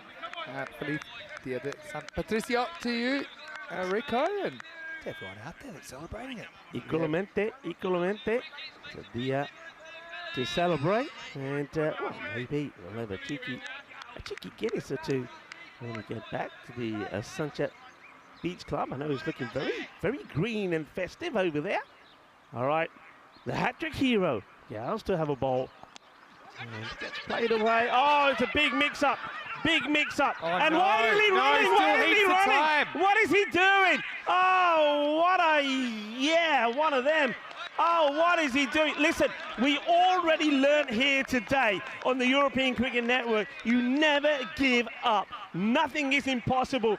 If you give up, that's what happens. Anand Rajashekara, he gives up, and he's going to give his wicket away. All right, look, it's not he's called, he's got to go. Taran says, I'm going, you got to go. Then he stays in his crease, then he gets out of his crease. He could have got back. I know what he wanted to do with that bat, but I tell you what, I reckon his teammate might want to take it from him and give him a little bit, because you got to go there. And if he went, he would have got there. Well, I mean, to be honest, Rajashekara regrets leaving his crease, but knows once he leaves his crease that he's the one in jeopardy, so he's fuming. And Kluge lose an opener at 43 for 1. Maybe we can just look at it one more time. Yeah, I mean, it was a blooper waiting to happen, wasn't it? He goes when he sees the first throws missed by Howes at the stumps. Wow, crazy dismissal. Yeah, he's got to go. And also, if he didn't leave his crease, well, I tell you what, I don't think he would have wanted to go up those steps, because you don't leave Taran, the man who's going well. Yeah, the thing is, Taran calls it. It's the grey area square of the wicket. He kind of leaves home base, and then he's got buyer's remorse. I think Rajashekara has to go. But Taran is still there, and he's going to pump the next ball into the crowd. Maximal!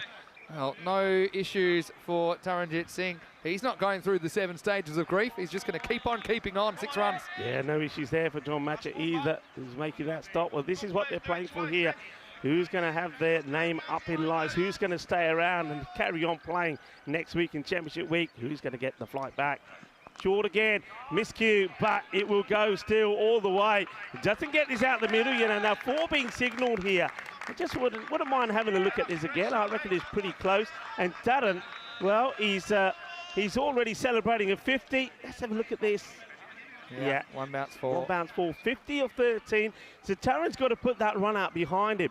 And that's probably what the captain there, Vasu Saini, is saying to him. He said, look, what's happened has happened. You keep going. You're the key here. Maybe he's signalling to Rajashekara that he wants to use his bat. But maybe it's too soon. 50's up now for Kluge as a team. And actually, Taran does bring up his 50 off 13 balls. He's been dominating in the first 2.5 overs. Drags this one away now. A good throw here. Could have tested Siney, and they're not going to take the overthrow. This has been a chaos start. I love it. I'm on board. St Patrick's Day cricket, two teams desperate to survive. Cluj, fun fact, not so fun for the Romanians. They've never won a game on finals day here in Cartama. They finished second 2 years ago when they were here, crashed out in 2 games. Back in 2019, they lost their game on finals day as well. Yeah. And they've lost the one earlier today. So they're 0-4 on finals day in ECL cricket. Not a good stat to have, but well, it's in their hands to change, if you like, or maybe in the hands of Taranjit Singh at the moment. Vasut Saini, their captain, joins it. We know if he can click, he can also get some valuable runs for them. They've got the batters. They haven't all clicked out. And with Anand already back, somebody else has got to give Taran some support. Howes looks like the guy that kept me out of numerous nightclubs in my late teens. A nice looking shot, good bit of fielding, excellent from Gallagher. That's brilliantly done. He's such a good fielder. Nothing gets past him. Nicely done. Edgar there. Yeah, Edgela's a big supporter of the charity that we were talking about yesterday, Runs for Research. Jack Burton was here as well, still is here. I'm donating 10p from every run scored today to the fight against Alzheimer's. Oh, well, we've seen a few of these. In fact, Taranjit got off the mark with a scratchy little inside edge. And this is another one. But they've got to believe, they've got to stay positive. And, well, valuable runs at the end of that. Over 15 come from it. And Cluj, it's a good power play, 58 for 1. Fun start, this one. 17, 26 and 15. You see so much action here on ECN. And I know that one that went viral already, Safi for Donnerstadt, who picked the ball, or didn't he kick the ball, kept it inside the boundary, went over the fence, came back and fumbled the stationary ball over the rope. See, that one's doing the rounds at the moment. That would have been another one. Yeah. Still might be. Anyway, 3 overs down, 58 for 1 in the power play. Riley, don't bowl him in the power play this time. He's got a bit of the treatment earlier on. He's going to stick to this round the wicket strategy.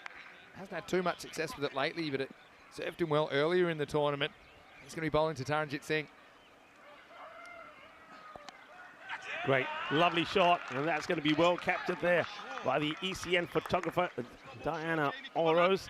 There we go, click, click, click. Takes a nice shot there off Taran, and clever. I think Taran knows, and most of the other batters, if they've done their homework now, will know that the reason that Riley is coming around the wicket, he's just trying to get that ball outside off. That's what his corridor of bowling has been. So Taran will be looking to, if it's a little bit short, he'll be looking to go after it. Now, they haven't got a backward point back. So I think this is open for him. I think there's a slight lapse in the field here. Let's see if I'm right. Yeah, there you go. There you go. Taran is too good a player. Look, you can't take this out on the bowler. The bowler's doing the right thing. He's bowling an off-stop corridor, which he's been asked to do. That's why he's coming around the wicket here. But you've got to give him another person over there. And I reckon you've got to probably say, right, okay, what are we going to do here? Either long on comes up and they get a fielder up there, and that means the mid-wicket comes round a bit. They've got to make a change here because Taran will be looking to expose that part of the field. He's a clever player. Taran, you saw it there. Oh, that is brutal! It's a monster strike. That will go a long, long way. And if that ends up hitting wherever that rooster is, thank goodness for that. It doesn't think so. I can still hear him. Yeah. Where is that rooster? Let's Rico get it. Meet Cluck Norris. And now this is the Cluck Norris end, not just the Coopers Hill end. It's the Cluck Norris end. And, yeah, it was a whole debate this morning. There were a few suggestions that were rejected, but Cluck Norris had the weight of the viewers behind it. Like it, Cluck It's had Norris. a long day. I thought at lunchtime it would stop. I thought it was a morning thing. Clearly not. Too short from Riley. It needs to hit the block hole here. It's a better delivery. They think about it, hesitation. And that's why. And now, unfortunate. I think the fielder, I think he's already been sort of convinced by their mind to throw it, even though the batters do not go for the run. He can't stop himself, hits the stumps, unfortunately. Or fortunately, maybe. You know, sometimes these things happen for a reason, because Taran now will go off strike. Saini on strike. This could work out in favour of the Carpe Giants. They need something to happen. They need a wicket pretty quickly. 73 for 1. It's nicely played, and Taran pretty keen to get back. Well, how about that for a little bit of electrifying fielding from the man from St. Lucia. Hey, how about that for a story? We know that Nestor is from St. Lucia, right? Yeah. And then Heaven Isidore, also from St. Lucia. They got together here, small world, got together here for the European Cricket League at the Cartama Oval and found out that the parents know each other. Is that right? What an amazing story. Wow. What an amazing story. That's crazy. Solid defense. And here he is again. He'll have a throw and, well, backed up. He'll take a single. And Taran trying to control the strike as well. He knows his importance. He's got 66 out of 75 so far. And after 4 overs, it's 75 for 1. Good comeback by Riley towards the back end of the over after going for 3 boundaries. Only concedes 3 singles. Clue's well on top after 4 overs. I'm thinking spin here again. I'm thinking go back to Burns. I know he went for 17. Take the pace off. Just try Burns again. Try something different. And I think that if you're going to do it, you do it here now. You don't hold back too much. I mean, they've got used to a bit of pace, haven't they? Dixon, Gowes, and then Riley. Just try something different. A bit of spin. See if that works out for you. Looks like they're going to go with spin, but in the form of Matthew Whelan, who has picked up a forfer in this European Cricket League. Let's see if he can pick up a wicket here. So a bit of a gamble, but I like it. You've got to try something. Whelan bowled really well in the night series at the start of the year as well. See what he can do to Taran. And Taran carves this one away as well. Nice looking shot. Got to say, and I know that you're the man at the moment who seems to be, well, giving the old the bad luck charm to some of the batters with your predictions, but I think Taran is looking very good here. He's playing some lovely shots. He seems like a man on a mission. Can you believe it? 71 out of the 79 have come from him. Oh, well, this one gets a bit of the bat. I don't wonder if this catches a bit of the glove as well, because it doesn't go too far. It's not what I'm not saying is a chance. Maybe it's a save. Well, he saved it, but what it is, you just can't react quick enough to deal with this kind of edge. See, goes from the middle of the hands. Yeah, that slow-mo kind of shows exactly what the issue was. Great work. Spring immediate short. And that's one that's really got to be put away, really. So Sahini misses out, and he's the guy. Well, you want to keep anybody else on strike at the moment, but not Taran Singh. I got a question from some keepers when I was doing some coaching as well. I'll come back to that in a second. Whelan and dealing. That's a good shot. It will get stopped by Nestor. He's been very busy out there. Good stop. But some keepers have asked, and it's actually quite a clever question. They said, well, Vinny, should we be setting up slightly outside the ball for those edges? But the thing is, you've still got to try and catch the ball. That's your primary role. And there are little edges that are just little tickles that don't really change the trajectory at all. So this should be gone. It is.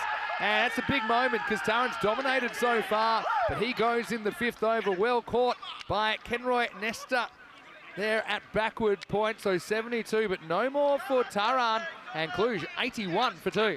Big wicket, big wicket. And I was saying earlier, Nestor's been kept busy there. Well, he's had plenty of practice. And Taran, this time it's a little bit too close for that shot, isn't it? He would have been far better off going back and pulling this one. But he goes to play in that area again. But Nestor takes the catch to get a big wicket. It is a big wicket because Taran has scored 72 of the 81 runs so far.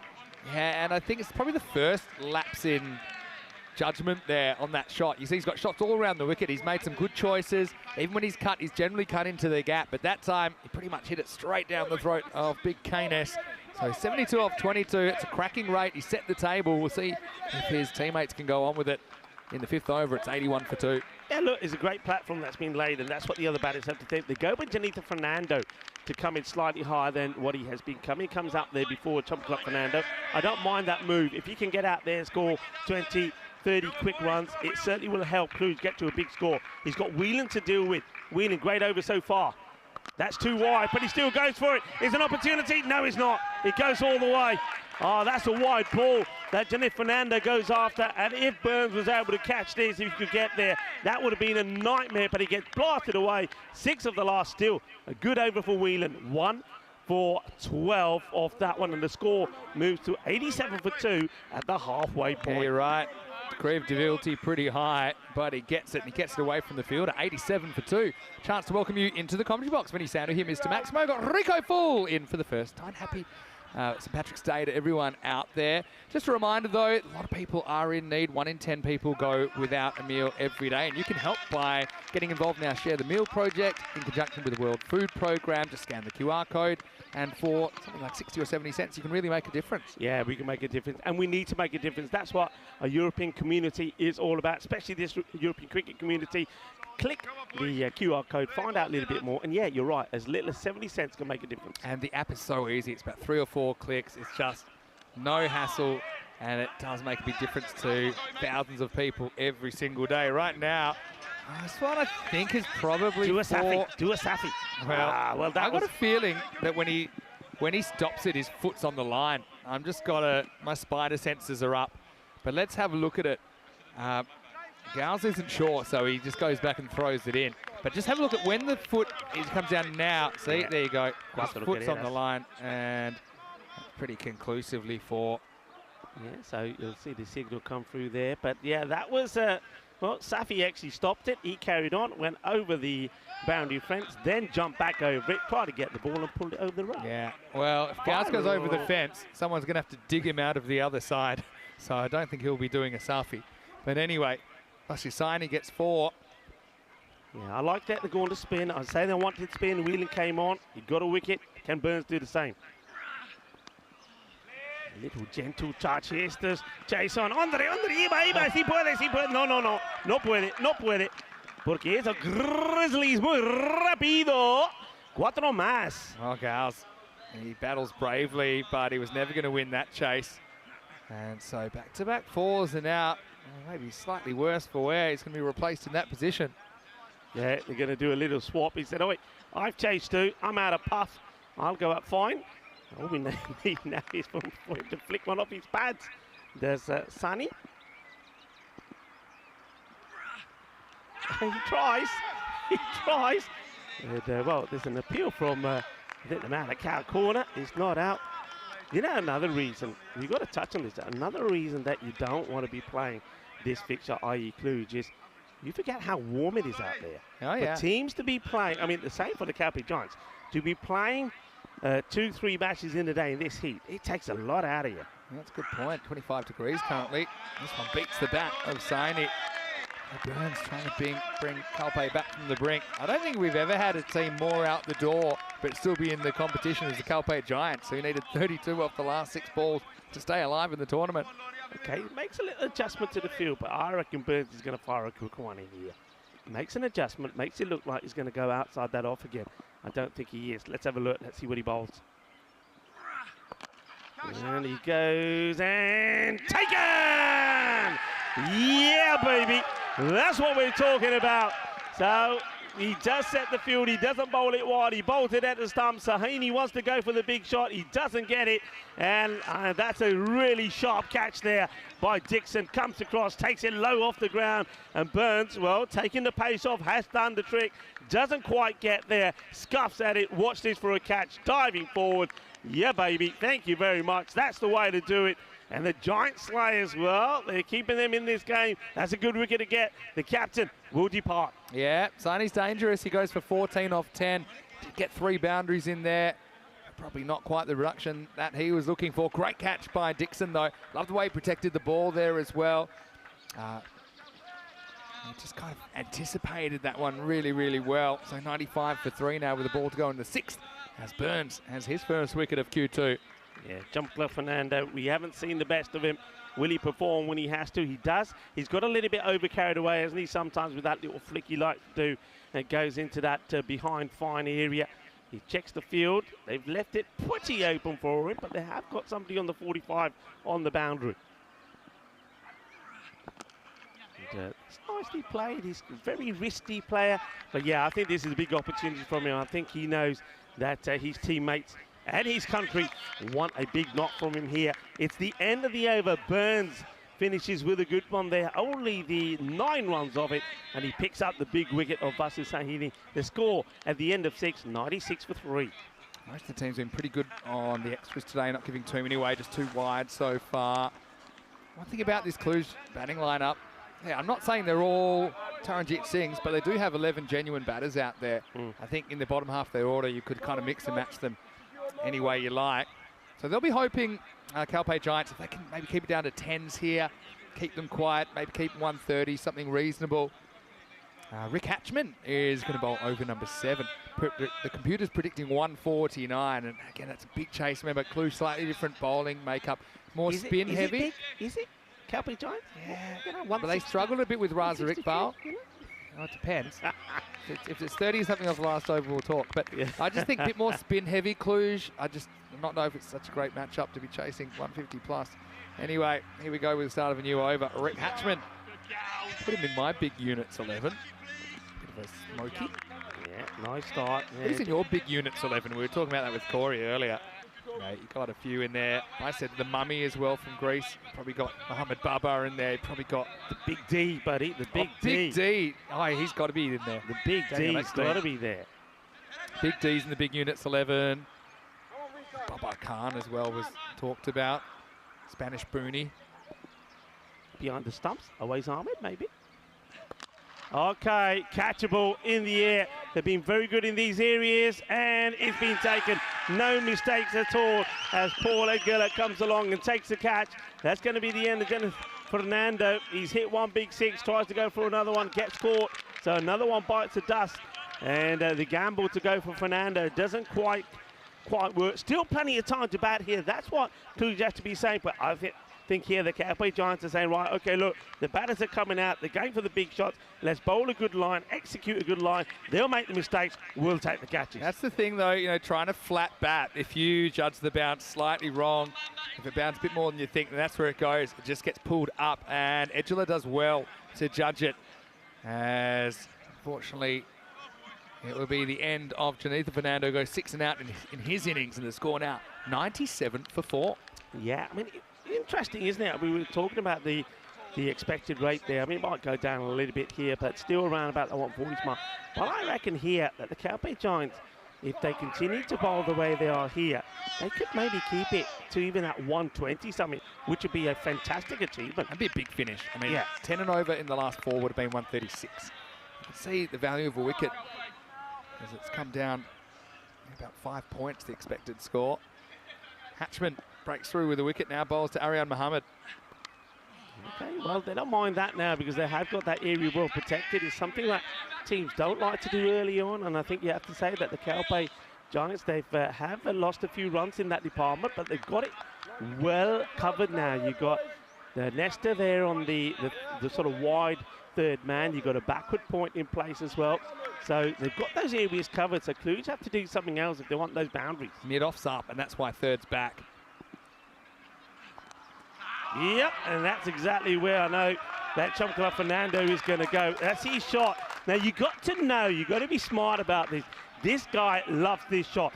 When he gets it right and when he gets into the rhythm, he's beautiful to watch, but you got to keep him outside the off. You can't bowl at his pads or down the leg side. Yeah, it's another fence fail, but I mean, Hatchman will be the first to put his hand up and say that he got that one wrong. As some of the brains trust heading away. Yeah, well, there's Roger Finer, our CEO. See the dignitaries around the ground. I would have thought they would have been in green today. Maybe. Green with envy. They might be just heading to I like your green. St. Patrick. Bit of green. I'm almost a bit of green in orange as well. Got your green going on. What was Corey a bit of green about Corey? Yeah, he went kind of a dark green. His best attempt. Nice. Good comeback. That's what you want to be. Good comeback. Dot ball. Well done to Hatchman. I think I'd have to have Coulter in my big units 11 as well. Coulter of YMS. He's got big man energy. I see what you're saying. Big red. Yeah. Hey, who's the big unit in Austria as well? There's another big unit in Austria. There's a few. The Sadiq. The batter. The name. Mirza. Mirza. Yeah, come on. Mirza's in the big units. Mirza's in there for sure. Mirza. Yeah. We kept saying no one's made a 9-ball 50, so every innings he'd go out and just try and hit 9 sixes. That's true. He was averaging about 4.5 in that series. Someone else is Mirza. Yeah. Big hitter off the ball. Oh, does he sneak this in? Yeah, he does. So this is a good over. The one boundary, only 8 from it. He says that he moves here, but does he move after the ball's bowled? See, yeah, but here's my issue. He's moved one stump, and if you move the line one stump, straight over the line. So probably should have been a wide, but Hatchman couldn't have to do a nicer guy. He gets the call. So he gets 1 for 8 in the over. And it's 104 for 4 after 7. Pretty exciting now that we've seen 35 clubs representing their nations as the champion club in ECL 24. We narrow it down to 7 tomorrow. 6 are known, 1 isn't known. Yeah, it's been a fantastic exhibition of European cricket, hasn't it? The best of Europe coming together and producing 33 club champions all came together here. One more to book their place in the start of Championship Week tomorrow. Who will it be? We know that CYMS is waiting to play one of these two. Whelan to come back for the 8th. Oh, well, I thought he was going to put this straight into the hands of the fielder. The fielder now has to recover. That is Nesta. Well, Nesta, I think here, he's drawn to the catch thinking he's catchable. Then he thinks maybe it's not. He was scared that was running away for 4. Kind of made a proper meal of that, Ken Roy, but it was probably going to be 1 either way. I don't think he was going to be able to take the catch. And then he forgets, if he doesn't take the catch, he still has to stop it. And he just basically catches fresh air, but luckily he can hunt it down, and it's still only 1. Interesting shot, though. I mean, you've got to throw your bat at those. Well, he throws his bat at this one, and he's going to get 6 runs. Seis Guerreras gets a little bit of the MJ swivel on this. A little bit of, oh, here from Fernando. We know Fernando likes it on the legs. Don't bowl it there to him. Yeah, I mean, it wasn't really on the legs, but he made it look that way, but Whelan's got to get away from him a little bit. Yeah. He's bowling to his strength there. Make him hit offside. I did start to say earlier how these teams went last time. 114 to 117 in favour of Kluge, getting there with 12 balls to go. Plays it into the deck. A little slip before he gets going, but he recovers well. Well backed up as well. Always looking for an extra run there, but well done by Whelan to smother the bounce. Important little finish coming up here. I mean, a couple of wickets go Capoe Giants' way. I think they do keep it to around about a 120 something. A couple of big shots. It could go to that 140. Gone. Beautifully bowled. Whelan beautifully bowled. Down and out. Aryan Mohammed. It's a knockout blow. Mohammed goes down. Whelan goes up. The wicketkeeper Harry Pyle goes up. And you got to say here that Aryan Mohammed, well, Harry Pyle does the job. Well, he's a pile of a batsman on the ground here. He's got to pick himself up and go. Clever bowling. Really is clever bowling. Commits to a plan here, doesn't he? And Pyle, yeah, great job. Just does what he needs to do. And Marianne, well, he commits to his plan, doesn't he? He wanted to run down, and he goes for the shot. They do say when you dance down the pitch, don't worry about the keeper. Don't plan on missing it. But that one does get past Ariane, who gets stumped for 2. Good work from Pyle. Behind the stumps, it's 112 for 5. Well, Whelan doing the business again. 2 for 20, 2 balls to go. New batter comes out, and they've got to be thingies here. They've got to be super aggressive. I know they've lost 5 wickets, but they've got to be thinking about that big score. And Jonathan Fernandez played some 9 shots. He's there on 15 of 7. But who's going to stay there with him? Somebody's got to stay there and also play a few nice shots. One thing they haven't been able to do is hit straight down the ground. If you think about all the shots that have been played from all the batters, very few have been straight down the ground. Now, that's probably credit to Carpe Giants as well, that haven't given those sort of full-length drivable deliveries. New batter coming out, trying to move things along is Perry Alwa. Single's done with her, Jay. He just sort of pushes at this, and single gets taken. So they go with someone like Piriwala and go for him instead of someone like maybe Mami Conley, who we know can smash it about, and maybe also Dylan Fernando. So just goes to show they've got some depth. They've got 11 bats, seriously. Into the ground, but oh wow, this is here we go. Singh, and now the batter goes down. Well, I don't know what footwear that Fernando is wearing, but Nirmal, well, he wears this one. There's the man in black. It's a bit of an umpire killer. Get the medics, I say. This one, I think, has got him on. Oh, yeah, that's proper inside of the knee job from Nirmal. He's definitely walking with a limp as he goes to his bowler's end position. Boof. Now, Nirmal, he knows he's alive. No pain, no gain. He's having a bit of a shocker here. Don't make him bend over. He's definitely poker facing it. That's hurt him. That's the end of the 8th over. It's 114 for 5. Good stop by the umpire. Yeah, it's a good stop. I do think the boundary would have been stopped. They've got a fielder out there that had his eye on it. But yeah, It's I think 114. the field was pretty happy it was coming at the pace it was coming after it hit near a mile rather than before. They're still saying 140 odd here. Expected to go. A bit surprised. 13-13, get some 140. Yeah, Calpe Giants, I know they just chased 162, but their previous games, 114, 97, 108, and 116 in the chase with 4 balls to spare. Okay, that's high. And is it going to plug or will it go over? It will go over. Great. Oh, well, I'm glad he stops himself there because he almost ended up camouflaging himself in that European Cricket Network Stronger Together banner. Yeah, that's right. If he was injured, we wouldn't have found him for a while. But it's a good effort from Edgell. I think he knows at this point he's going to hit the fence, so he just kind of used his hands to slow himself down a bit. He had to try and kind of basketball it back into play. John Clark's interesting when he hits. He does everything with wrist, doesn't he? Never really clobbers the ball. But he knew mid-off was up then. Misses out on this one. They've got 2 men back there for that shot for him, though. Got a point and backward point. Got a 3rd man back. It's another interesting one because when the ball's bowled, he's maybe a stump outside. And if you move that line of stump, I think it's straight over the line. I still think it's a wide. Yeah. I know what people say he's moving, but that doesn't mean it can't be a wide at all. Okay, this is in the air and taken. They've been great at their catching. So Fernando now departs as well. Strike rate of 200 before he goes. So they're picking up the key wickets there. So Richard Hatchman, he takes his 2nd wicket as well. So Fernando, 20 of 10, departs. Another batter will have to come out. Just not getting the acceleration in that you'd expect from them. And at the moment, they're thankful for the start that Terranjit gave them. Yeah, it's a thick edge. Paddy Hatchman does the rest. And yeah, you're right about it just doesn't look as natural on the offside at times when he's trying to move the game along. So credit to Rick Hatchman. I think he has been a bit underbowled in this tournament. And he has come on. He's rarely let his side down. It's the old Hatchman-Hatchman combination that removes Shamelka Fernando for 20. And the score's 118 for 6. Okay, Perry Elwar now is joined out there by Natty Gotler. Interesting that they're holding back who I would think are good guys to come out here and give it a good go. Mamit Kohli is one, Dylan Fernando is another, but the game with a batter who we know can bat and has batted and has opened for them. So let's see how he fares. And gets the swivel on this. It's a fielder out there who just takes this on the bounce. Just a single out there. Well handled by Charles Packard. Well, what a day for Charles Packard. Have the agents clamouring at the door, no doubt, when he gets home tonight. Never seen anything like it, really, never. That'd have to be like his new shirt number forever. I think so. To be 32. That's a good shout. That's a good shout. It's got to happen, hasn't it? It's got to happen. Crazy stuff.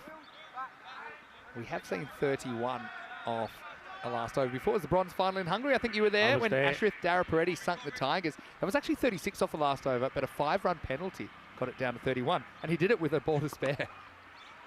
Nice looking shot, but once again he's stroking it around rather than really trying to be super aggressive. Do you remember the celebrations after that UCB versus Royal Tigers? I remember the celebrations. Pretty good. Pretty spicy stuff. It was pretty good. Yeah, beautiful bronze. That was an amazing, amazing European Cricket Series. The ECIs there were absolutely incredible. Yeah, they were off the charts. Runs were just they had a 17.2 run over day on the run rate. That'll be the end of the over. Hatchman delivers.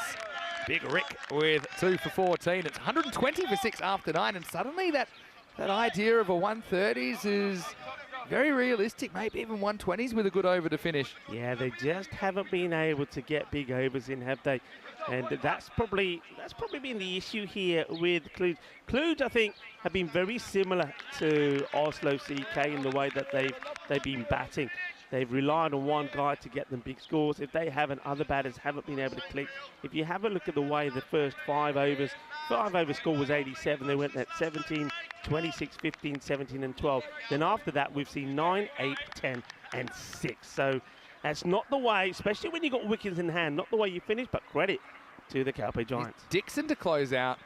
And, okay, he's had a good start. I was going to say I was a bit flawed. They didn't go with Mark Cowles, who took 4 for 5 in the 10th over last time. He did bowl 1 over for 15. Dixon's over went for 26 when he bowled the second. I just thought, considering how good Cowles was earlier, but we were a bit surprised when he bowled the 10th over before. So they've got a couple of options they're happy with. Let's see if Dicko can deliver. He Can at the moment, look, he just can't get anything on this pretty old while. You know what? Big call for me. Retire him out. Retire him out. You got what? 4 balls to go. Get a guy out there that can collaborate. You got to be thinking about this, Cluj. You got to be thinking about it.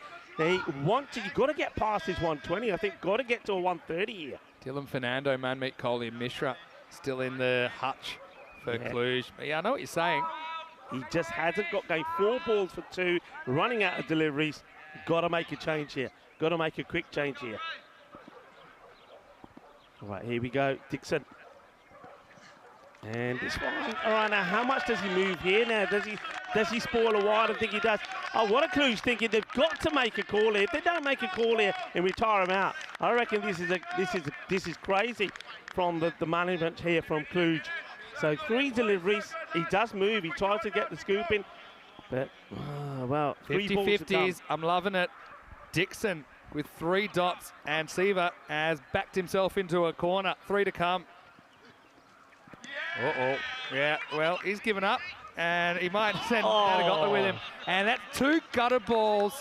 And fans of Wimbledon are like, they do hit the stumps about 15 seconds too late. And I'm a big advocate for a 4th or even 5th stump to avoid these kind of embarrassing situations, because there were 2 chances. I mean, Siva, he's out of the kitchen. He probably would have still been out because they hadn't crossed. Yeah. And then Dixon's good at a lot of things, but I'd say rolling the ball along the ground from 3 metres of the stumps isn't one of them. Well, Siva probably does the right thing. He just decides, I'm running. If they're not calling me out, I'm running. Okay, Natty Gotler, two balls to come. Bad onto it, but Siva's going to go back. Siva's seen enough. He doesn't want to be facing, because it just hasn't been happening for him. Again, probably trying too hard to force the issue. This game's a genuine 50-50. They looked like they were going to be chasing something like high 140s at 122 with the ball to go, looking pretty friendly to the Giants. Dicko, what a last over this is. Only conceded 1 and a bye.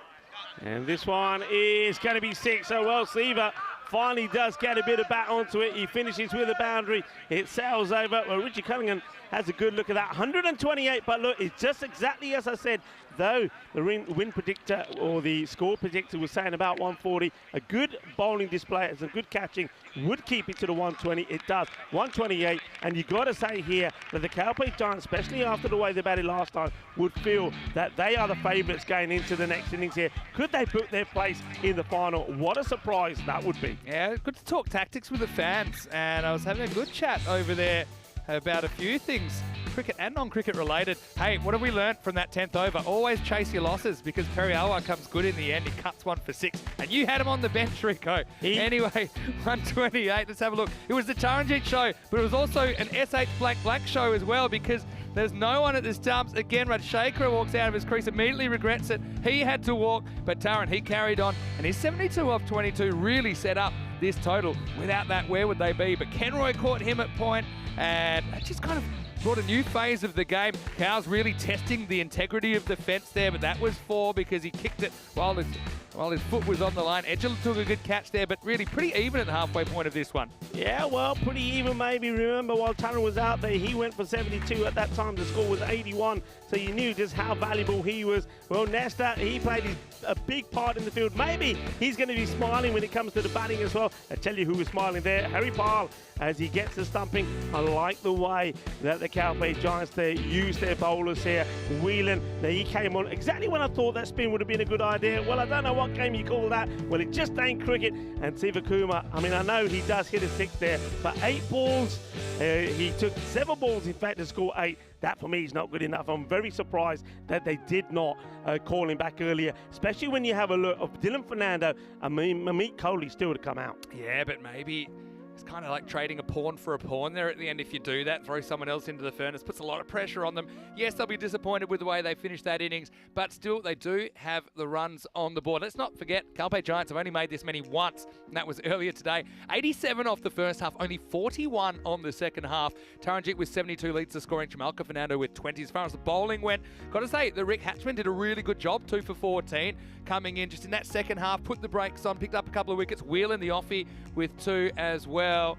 And apart from that, you saw a wicket go to Lorne Burns, and there was an all-time kind of craptacular run out as well that made up the 6 wickets. So anyway, only 2 teams remaining in this contest for the right to meet the Irish in the final. 129 for the Calpe Giants. Another chase on the cards. Cluj just trying to win their first ever game on finals day at an ECL.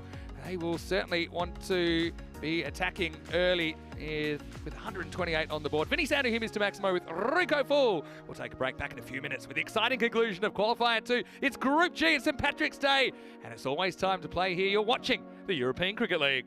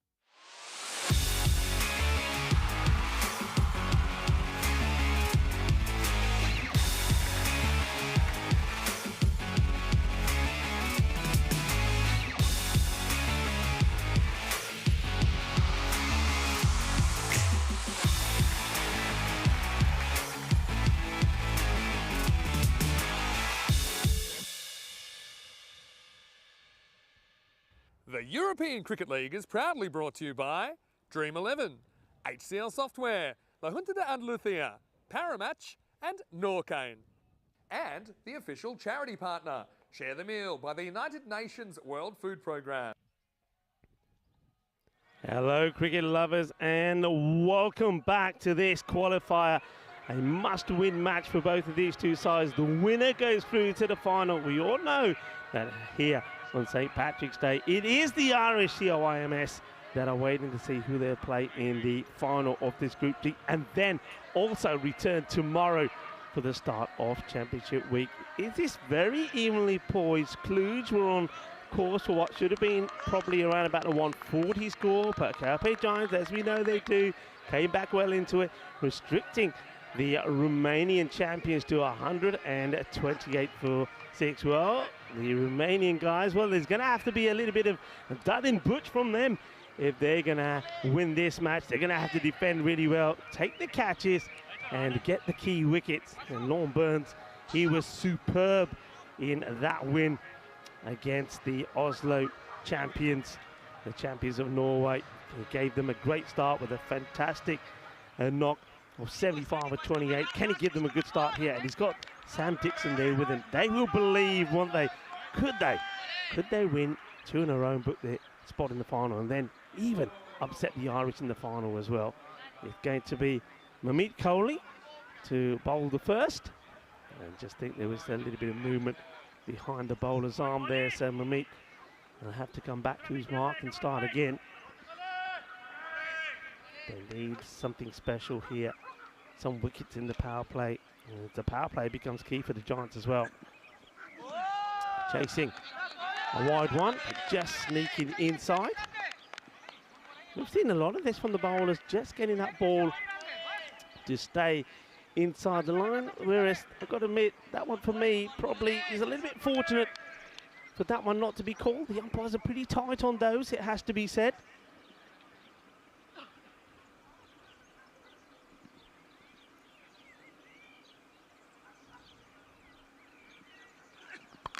Okay, goes for it. Can the fielder get there? Huge moment. And does get there. That is a tremendous catch. And he does a backward roll to finish it off with as well. That is outstanding from Gaurav Mishra. That really is. Now, he could have done himself an injury here. Look, he is rubbing his back. But I've seen fielders and players that have really hurt their neck doing this. This is a great catch. There is no other way to put it. Under a lot of pressure, Lorne Burns, we know, is a key player. Burns will go for a 2-ball duck thanks to this catch. That's an amazing catch. He has a lot of ground to recover. Then he's falling backwards. Watch the way he goes down here. He goes all the way back. He does a backward roll, and he gets 10 out of 10 for the backward roll. He gets 10 out of 10 for the catch as well. They needed a wicket early. They got one early. Burns back without scoring. 2 balls up for him. So Kohli getting the wicket. Burns will go. Incredible catch there taken by Mishra. He's probably going to have to play a big part with the ball as well. Rob Mishra, they haven't used him too much, but when they used him earlier today, he did provide, didn't he? He bowled well. Picked up key wickets. He picked up good wickets last night as well against the Mouflons. Picked up 3 for 11. All right. It's Edgula that comes out here now. He's been very good and very solid for the Carpe Giants. And even though that will hurt, and remember teams, and we've seen this from teams before, losing a wicket, the very first ball and coming back and win. And that was the second ball of the contest. A good bit of movement there. Gets a good late movement away. Just sneaks this one inside. This one isn't quite as wide as the first one, where I think that Kohli probably did get away with it. But this one just stays inside, getting good movement. Probably wants to try and get a little bit fuller though, I think.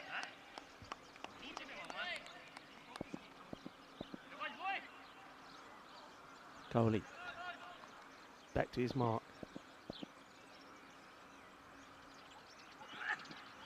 And another swing and miss. So just need to, I think this is where I like to see Sam Dixon at the other end. Just go over to Paul and say, hey, look, calm the nerves. I know your adrenaline is probably flowing. You want to get one away. You want us to get a good start here, but calm your nerves. Hey, just stroke the first few rounds. Bat on ball. There's a big gap there between the man at third and backward point. Just try and guide one in that gap. You've got the width there. Just a couple out the bat and get moving again. Yeah, but he's still going for the shot. And yeah, I think it's good bowling from Kohli. Kohli at the moment, what he's saying is, right, they haven't got bat on ball yet. I'm going to stick with this line. I mean, the worst thing he can do now is maybe go for a ball on the stumps. I mean, I know that bowlers can be tempted because in their mind they're probably thinking, maybe he's expecting the same again. I'll just bowl at the stumps and then they get hit down the ground or hit over cow corner. I think he should stick to his guns here, go for the same delivery. Well, they needed a bigger score. Well, with a start like this, all of a sudden, it looks like they've got that 140 score. And he does get bat on it. He'll take a single. So only 2. Well, that is amazing. In fact, I'm saying only 2. What am I talking about? Only 1 off the first over. 1 for 1. And yeah, like I say, I thought they needed 140 with only 1 coming off the first over. You have a look at the runs required now. It goes to the 14 mark. So it's almost like they got that 140 on the board as I welcome back into the box to Vinny Sandy. What a first over by Kohli. 1 all after 1. Echelon 1 off 4. Dixon yet to face. They love to back themselves into a tight spot, don't they, Calpe Giants? Probably the team that's been most out the door before getting dragged back with that 32-run last over. Supersonic stuff. And yeah, if the going gets tough, I think Packard will be getting a knock at the door saying, hey, get out there and give us another miracle. Right now, Vasu Saini, he's been brilliant bowling the second over. He's going to bowl the second over. Echelon trying to get things going in this power play. Back onto this one, and they're taking it on. In comes the throw. If this hits, he's out. In fact, the only person who gets hit is Vasu by the ball, and also by Edgar. And Edgar is not a small guy, so if he's charging into you, he's going to hit you. And I like that. Very sporting. There's Edgar says to, look, sorry about that, mate. Look, he's running hard, and watch this. First by the ball, and then, well, he gets hit by the rhino. Brace for impact. Can get 2 nice guys, actually, than Vasu and Paul. Just an accidental collision. Go for it again, another chance and another miss. But they've got to take these on, I suppose. Yeah. What they've decided is they can't have an over like the first one. A 1 is better than a none. There has to be a perfect piece of fielding, pick up and throw. Pick up was fine, throw was off target. He won't be in the picture here. And another run, got to start somewhere. I mean, probably lucky they're not chasing that high 140s, otherwise the kind of 1 run over probably kills things before you start. As it is, they need 14.5 and over. One of Kluge's biggest supporters, Sarabjit Kaur, is in the chat saying, come on, Kluge, and she might be jumping up and down at the moment. And she will be jumping up and down, up and down, up and down. Well, the babies are going all over the place at the moment. So is the Cup of Char as they take another wicket. As Saini, the captain, picks up another support. Edgar will have to go. Now, some people might be saying maybe not a bad thing. He didn't look on. He was chewing up a few balls, but he will go. It's going to be 6 balls and 2 runs. And now, really, are you thinking about the big man already? Maybe. Well, first, I got to say it's a good catch by Dylan Fernando. He just kept his cool. Looked a lot easier on TV than it was. And Edgela, I bet he would love to have a mulligan there. Just did not get going at all, and he won't get the chance to make up for it. He'll watch the rest from the sidelines. He's the second to fall. Saini does it again for the Romanians. It's 3 for 2. Yeah, well done. Well, I said that Sarabjit Kaur is one of their biggest supporters, a huge supporter of Romanian cricket. Daniela in the chat as well. Daniela is going to be happy as well. And hello to Michael Dalbas. So, Michael, I hope you are well. And, well, at the moment here, this is a great start for the Romanian champions, Kluge. That's well hit, but, wow. Well, you could turn around and say chance, but you could also turn around and say 3 runs safe. That would have been an outrageous catch. Flying through the air was the fielder, Aryan Mohammed, gets 2 hands for it, and it almost falls back into his hands when he hits the ground. Yeah, and he falls the right way. He can see it, but he can't do much about it. Has to use the hands to break his fall. Can't recover in time to grab the Grizzly. Such action, but the next ball's going to be gone. So Dixon will have to go. That was Packard, by the way. He was dropped very first ball, but at the other end, Dixon misses a straight one from Saini, and it's 4 for 3. As starts go, they don't get much more disastrous than this, and Saini has 2 in the second. Watch this delivery. This is super bowling. It's a slower delivery, but you don't pick it. Watch that. It is class. Absolutely brilliantly bowled. It's on the stumps. Well, there you go. To all the youngsters that are tuning in, you've had many lessons today. One is never give up. The other one is when you're bowling, just pitch it up, wicket to wicket, and you get your reward. Dixon goes for one. Dixon will be disappointed. Just misjudged the pace of that. That bail took off. I think it might have gone to Marbella, Rico. Right now, 4-3. It was an exciting football match as cricket matches go. It's not what you're looking for, chasing 129 to stay alive in the tournament. Paddy Hatchman comes to the crease at number 5. Paddy bowled brilliantly and kept them under 140 now. A lot on his shoulders, and also that of Packard. And you're right, Packard, he could have gone first ball, couldn't he? Great effort there from Mariana. They've just got to find another way to play at these.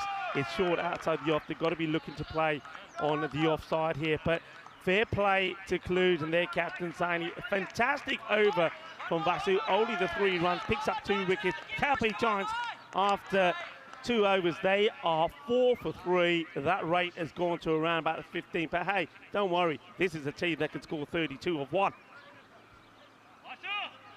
Let's have a look at what we've got coming up tomorrow, Championship Week. We're there, folks. We're almost there. One more team, of course, to put in there. So you can see whoever wins this group will be playing the night match against Forfeiture. But we start with Gina Brescia taking on Hornchurch. What a match that's going to be. Then Old Victorians taking on Drew. Remember, Old Victorians, 2 Centurions in this European Cricket League. Jamie Watling and also Jonty Jenner. And Drew, well, maybe Narby. Well, we know he was here, but he never really turned up. Maybe Narby is going to, well, he's probably been in the nets for a couple of weeks. All right, in the air, fielder coming across. Taranjeet can't get there. It's going to be 6 runs. So maybe this is the start of things to come. Who? Well, Charles Packard. Who else? Well, Charles Packard, remember the name. And he goes uppercut here. It's a teaser for Taran on the point boundary. Well, there's Calpe Corner down there. They're certainly enjoying what they're seeing today. And we've seen games swing from here. That's the thing. You need a partnership. You've got 2 genuine batters there right now. Packard flying by the seat of his pants. Coley's come back to bowl out. And this one is going to be another boundary. So this man, well, let's just have a look at his record at the moment. All right, I know the first ball he faced he was dropped, but that one could have been a boundary. Well, after hitting 32 of 1 over, he's now of 3 balls. He's hit 10, so he's a boundary hitting machine. And I just wonder here, I know inside the power play, I just wonder here whether they probably missed something here by not going to spin straight away. Yeah, interesting one. Did eat up the pace earlier, didn't he? Norwegian still in counselling. Hopefully they'll be okay by the end of the day. Right now, they're fine. Packard, 11 off 3.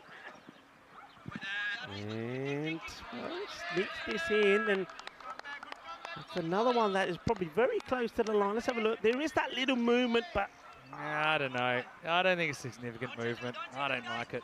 Yeah, we've seen about 3 of those, Vinny. It'd be interesting to know what the umpires' views are here. Maybe they've just decided if that's that movement, we're going to give them this much leeway. Stump and a half. But remember, the ball has to be perfectly inside that imaginary line. But if it's touching, it should be a wide. And gone. Good catch. And that's the end of Packard. Really good catch. Well, this time he can get both hands to it. Can Aryan Mohammed. He takes the catch, and the danger man goes. Mamit Kohli takes his second. Well, when you don't get the call, you end up chasing something you should leave alone. And this is one he probably needed a broomstick to reach. And it's just banged off the end of the bat. This time, more or less a regulation catch there for Aryan. And he takes it. So Clues, pretty professional demolition job so far. Packard will have to go, but what a day he's had here at the cricket. He'll go in this one. And he's caught at mid-off for 11 off 5. It's 14 for 4. We're still in this power play. Remember that man, remember that name, remember what he did to get his team here. And he should still be very highly proud of what he's done. But it ain't over yet. As Kenroy Nestor, somebody we know very well, Vinny, this guy has scored stat loads of runs on the European Cricket Network. If he can click, they're still in this contest. Kenroy's normally got 1 good innings in him per tournament. We haven't seen it yet. Here's it now. Oh, maybe. And I'm glad he hits it, because if he didn't, it was going to be good night, Kenroy. Instead, 4 carreras Yeah, well, look, that's what they've got to do here. That's the third boundary in the over. One thing they can't do, even if they lose wickets, they can't let the run rate get to a crazy amount. So they needed that. Kenroy Nesta, he has scored over 1,300 runs on the European Cricket Network. This guy can bat. He's box office. Big K-Ness when he gets going. By the way, that's the perfect ball to bowl to him first up. You miss, I hit kind of stuff from Kohli, but unlucky to disappear to the boundary. Last ball of the third coming up. And up in the air, should be a straightforward catch for the wicketkeeper. It will be the Kenroy Nesta. Well, he had to use the long handle. He had to go big. He had to go strong. Well, he gets one lucky one away, but now he's going to have to go. It's another one that bites the dust. And, well, the Romanian champions, Cluj, well, I said they had to do a little bit of dud in Butch. Well, they are. And they're in good position here at the moment. It is 18 down and 5 wickets down here as well. And this is just a sensational fight here from the champions of Romania, Cluj Cricket Club. Remember, they didn't quite get the amount of runs that they wanted to when they were batting, but they've come back strong here. 18 for 5, the Giants at the power play. Yeah, Kenroy 4 and out. That one just got a bit big on him. He'll be disappointed. Doesn't waste any time, though. That's the thing. If the 5 wickets look bad, and I'm not going to sugarcoat it, they are pretty bad. But it does give an opportunity to someone else. And Jamie Riley, the young gun, comes out here at number 7. Again, got 2 genuine bats here at the crease. They need to go at 16 and over. That's possible, but yeah, they just can't afford to keep losing wickets. And now you're going to have to deal with the spin twins or even spin triplets through the middle overs. You know, what I would say here, I mean, their run in this European Cricket League has been fantastic. Don't, you know, just go out there and bat, get a good score, and get a good feel-good factor. I'd hate to see them frame their wickets away here and get skittled for a score around about 60. I'd like to really see them just get a partnership going here, and who knows what that partnership could materialise to. I kind of think try and win the over. Now, what is a winning over? 16 or more at this stage, or over 16. So treat every over like it's your last. Yeah. I mean, I don't even mind if they do get rock and rolled here, going for it. What's that? It's a little beetle there, as we see. Once again, a bit of graphic. Yeah. They're very good. Our crew at Spring Media, aren't they? I want another lizard. I want to find another lizard. All right, that's a good delivery. High Get up. a lizard. Well, you were watching dolphins. We were watching lizards. By the way, I have to say, you know, while I went a bit early yesterday. Yeah. I was taking a walk down that, by Sunset Beach Club, a hotel partner. I was looking in the sea and I saw a dolphin that was wearing some shades. I was going to say. So your shades are being put to good use. Bit of context coming up the other day. Anyway, this one is hit up and it's out of here. Maximo. Well, Brian Damage is the one that tries to catch it. Oh, well, you know it's trouble when Brian's called into action and it just bounces off the forearm. Seis Carreras. Oh, well, great action. What a good shot, though, actually, from Paddy Hatchman as Dylan Fernando comes on. Disappears. Is Brian. Oh, yeah, that'll hurt. Anyway, in the air. Is this one holding up? No, Maximo. Back to gap, and it is Paddy's day, and Paddy goes bang, bang. He's trying to keep the Giants in the game. Yeah, so a bit of context. I did go dolphin watching, and my glasses got knocked over the side of the boat, which means I heard more than I saw, actually. That was right at the beginning, and if anyone does find a pair of prescription sunglasses if they're swimming in the Mediterranean in the Benalmadena area, it would be great if you could return them to ECN. You're not getting them back. I told you, this dolphin looked pretty happy. They're pretty intelligent dolphins, aren't they? They're very intelligent. That's why they got your prescription sunglasses. Goes for it and we'll get it. Hey, this is what we're talking about. So young Jamie Riley, 17 years old, everybody, I have to say. And we've seen him bowl beautifully and we've seen him hit beautifully. That's a big hit. That keeps him in. Every time you get over like this, it keeps him in the competition. Yeah, so they've got to win the over. And they do in the end with 21 coming off it. So just got to win the over. What's the win for them at the moment? Yeah, 16 or more. So fighting back. That might have been the biggest hit Jamie's ever come up with. That was a massive 6. And, well, you asked, you get. Now, what type of lizard's that, Rico? Is what we call a gecko out here in space. Spring Media, you are simply the best. I mean, where else do you get this on any other network? You don't just see sport, you see a little bit of nature as well. Wonderful work from Spring Media. Anyway, that gecko is looking pretty happy. I mean, I love it. I love it. A dinosaur from there, but I don't think it's as big as it appears on your screen. It's right. Look, it's right in the fan zone as well. So the geckos know where to go. They know where the Victoria Silvestre is as well. I'm pretty sure of that. All right, here we go. Okay, Jenica Fernando. They're thinking here, Kluge, let's get one good over in here, take that score to around about 18, and we should be okay. But, well, these two batters not hanging around. That one gets past Hatchman. That's going to be a dot ball. So Jenica Fernando gets a dot ball in, and that's the line to bowl, isn't it? That's the length that's been bowled that the batters have just played and missed. Haven't really been able to play that sort of uppercut shot. Once again, the backward point is inside the circle. An interesting field to set there. 2 men straight. They got the man at cow corner. Yeah, it's the same again. So just got to be a little bit smarter about this. They've got the field on the offside well protected, but you've got to be looking to go back and just chip this over, backward point, and get your boundary there. That's because they haven't got that covered at the moment. The thing is, he's not in great position to play that hook shot. He's not really getting in behind the ball. He's trying to play it from outside the off stump. Not easy to do. Hatchman's look pretty comfortable on the front foot. Fernando not giving it to him here. 2 dots to start the over. Okay, gets bat onto it. It should be just a single. The fielder really throws himself at this, Chumpkla Fernando. He doesn't seem to do anything slowly, just Fernando, does he, Chumpkla? Definitely not.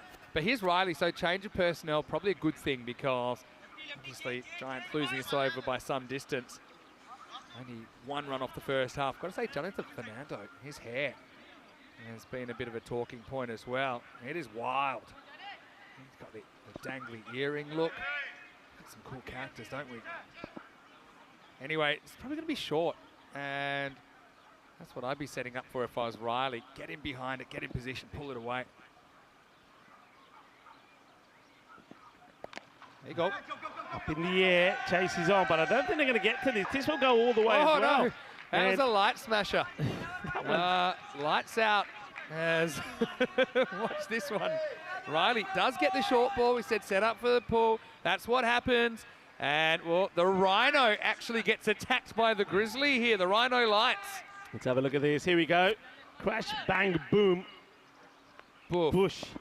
Oh, yeah. That's not good for tonight. Somebody better test those. Good shot, though. Slower ball, well bowled. Beautifully executed. Hey, listen, I know that the Irish were celebrating last night because, of course, the rugby. Congratulations. Yeah, of course. They may be celebrating tonight as well. But back in 2018, they were celebrating on this day when Ireland beat England 24-15 at Twickenham to wrap up the Six Nations Rugby Championship. 3rd Grand Slam and 11th Triple Crown. Proud nation. Last ball of the over. Okay, this is catchable. But who's calling it? He says it's all mine, says the captain. You're all mine, baby. So Riley, it's a spirited 13 of 5 deliveries for here, but he's going to go. Vasu Sahini coming back and taking the catch. It's the 6th wicket that will go down at the end of the 5 overs. 46 for 6. And really, well, the Calpo Giants, they've already shown us never give up. But I've got to say that this time they're going to have to do something sensational if they can stay in this competition. It's been a great spirited effort from them, but Sani taking their catch, certainly that could be curtains. Let's have a look at it again. Nice catch taken. Another one bites the dust. Yeah, nicely done by Vasu Saini as we have to say goodbye to Jamie Riley for now, maybe for the last time in this ECL. Let's welcome you into the comedy box. Vinny Sander here, Mr. Maximo for ECN. Got Rico Full with me for the first time today, and say very happy St. Patrick's Day to everyone. Obviously, the fight against hunger is something that we're taking very, very seriously here at ECN. We'd love for you to get behind our official charity partner, Share the Meal by the United Nations World Food Project. It's so easy to do. I've been donating a meal for every empanada I eat. That was 7 last night, by the way. If you go down and scan the QR code, you can join that fight against hunger, and it is very affordable to do so. Yeah, it is. So listen, here, I'll put a challenge out for the Irish. I know that the Irish are the beautiful people, the Irish. They're loved around the world. So for every Guinness that you have today, why don't you get click that QR code and share a meal as well. Ooh, how about that? I like what you're thinking there, Rico. Taranjit's come on and he's disappeared just as quickly. Maximo! Well, it is Paddy. That's batting, and it's St. Paddy's Day, and he's launched that one miles over the fence. Need a big over to bring it back. Yeah, I just want to see them go down swinging if they're going down.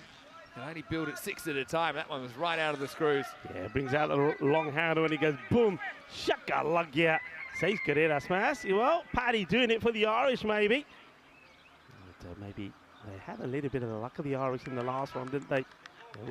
Can they pull something off here again. Taran and has a look around. Hey, I reckon there must have been, well, what's the talk here? There's a little bit of talk. Multi-ball. We're playing multi-ball. Yeah, one that ball one. hit, 2 balls came back. Like on the pinball, remember that? Yeah. Okay, that's nice. He's trying to get it in the gap, but the fielders should negotiate it. They do. Should mention also, today I have pledged that I'll donate 10p to the Runs for Research for every run scored. I know that we had Jake in here, and Paul Edgela has the sticker on his bat, even though he unfortunately didn't see too much of Paul in this innings. Gotta go to one here, don't you? Whelan, Reese gets to the other end. Oh, and then just faces it past the bowler. He's got the helmet on. Another good reason to wear the helmet, Rico. Yeah. And I'm so glad that we changed things at the start of this season when we made it mandatory for all batters to wear a lid. And it goes to show there, it's not just when you're batting. Yeah. Look, how many serious injuries would there have been just this season alone if batters weren't wearing lids? 47. You got him notched up. I tell you what, this could be another wicket notched up. It is a really nice catch. He makes it look easy, doesn't he? That's Dylan Fernando. And that is the end of Paddy Hatchman. Well, he had one highlight as he smashed one big 6 out of here. But Taranjit Singh, Ikatara Bajada as Taranjit, he's definitely had the Alu Porondas again as Taran. His batting was superb, and now he takes a wicket as well. And I think Sarabjit Kaur, who I said earlier was jumping up and down because her man Taran was performing beautifully, she's going to be happy. And Daniela as well, one of Romania's biggest supporters, she's going to be happy as well. Well, ladies, there you go. It's all going your way at the moment. Yeah, Paddy goes for 22. Again, I like the approach here. They're trying to attack. I mean, they're needing almost 3 a ball now. Harry Pyle will come to the crease. This guy, I actually saw him opening the batting a fair bit in the night series at the start of the year. So he's very, very capable. And I just think you've got to have a pop at this. Whelan and Pyle together. It's going to be a wide. It's Taran round the wicket, just doesn't get that right. Taran just got pretty good over here. Remember, it started with a wide and a 6 and it wasn't looking too good. Just a single this time. Yes, a few people mentioning that Cluck Norris, maybe is it the equivalent? It's not really like the fat lady singing, is it? But because he hasn't really been quiet the whole day. And that's high. Catching opportunity. He looks comfortable, and it is comfortable. Really good catch taken. Doesn't look flustered at all. That's all about getting a good base. And Gaurav Mishra, who started things off, taking an excellent catch to remove Lorne Burns. Well, this is a lot easier. I like the way he gets into position. Doesn't look flustered at all. Cool, calm, collective. Takes the catch. Wicket number 8 goes, and Whelan will go for 1 of 2 balls. And the thing is, these look cool when you catch them. You look lazy when you drop them, when you set up like this. But Mishra, he had it under control all the way. Whelan does the right thing. He has a crack, but he'll be the 8th to fall. 57 for 8. And Vasu Sahini, the captain, says, okay, I'm taking the ball. I want to get things finished off here. I think that's also important. Look, if Cluj can win this and they win it early, they get a little bit of extra time to recuperate. Because like I say, it's very warm. It's warm and muggy out there. So to go through the day and have to play these matches, you know, that extra match that they had to play, that takes a lot out of them. They played back to back. I know there was a little bit of break, but they want the opportunity to just chill, get some liquid and fluid through them, maybe have a bit of food and get ready for the night one. Just realised they're one of the best 10 and 11 I've ever seen in Rick Hatchman and Mark Kraus, who's still to come. He actually can handle himself pretty well with the bat. He's a guy I thought another day could even be opening the batting, but yeah, right now it's a pretty stiff task.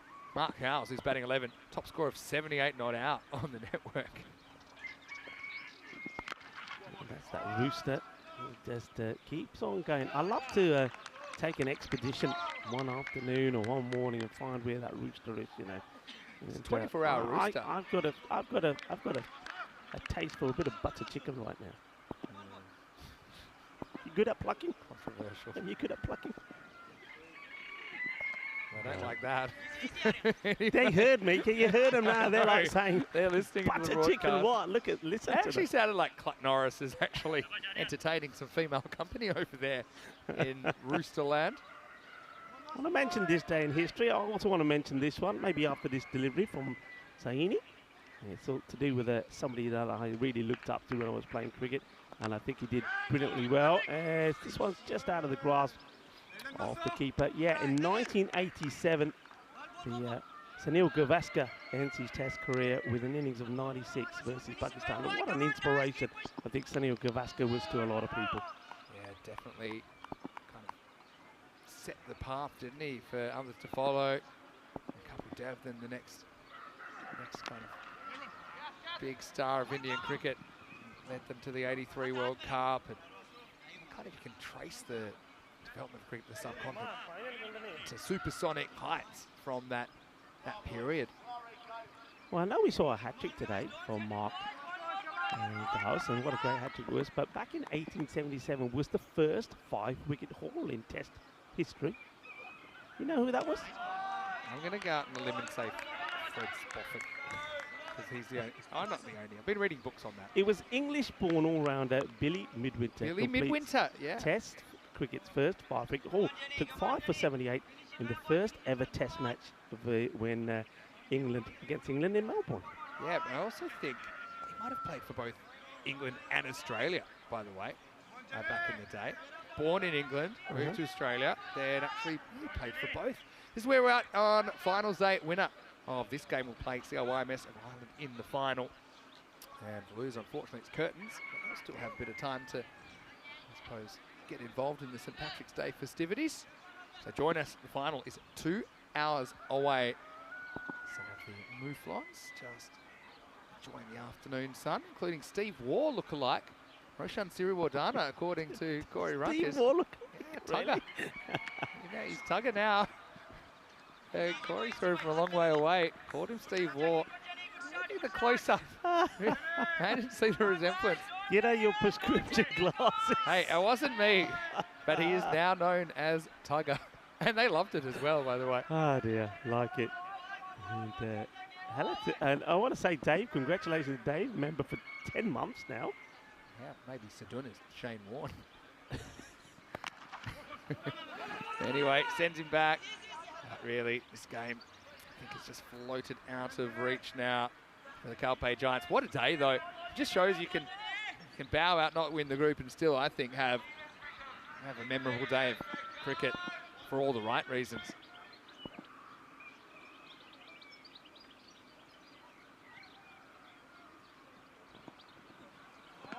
Thank you very much. That from Chris Smith. He's saying, here's one for St. Patrick's Day for you. On this day in 1937, HMS Belfast was launched, still an active vessel today. Thank you very much for that. I want to know if anywhere sells the green beer still.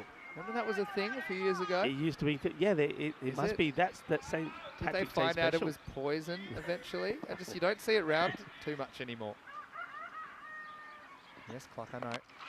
All right, it could be another one. Taranjit getting under it and takes the catch. So if another one goes, that's the 9th wicket down here now as Hatchman and skies one up. Taran, well, how key he will have to be. And I reckon that guy there that you're seeing, Janit Fernando, and also his namesake, or 2 namesakes, Dylan Fernando and Chumbuck Fernando, are going to have to be at the best and show us what they can really do with the bat when it comes to the final later on tonight as that one goes. The good thing, I suppose, about them is, you know, though I may be talking a little bit early, but I can't see them getting the win here, the Calpe Giants. I think a lot of people didn't see them getting the win last time round against Oslo's EK, but that one was still, I suppose, realistic. This one I don't think is, but I'm going to say that I've never really seen a performance like this from the Calpe Giants. The underdogs, I think maybe they were the underdogs coming into the group, but they played some seriously good cricket. And not only have they played some seriously good cricket, but I've loved the way that they've interacted with the crowd and they've interacted with everyone. And, you know, this is what they're about. And as Mark Gowers goes out there, the man who's put his name in the Hall of Fame as well for a hat-trick, he smashes that one away for 6. But yeah, they've just been a well-loved team. I think neutrals all around the world have loved watching them play, and they've certainly made some names for themselves. That young man will remember his time here at the Cartama Oval for a long time. And I remember seeing him play here as a junior when he was, I think at that time he must have been an under 13. And look where he is now. Would he ever have dreamt that he would be playing here in the European Cricket League? So what a moment it is for him, and what an inspiration it is for him to see where he can get to. And maybe in years to come, we've seen him playing in the European Cricket League. Maybe in years to come, we'll see him playing in the European Cricket Championships when he might be even wearing the Spanish jersey, because I'm pretty sure that Corey knows that's a very good, talented young player there, Jamie Riley. But yeah, once again on the Calpe Giants, as that over comes to an end, with an over to go, 69 they are for 9, but with 2 overs to go, beg your pardon. But yeah, they've been absolutely fantastic, and they've been great in the fan zone, mingling with the fans. I've loved seeing the backup base at the Sunset Beach Club as well. And, they've just been tremendous, and they've really, I think what they've done here is they've showed just how important this competition is, not only for the cricket that gets played, but for the sporting side of it as well, and behind the scenes. They've been brilliant, and looking forward to mingling with them in the break before the final. This one gets played away, and that's going to be 6 more. That's a big hit. So Harry Parle, I suppose, not piling on the pressure on Cluj, but certainly piling on a few more runs for the Giants. Yeah, not bad at all. Not bad at all. And like I said, Cows, one of the world's better number 11s to come out. He started with a 6. Okay, it's a bit of a Maximo, but take what you can get. And now Pyle. He's showing he's a decent bat as well, we know that. And plays this one down, gets the single.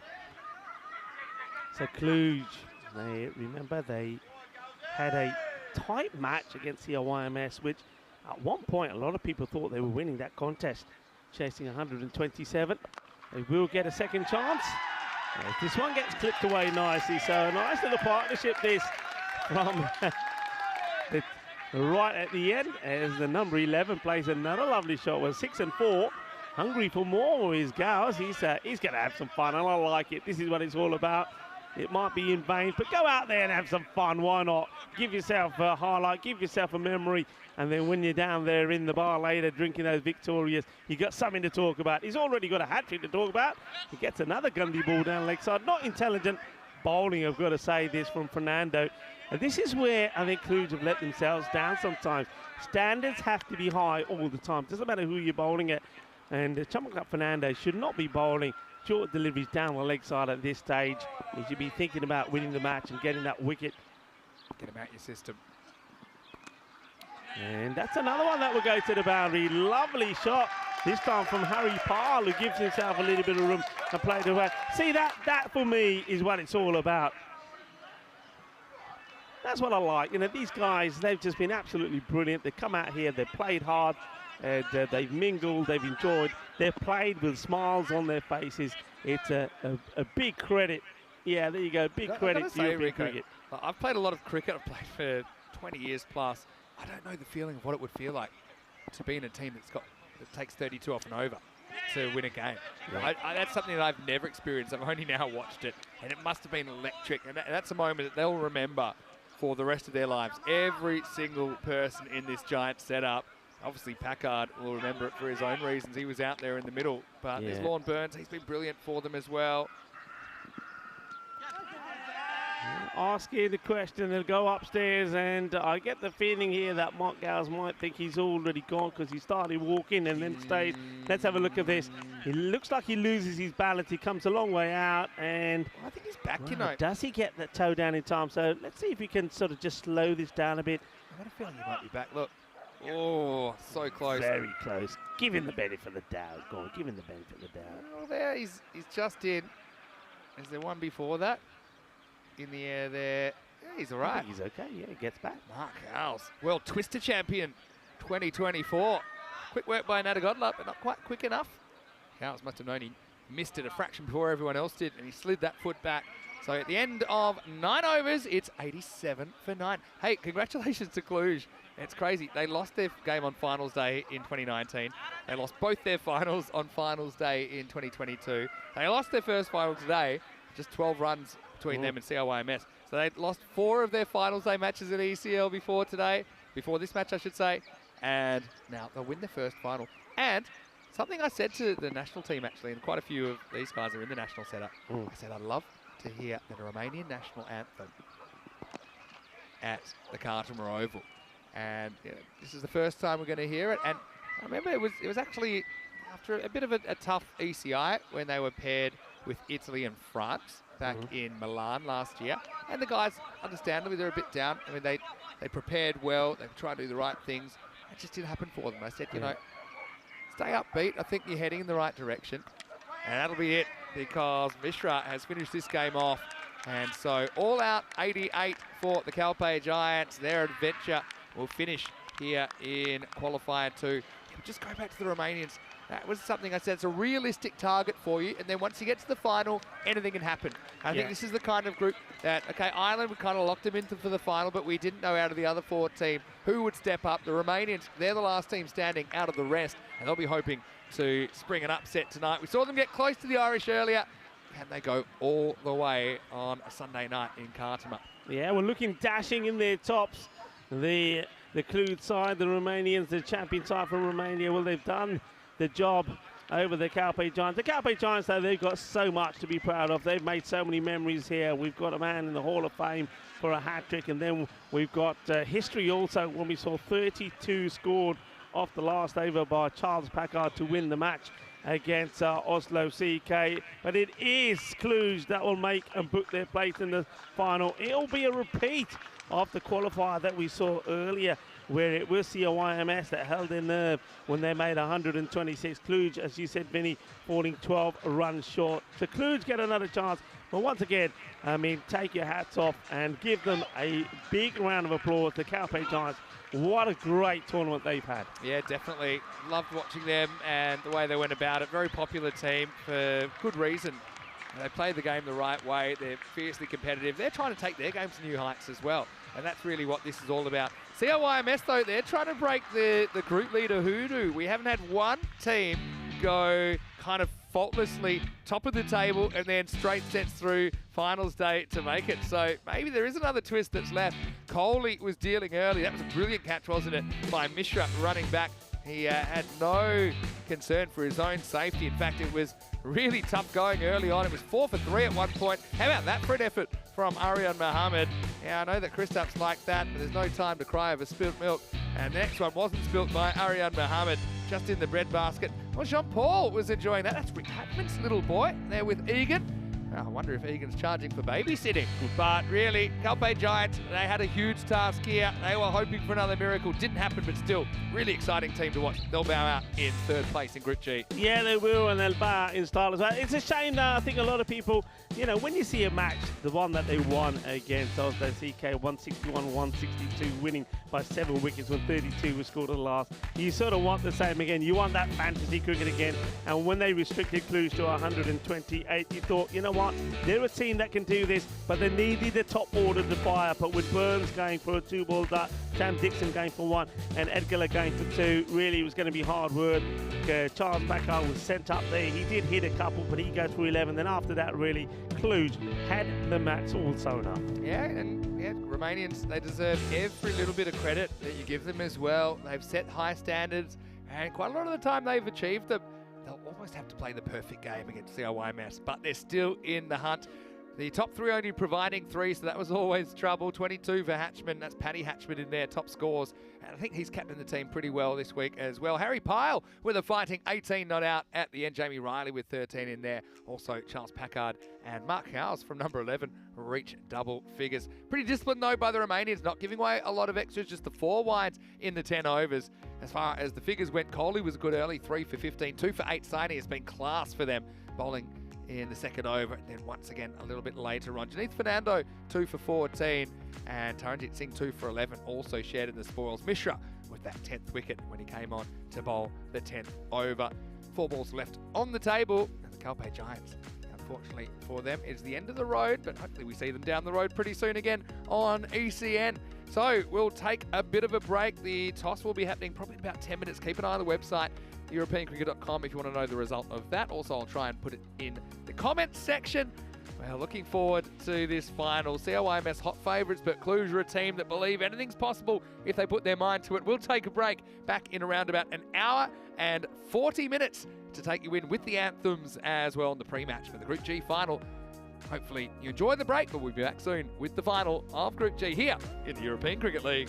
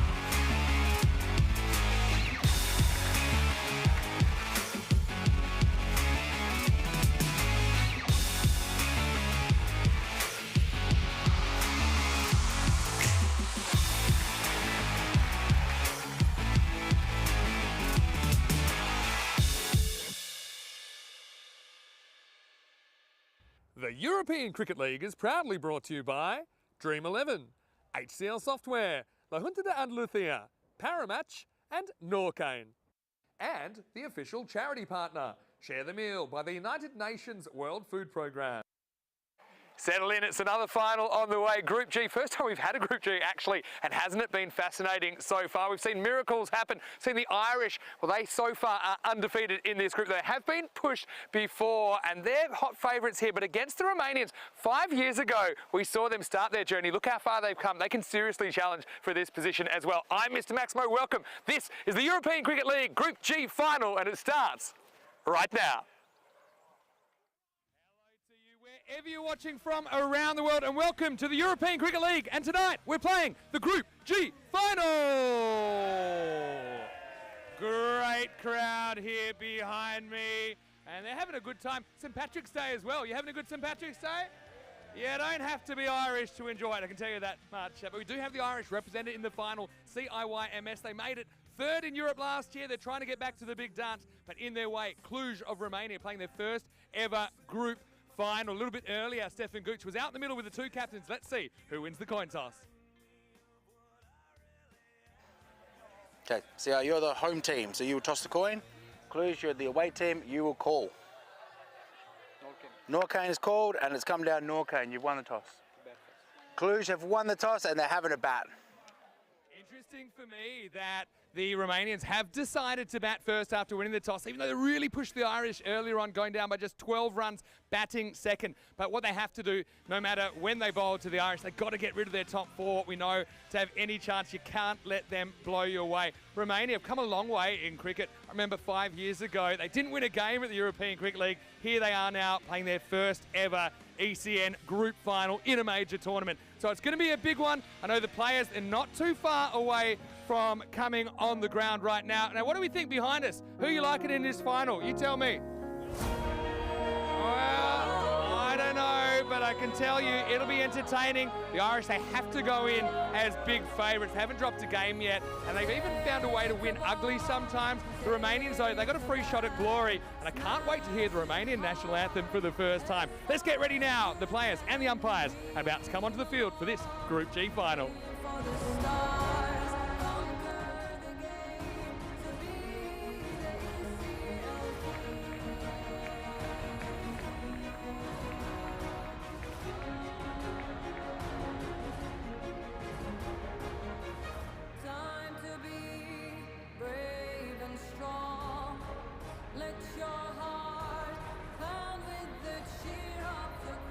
Ladies and gentlemen, welcome to the Group G final. Please welcome as they enter onto the field, starting with our two on-field umpires, Charles and Nirmal, followed by the two teams. CIYMS representing Ireland and Cluj Cricket Club representing Romania.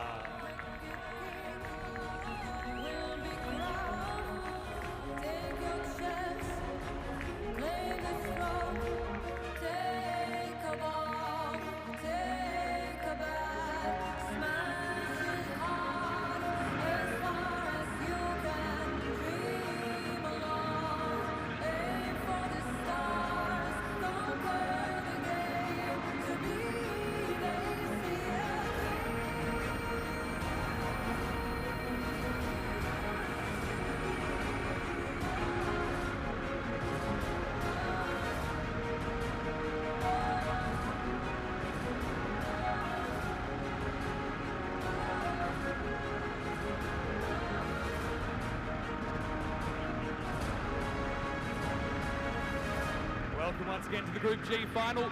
Thousands of clubs from around the continent started this journey. 35 clubs made it to the ECL this year, and only 7 clubs can play the championship week. We lose a club tonight. 2 fantastic teams to go head to head. We have CIYMS of Ireland. Please now be standing for the anthem of Ireland.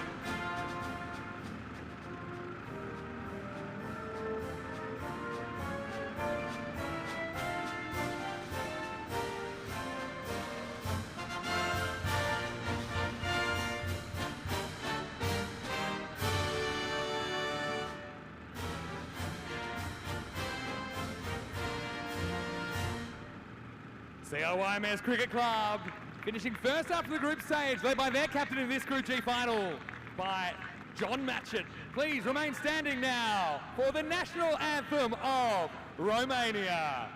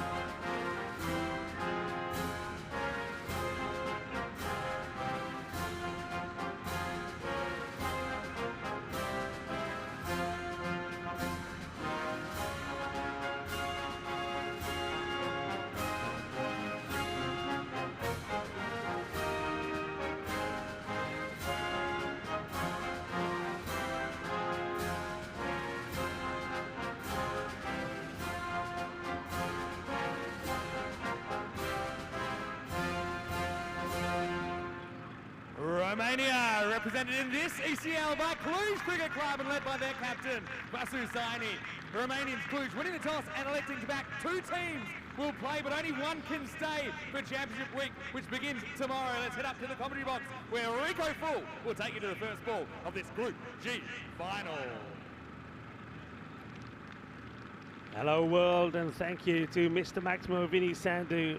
Always a magical moment, isn't it?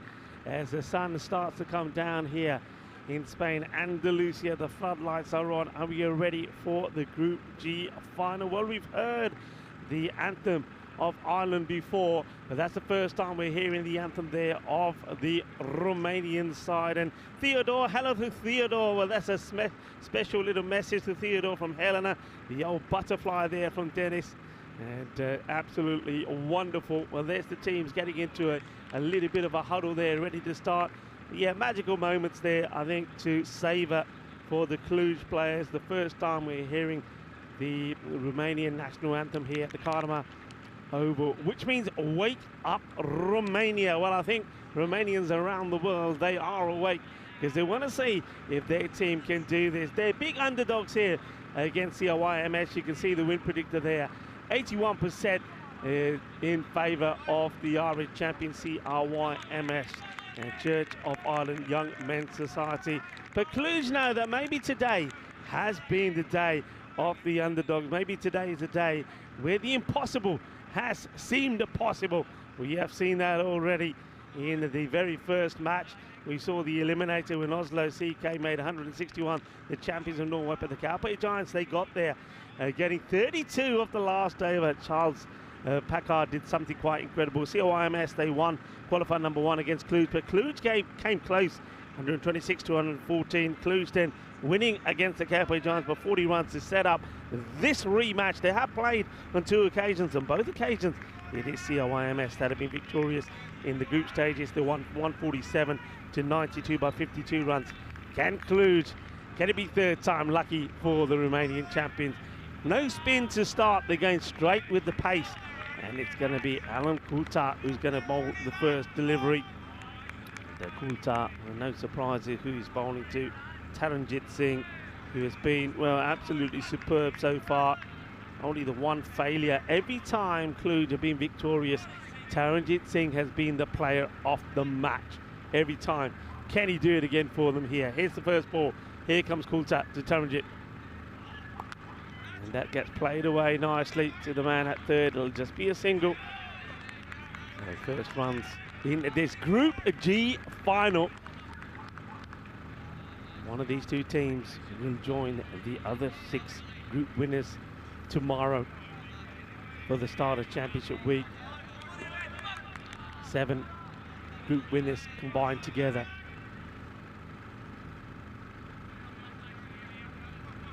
Gupta now bowling here to Anand Rajshekara.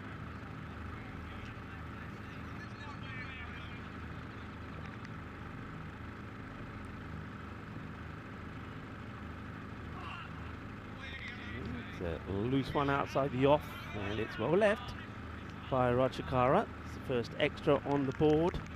These two have by far been the most successful batters for Cluj. Others have come and made little contributions, but these two really have to shine here. And I think Cluj will be looking for a score between 130 and 140. That's a good delivery. No bad on this one. That's been brilliant all the way through, and didn't he have to show what he could do with his all-round abilities in that win against Cluj?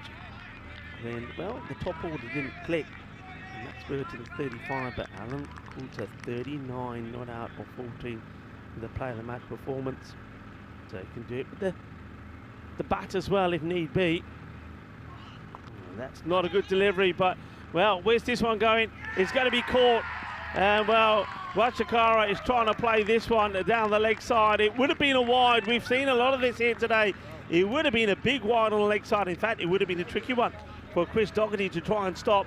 But he's gone for the shot. I think this has hit the back of the bat, or has hit the bat on the way back round. It's gone high in the air, and that third man did not have to move.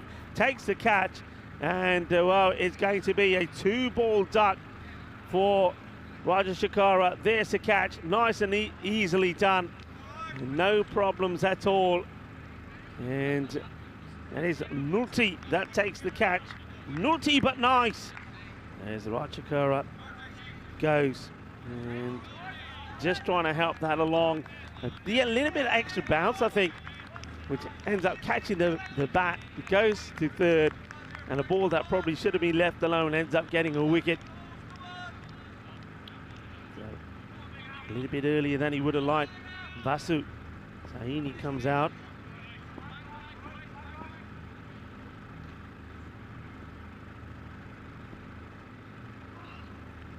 And, this one is a sharp, short delivery right into the body of Vasu. I think Vasu gets, well, he's rubbing his chest, but I wonder if this is a combination of the chest and the glove. You can see Nirmal Singh just checking with Vasu if he's okay. He says, yeah, lovely moment there at the start of this match. Just, well, Theodore gets the butterfly sent to you with love from Helena.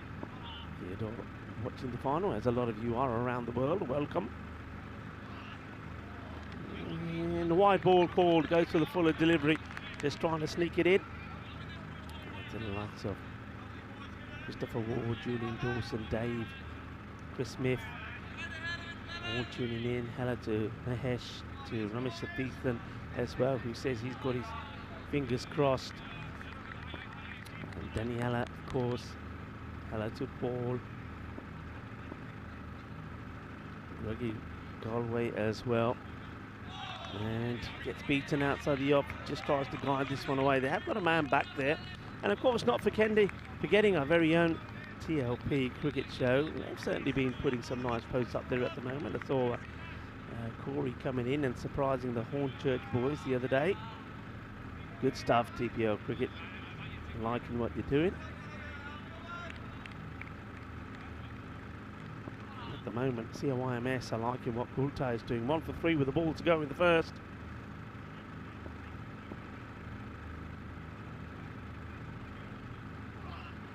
It's going to be another wide.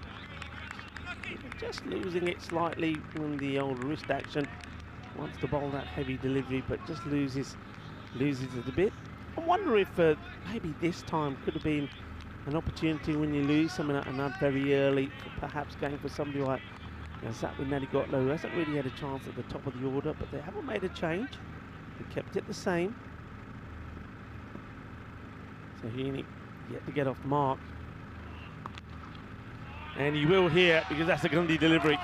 It's a full toss, it's down the leg side, and the captain works this away, 4 runs, so the over ends up with 8 coming off it, but there was that wicket of Raj Shakara. 8 for 1 at the end of the first, and well, that one is just under the waist. You can see a good look at it there. It's not a good delivery. Yeah, I've mentioned how the teams have got here. Oslo, CK, only they've got over the shock, I think. They're in good spirits. I've seen the Mufflons here as well. Hello to the Mufflons as well. The champions of Cyprus. So the champions of Cyprus and Norway, and also Calpe Giants are watching in now, enjoying themselves in the fan zone, where the bar's been pretty busy, and so has Purple Pepper, providing everybody with some delightful meals and snacks. Mulder to bowl over number 2, a little bit short, but no run. Yes, Tellenjit just can't get this one away. They've done this from time to time, where they've gone to Jacob inside the power play. Taran hits it firmly, but straight to the fielder. And trying to get Taran to come out for this, trying to get him to use his feet. They've got 2 men back on the leg side, Long on his back and mid-wicket.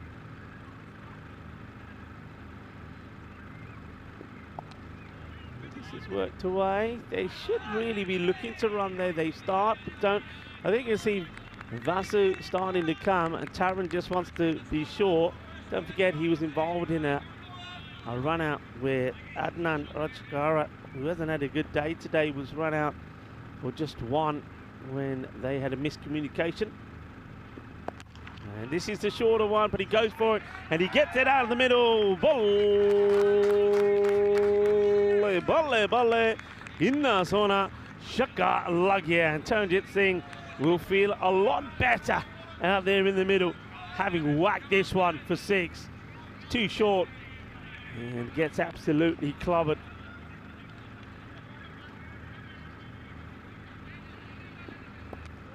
This one is out in the off as well. Nicely played. He's going to get 4 runs. Beautiful shot. Well, after seeing the power of Taranjit, this time it will go to the boundary. It's chased hard there by Mark Best, but the Grizzlies not going to be caught. Feeling the coffee. Gorgeous Gitti, but Jokka Lagya for more. And come on, everybody, all together now. All of you European cricket lovers. 6 and 4. Hungry for more.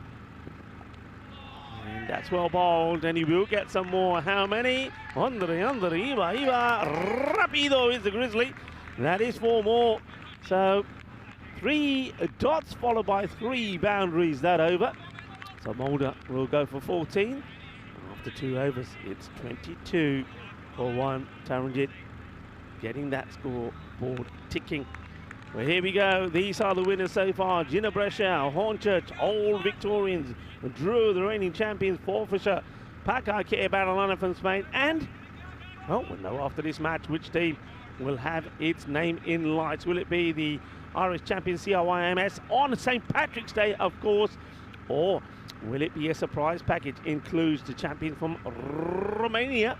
Well, you'll have to watch to find out. And one man who's very keen to see who's going to get there joins me back in the commentary box is Vinny Sandhu. Thank you, Rico. And yeah, Mulder actually going for a few there. Just sliding on a bit more under lights. McCulloch hasn't bowled yet, gets the 3rd. And this is a good cutaway, well fielded. A couple of good stops already in the circle, Rico, preventing boundaries. Yeah, they're looking to play that shot a lot, aren't they? You know, Taran's played it a few times, got it away once or twice. And now Saini trying to do the same. Petri not able to break into the 11 at the moment for Cluj. Young Romanian, he's good talent though. This one off the end of the bat of Captain Saini. Oh, I think McCulloch might have tripped over the stumps. They go zing.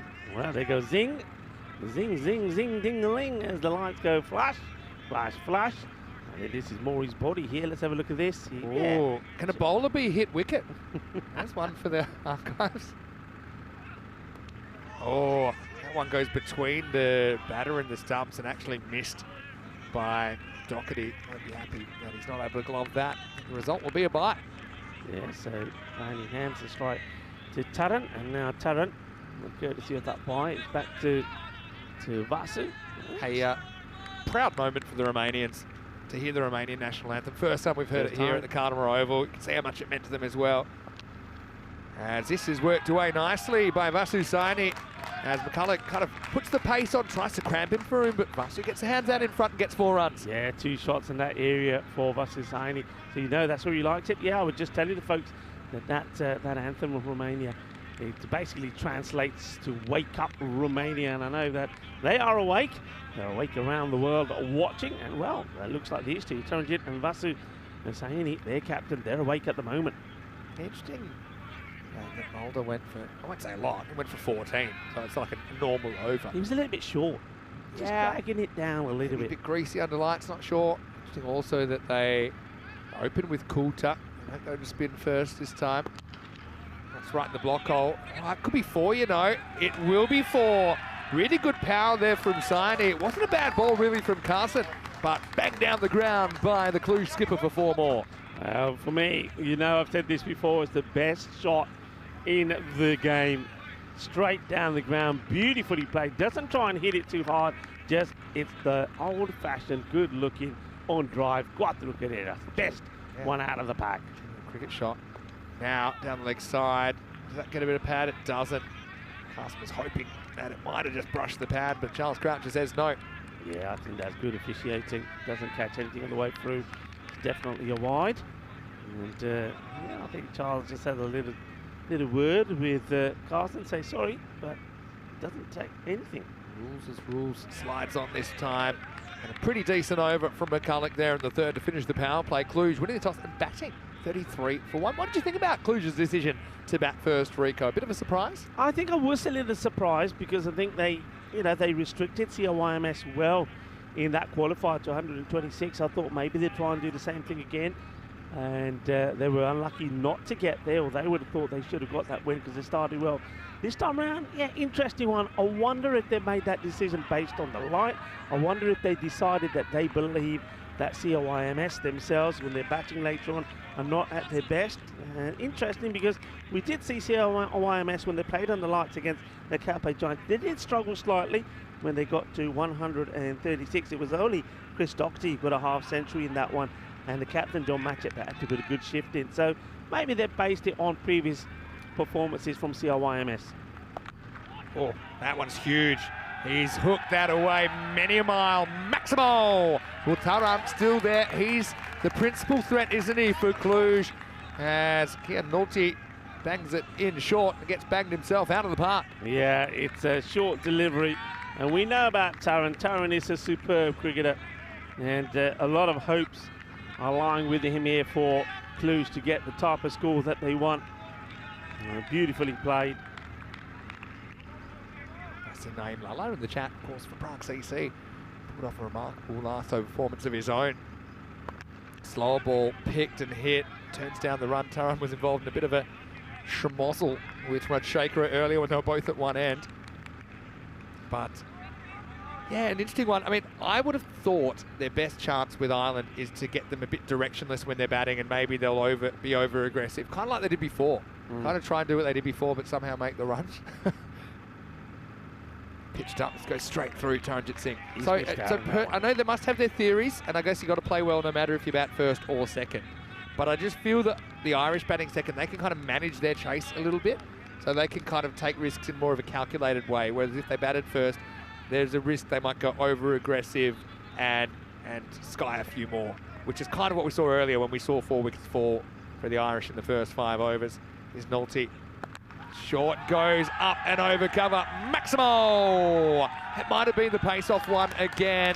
And Taran, for Cluj to win, you want someone to go large. That's one thing they've kind of lacked the big innings today. And Taran well on his way, 27 now, just 12. Yeah, एक तारा बजदा है एक तारा बजदा. And he said, यार देखो, मैं एक हाथ दे नाल भी छक्का मार सकदा. Well, he says, Mohammed Baba, you're not the only one that can hit one-handed sixes as he blasts that away. 272 runs in this series already. Pitches off and goes quicker, inside edge onto the pads. Naughty gets right up in Taran's face. Pretty imposing hairstyle to have to face as well, no matter what time of day or night. Naughty not a bad over here with 12 off it. Have a look at the Cartama over under lights though. Never ceases to give us enjoyment, this view. Spectacular, isn't it? Spectacular. Yeah, I see. He's probably thinking that Taran's pretty spectacular at the moment. Yeah, 272 runs Taranjit is on. The next highest batter for Cluj was Anand Rajashekara on 113. So you can see how important he is. Well, this one. Well, Meg to finish the over. Nutmeg straight through the legs. 45 for 1 off 4. Rajashekara would probably tell you might have made more than that had Taranjit not run him out in the last game. But we'll leave that for another time as we get to the end of the fourth over. 45 for 1. Yeah, once again, a good finish from Naughty after being hit for a couple of big sixes. That over is quite an interesting one. 2 sixes in it and 4 dots. 45 for 1. I think for me, Vinny, I think Cluj are looking for a score in the 130 to 140. Anything more than that is going to be a huge bonus. Yeah, definitely.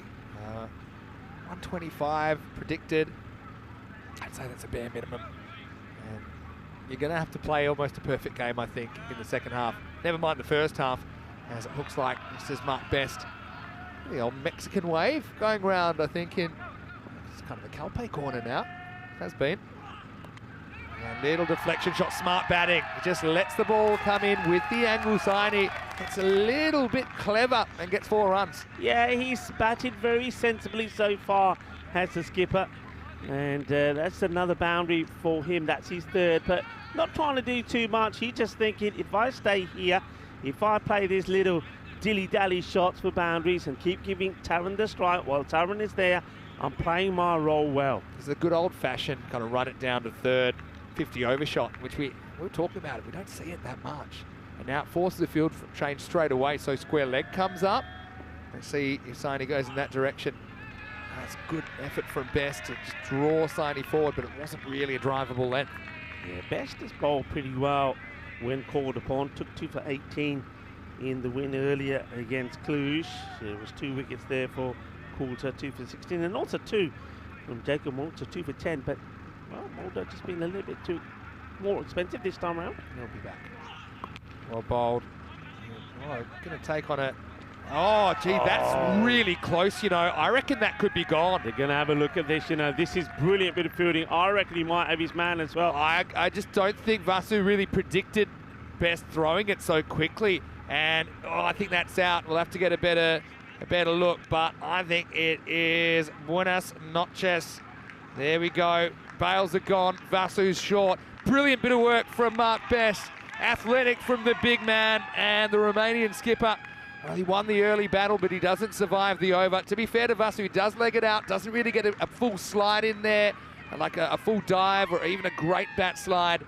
Brilliant work from Mark Best, and that's the end of Saini for 17. It's 49 for 2. That was brilliant. That was absolutely sensational. You know, you win by little moments of magic, and this for me, well, is that your HCL moment of the day, your HCL moment of the final. Mark Best, well, dun, dun, dun, dun. You're simply the best. That was incredible. Brilliant work. I mean, to see a big bowler, a fast bowler, get down like that and get the throw in, that's sensational. That is what good teams do. That is what champion sides do, because Vasu Saini, who hasn't put a foot wrong, has done everything right. He thinks the single's on, he goes for it. Incredible. Incredible bit of cricket. Just gives himself a chance by launching. Yeah. You know, he has no time to compose himself. He had to rush. Brilliant piece of work. Taranjit, well, he's not going to cry over spilt milk. He's lost his partner, but that, I think, has gone all the way. That's Maximo, as called, as Taran moves into the 30s. what a shot this is. I mean, we're seeing a real fist fight here. Some great stuff from COYMS, but what a shot this is. We see a lot of batters who actually step away and play shots and miss. Taranjit steps away, gives himself some room. He couldn't miss because his stumps are being shattered, but he hits it for 6. Incredible stroke. Great twilight camera work from Chris Tapps as well. Tracks that Grizzly all the way over the ropes. 50's up. Now a little glance, but straight to the fielder. They go straight away. No one hits the stumps. I think he's all right, but we'll have to check it. Yeah, I think he probably does get there. I mean, Chocolate Fernando is pretty quick. I'd expect him to get there. He doesn't look too bothered or too flustered. Backing up and going straight away. Don't think this will be out, but it's worth a look. Easily hits the stumps. Safe. Yeah. Good bat slide. You've got to be careful, though. The dreaded Cartama oval bat plug has many a victim. And the bat kind of jams into the turf. I think because it's a bit drier, maybe we're not seeing as many of those at the moment. Yeah, don't we know it? Okay, best. Got a ball to go here. He'd love to avoid going for a boundary. That's what maybe Chocolate Fernando will be looking for. Don't bowl at his legs, you know that, and they don't in the air, but he plays a nice-looking shot. It's nice to see him play these sort of shots rather than trying to get a little bit too funky and nifty. It's the best. Great bit of fielding from him, but he does go for 15. We're at the 5-over mark, and after 5, it is 60 on the board. So they're well on course for that 120-130 score. Rico Full here, along with Vinny Sandu, welcoming you to the commentary box. Yeah, and very happy St. Patrick's Day to everybody as well. Just having one more look at that ball. Just worked away to the boundary. There's the Sheriff, Charles Croucher. Great to have you up in the box tonight. It is finals fever again. Happy St. Patrick's Day, no matter where you're watching from around the world. Vinny and Rico here, bringing you home in Group G. Special hello to all our friends at Triple M in Australia and the Marty Sheargold Show. I know that they're watching right now, and they'll probably be talking about us a little bit. So we're going to talk about you first. You're very funny. Kind of funny in a way. Corey's also funny, but kind of funny, and like there's something a little bit funny about that guy. But anyway, hope you're enjoying it. It's very early morning down under. Right now, we've got the Irish, probably the biggest favourites, I think, of any group. Yeah. But they're going to be challenged. The Romanians, they're here, I think, because they've set high standards for themselves, and sometimes they've achieved them. Obviously, just getting a defendable total on the board and then trying to play a perfect second half of their game. That's their path forward. I think one thing you can say about the Cluj, the Romanian champions, is every time that we've seen them, the times when they've struggled a little bit is when the batting hasn't clicked. If they get the runs on the board, their bowling has been super good. They've got those variations, got the right hands, the lefties, got the spinners, and that's why I think that 130, 140 score will be very challenging for the Irish. Yeah, got to get there first, and both teams have dangerous bowlers. We talked about Mulder, the flipologist, former Australian as well. Good to have his parents here supporting him today, and his dad. He played a lot of first-class cricket for Western Australia, Brett Mulder as well. He was up here a little bit earlier. Look, the spin attack, I think, of the Romanians is something a little bit different for the Irish batters to deal with as well, who seem to kind of eat up the pace, don't they, here at the Cartama Oval. But yeah, a bit of brilliance from Best there. A run out from his backside. Pretty memorable bit of cricket. Now we have almost the famous umpire clothesline there. Lucky it was out pretty early so Nolte could get out the way. Yeah, well, Nolte is coming back into the attack. He's last over 4 dots for 2 sixes, so he's hoping to keep it nice and tight. Bowling to Taran, who's 34 of 16. It's the key here, Taran. And he misses that. Another night maybe gets a little edge and gets caught behind. Nolte, he's a bit of a throwback himself, isn't he? He's just a guy that's built for seam bowling. Yeah, I mean, when he got hit for the boundaries, he sort of said, okay, I'm gonna take it up a notch, and he did, and he got a couple of dot balls in, so he's bowling with that same sort of fire now to Taran. Need a big 5 here at Romania. That's well bowled. Almost takes out his partner, Fernando. One thing I did say about the Romanians is that really I think all of their batting from this point forward, they're pretty even in their skill level. So that's kind of a blessing and a curse. I mean, Taran is kind of the next level player in their team. So they're relying on him to do a lot of the work. But having a lot of people that can do it, I mean, no one's really stepped up in the previous game for them against the Irish. This is thick outside edge, and Fernando won't get off strike this time. Taran turns down the run. Yeah, that's well fielded. It's come pretty quickly to the fielder, gets down, makes a stop. Nice work there from Max Burton. he's hoping to have a good one here tonight if he gets the opportunity. Fernando Jumkler did get one boundary, nice looking shot over point. Well, oh, he's bowled. That's a freakish dismissal. I actually think that's hit his pad. It's hit his bat on the follow through and it's come back onto the stumps. Well, Fernando gets a bit of bad luck there. Nolte will tell you it's exactly how he triangulated it, but it's going to be a wicket and it's 61 for 3. Well, if you have a look at some of the wickets that have fallen, don't forget the one of Anand Rashikara when he goes for a ball that's going wide down the leg side and ends up screwing it up for Nolte to catch. Now let's have a look at this one. This, yeah, as soon I'm as going this is pad, bowled, bat out. Watch this. Pad. No, maybe there's no pad in it. I think it's straight. It's bat onto the stumps. And Yeah, the thing about it's this definitely is, bat onto the stumps. yeah, the thing about it is, it's his shot. That's why I'll be so annoyed.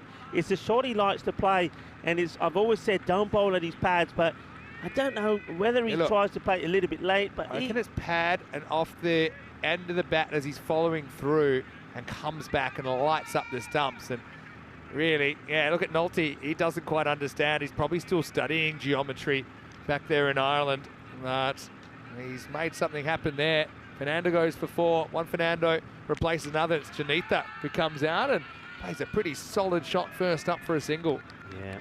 But you are right when you talk about the batting lineup here of Cluj. They can all come out and on the day and really get going and play some beautiful shots and score runs quickly and be the ideal sort of support that Taran wants.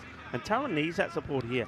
He can't keep trying to do it all by himself. He can't be the only one that provides the boundary. So he's hoping for a little bit of assistance as Nolte comes back into him.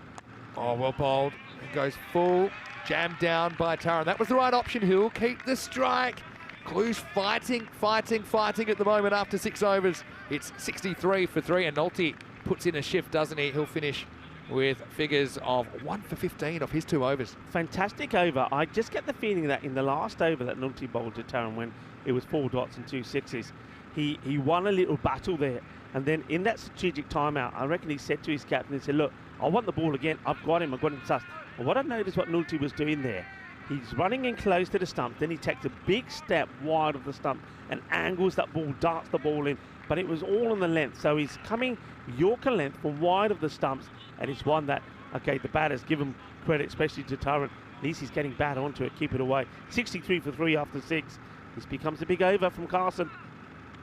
Oh, close-ish. He's going to give it. So caught in front is Taranjit Singh. Went on the sweep.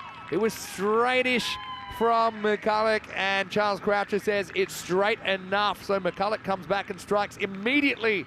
A dagger into the hearts of the Cluj fans as they lose their playmaker. And he's going to have to go at 63 for 4. Yeah, I mean, he goes right across, and, you know, I can't see that missing. I have to say that is probably a very simple decision. And when I had a look at Taranjit there, look at Taran. I think he knows it. If you kept the camera on Taran there as he starts to go, I think you know, he says, yeah, I knew I was going here. He takes a risk, doesn't get it right. And, yeah, look, he knows. Yeah, he knows he's gone. He knows. And well done to Carson McCulloch. He's somebody who loves the Cartama Oval. He's had a lot of joy at the Cartama Oval, but some pain as well. A little bit of pain there for Taranjit Singh. But Taran, I mean, what a performance has been from him once again here for Cluj. We've seen him do it wearing the Romanian colours, but now he's going to have to watch on. And, well, maybe his bit of off-spin could be pretty key in this contest. Yeah, look, I agree with the decision. I think in the end, I don't think it's missing the stumps. Good decision. Umpires to make a judgment on the split second and at normal speed based on what he sees. Aaron Mohammed, can he get hold of McCulloch? Still wickets in hand here. As wide, leaves alone, doesn't want to get Fernando down the leg side. Hey, so Chris Smith has got some interesting numbers here. He's saying that 3 teams out of 6 have qualified from second, only 1 from first, only 1 from third, only 1 from fourth. So he says the odds favour Cluj.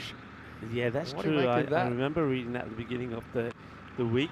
It's quite a high percentage. Well, no, I tell you what, COIMS are trying to do something that no team has done so far, which is top the table and then have a flawless finals day. Yeah. Even the teams that have gone through from first position, you know, such as Drurt, they've lost a final along the way. They lost the Q1. All right, goes for this and gets just enough bat to get it over Nolte. He's got a chase on his hands, and it's an unsuccessful chase. Mind defence. It is 4 carreras. Marianne rolls the dice and rolls a 4. Yeah, well, I think the ground staff are going to have to... Well, no, the boys will do it. That's very nice of the Irish. I told you, the Irish, they're a lovely bunch. And they'll do whatever they need to do. And you see, after a good dive here, a chi dive, Mari, but joka lagya. And Bartana apna rasavi siddha karta. Thank you. Shukriya. Back to the action. 68 for 4. McCulloch, kind of like a young veteran now, isn't he, at the Cartama Oval? He's been here every time Ireland's been represented, whether it's in a green shirt or in the CIYMS shirt. Goes for it. Does he get enough? He does. It's a great effort. It's one of the all-time great catches that won't count from Best, who's been lightning in the field. He takes off from outside the field of play. But still, that's one for the highlights. I think he's gone outside already. Oh, yeah. Because that's what, otherwise, if you had released it, it would have been fine. But what, I mean, there's no way you can save this, but he still shows how great he is as catching. Look, he's already outside there. He takes a great catch. I had a good view of that. Best he knew that he'd gone over the rope, but still acts like he's all cool and really is thrilled. That's one that you can definitely screenshot and give a false impression that you're taking the catch of the century. 6 runs. They need it. They need the boundary. Somebody's got to take over from what Turin was doing.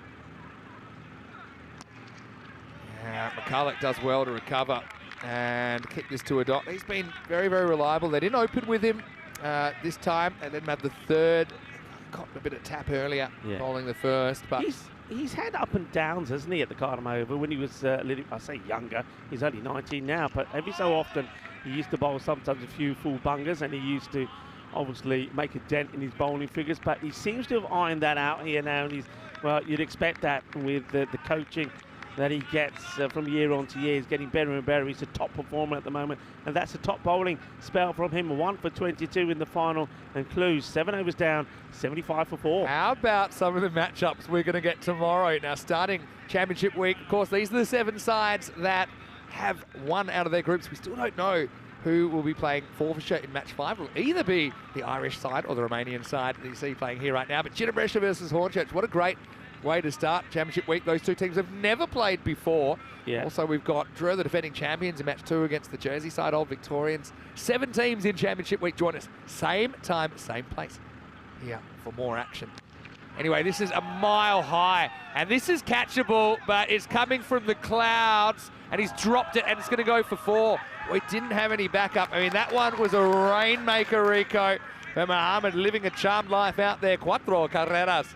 You got to feel for the fielder, well, that's Jason van der Merwe. We know this guy can take some incredible catches. This one is probably as high as the one that was caught yesterday by Lorne Burns. The difference is this is in the night. Oh, look, come back to that in a second. Full toss, hits it pretty well. That could go all the way as well, and it has. Maximo fighting hard, Cluj right now to put a score on the board. Yeah, the thing is, at night you don't have clouds, or you don't have these reference points to judge distance. So it actually looks like if someone dropped a tic-tac out of a plane, by the time it gets to ground level, it's really motoring. It's a difficult catch. Van der Merwe gets hands on it, couldn't hold on. Now short, and he hooks this away. Now another catch. This one's a bit easier, and it will be taken. So, yeah, well, time to strap on the backpack and get ready for action. Mohammed goes 6-6 and out. Best with a wicket to go with his run out, and the score 85 for 5. Yeah, I don't mind that at all from Aaron Mohammed. I like the way that he went for it. Couple of boundaries there. All right, he got lucky. That was the sad thing, really, for Jason. Great effort, but the ball then goes to the boundary. Then a huge hit outside the off. And this one, he just loses it, you know. Yeah. He's waiting for it, and you can see a little whew before he puts the... well, what's that, the old rucksack? Maybe you're saying, right, put the rucksack on and off you go. But it's a good catch because that ball starts to, well, it's almost like the ear comes out of it. It's dropping in front of him. He just, well, and once again, under the floodlights, takes a brilliant catch. Arya Mohammed will go 21 of 8, but I like what he did out there. He went out there, was positive, and he played his shots. Yeah, he did. I mean, he's got the right approach there. They've got to trust their batters all the way down here. Yeah, it looked like he was strapping on the parachute. We talked about the ball being dropped out of a plane, which is what it feels like sometimes at night. It is different. And I'll tell you an eerie thing at night. Even I've heard this when there's a crowd and there's all these things. I've just heard it's like it's completely silent. It's kind of an eerie feeling. I have played at night, probably not in front of that many people, but it's like it's just you and the ball. You know in the movies when like the sound just disappears? Anyway, this one's going to be 4. Periawa gets going. Saw a bit of him in the last game. He's very capable with the bat, and he opens the face nicely. 4 runs to get him going. I'm liking it. This over so far, right? There has been a wicket find, but it also has gone now for 14. Go out there and swing hard. Try and smash the ball as hard as you can. I think that's one thing that Cluj didn't quite do well at the end of the last match against the Calpe Giants when they got to 128. They should have got to a 140 plus score. And this time around, they're saying, look, with these runs, these are important. If we can get to that 128 sort of score again, this time we'll take it. At the moment, the expected score about 118, but they know they want a few more than that. I'll nudge it up, 130, I think. Maybe under lights, we say it's a little bit less as a par, 125, 130. Short, nicely played, but straight to the fielder, and he's going to drop it, and I think that's gone for 4. I don't know. Well, the rope's moved back, so that helps. I think this is going out I think it's definitely 4. You think it might be 6? I think 6. I think it. Where does it bounce I think first? it comes off his hands, hits the boundary, and comes back. Oh, so you think that's hit the boundary? Let's roll it back. Does it hit the rope or not? I mean, if it doesn't, that's quite That amazing. to me that looks ball like comes back. 4. I know what you're saying, though. Let's see. This will tell us. Let's have a look here. And it looks I like... think that's more 4 than 6. Yeah. I know what you're saying. It kind of bounces back. Yeah, 4, I think. But yeah, you're interesting what you say there. Making the field bigger. Remember the Irish were putting that rope back together a little bit earlier. So I reckon that is 4. Let's see what they give. Yeah, what do we split the difference here? Let's have a look. Let's see there. What do you see? I mean, it looks... I mean, you can make a small case. It bounces before it bounces back, but I think... It's a funny bounce. I think it's more 4 than 6. Let's see. Well, it's something. It is 4. It's not often we get one right. Hey, what a great effort. That would have been it. It would have been a 6 had he not touched it. Obviously, he would have loved for it to stick. Best's in the dirty 30s. Last ball for him. And doesn't get a lot of this. A single, and that's all they'll get. Cluj continue to battle away. After 8 overs, it's 94 for 5. Yeah, well, that one goes for 19, so it's 2 boundaries, a wicket, 2 boundaries, and a single. So Best, well, yeah, in the 30s, I guess he does pick up a wicket, and then don't forget the run out. Well, I suppose that run out was class to get rid of the captain, Russell Saidi. But look, Cluj, 94 for 5. Interesting. Wicket in each of the last 4 overs. There's also one in the first, don't forget. Caught down on the boundary. All right, here's the flipologist, Jacob Mulder. They've held him back. And I wonder if he just gets a bit more skid even under lights. Yeah, that's what a lot of the players are saying. Janica Fernando is still there. You've got Siva, who's waiting to face the first one. He was a little bit short for me in his first over. He started with 3 dots and then he was hit for 3 boundaries. So let's see how this goes. All right, here we go. Oh, yeah. Flips him in half first up. Well, Terry's with you. He thinks it was 6. I don't know. What I will say is if there's doubt, so I don't think there's anything conclusive about that. It's even hard to judge it bouncing back because we don't know what kind of spin was on the ball after he touches it, right? So it gives an appearance. I don't think it was conclusive, and if it's inconclusive, I think they give it 4. Seemed like the right call. All right, strike 2. Dots on this trot How good here. is Mulder, though, really? I mean, we saw him do it last year. He went for 14 in the first. I can't even remember him going for 20, like, ever. Went for 18 earlier. Said it was a bit of an off game. Now stumped. So strike 1, strike 2, strike 3. Periawa tries to change the narrative. I don't mind that. I mean, he's trying something different, but he misses out. Doherty with a good stumping because that's between the inside edge and the body. That's all she wrote. As Siva is the next to depart. It's 94 for 6. Yeah, I mean, he had a bit of luck, but you can see he's trying to make something happen. I don't mind that. Look, there's nothing worse than staying in your crease, swinging and missing, dot ball after dot. He says, right, I'm going to go for it. Super lightning quick from Chris Doherty. Well, talk about lightning. I'm loving the bails, the old zingers as they flash away. Good bit of bowling. But the difference for me in this one from Jacob Mulder, he's fuller. He's just fuller. He's not allowing the batters to go back, rock back, and play the shots to the leg side. So batters that are having to come out to it, misses, and when you've got a keeper like that behind the stumps, you know you're going to pick up wickets. So really good win that he got. Really good take by Doherty there. Yeah. I mean, that's one of those ones, first thing, you just have to catch it cleanly. Don't worry about the stumping. Just catch it cleanly. If you do, you're already close to the stumps. It did skid on. That grip's got no chance, does it? Getting chewed to a fine pulp by Taranjit Singh as Nadigotla comes out at 8. It's this new kind of a role, I suppose, coming coming out lower in the order. Just trying to get something going. Sometimes trying to mount a bit of a rescue job. Yeah. So it's something which I think, I don't know if that's worked for Cluj for me with Satwick where he is. Okay, this guy though, he can go and gets a good delivery, nice and full, and that's where you want to bowl to someone like Dennis Fernando. If he gets underneath it, he can hit it big. So what a cracking over this is so far. Just the 2 runs from it with the ball to go. I was asking Corey how you might play Mulder. He said maybe some deflections. You know, you got pace on the ball. Maybe try and ramp him a little bit. It's hard to fight him, you know, because he does skid on so much. Last ball of the night. Again, he just kind of slides into the block hole, and Mulder says, yeah, well, now you see me, now you don't. How's that for a comeback? Yeah. Let's have a look side on, because he's saying, I don't know if this is caught. Not, but I think I'm pretty sure it's a bump, but side on will tell us. Yeah, he's trying to just gamble a little bit. I can't tell you there's 2 off the over, but we'll see this goes into the ground. Let's have a look at this. Yeah, see them back straight into the ground. Yep, there we go. Thanks very much to Spring Media. Great work, but it won't be a run. And 96 for 6. And how about that for an over? So after he goes for an expensive for him 14 off the first, only 2 off that over in the ninth. Nothing happened in the ninth for Cluj, and we'll head into the last one with Big Red to throw down some bullets. 10th over on the way. Cluj hunting 100, maybe 110. Yeah, Coulter would have been disappointed the way he finished his first over. He bowled a really good over. A couple of wides in there, which you can understand because he's trying to squeeze it in on that wide guideline, but then he bowled a loose delivery which got put away for 4 by Vasu. But other than that, it was a top over. So he's going to try and keep them under that sort of 110 mark. Let's see. Here we go. Bowling to Fernando. Oh, gets it very wrong. I think about running. Might have been worth a try. He's running out of batters. They don't want to risk it. I'd prefer Fernando to stay and strike. I think he's more aggressive.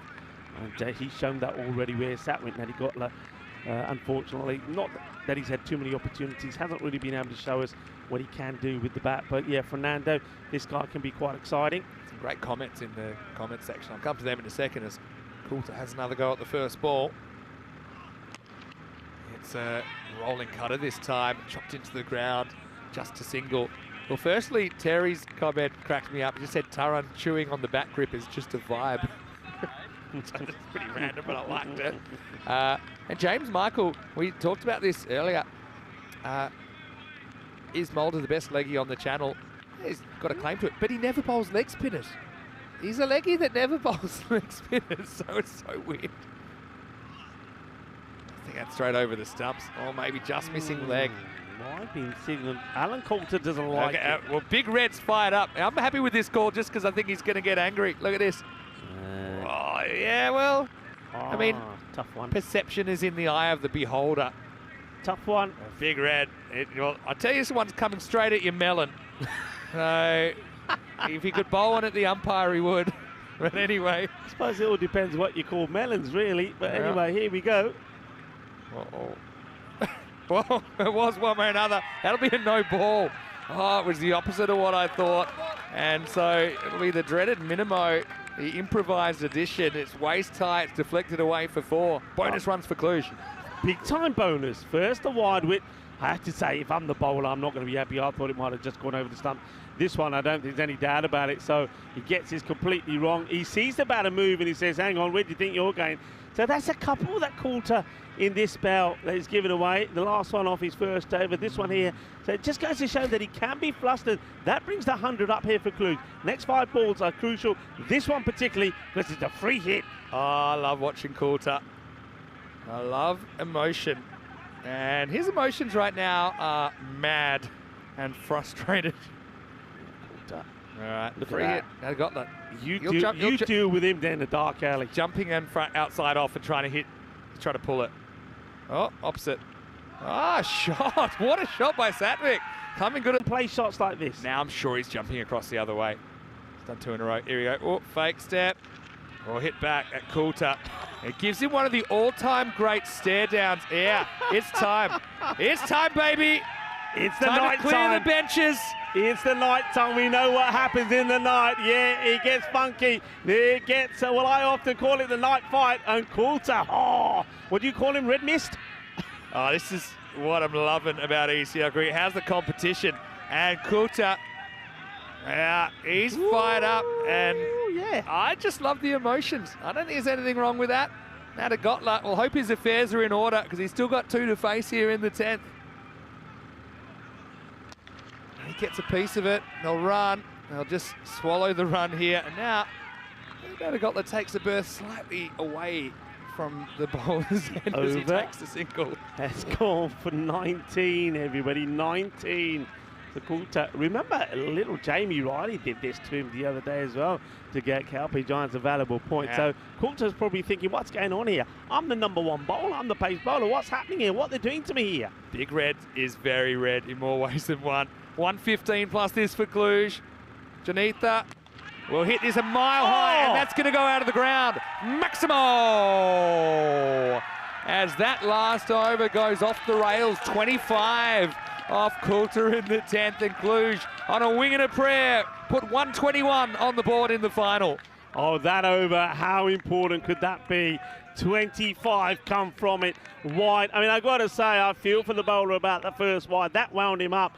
And then, of course, then after that came the no ball, which was too high, went for 5. And then it went 4-6.16. And what a shot that is from Fernanda. That is huge. It means they get to the 120. Game on under lights here in the final of Group G. I tell you what, the wide call, which, look, let's be fair, the umpire has to call it in the moment, doesn't get the benefit of the replay. I think a bit of it was over the leg stump, but the extra ball disappears into the crowd. I'm saying it quietly because I don't want Coulter to hear it because he's already fired up enough.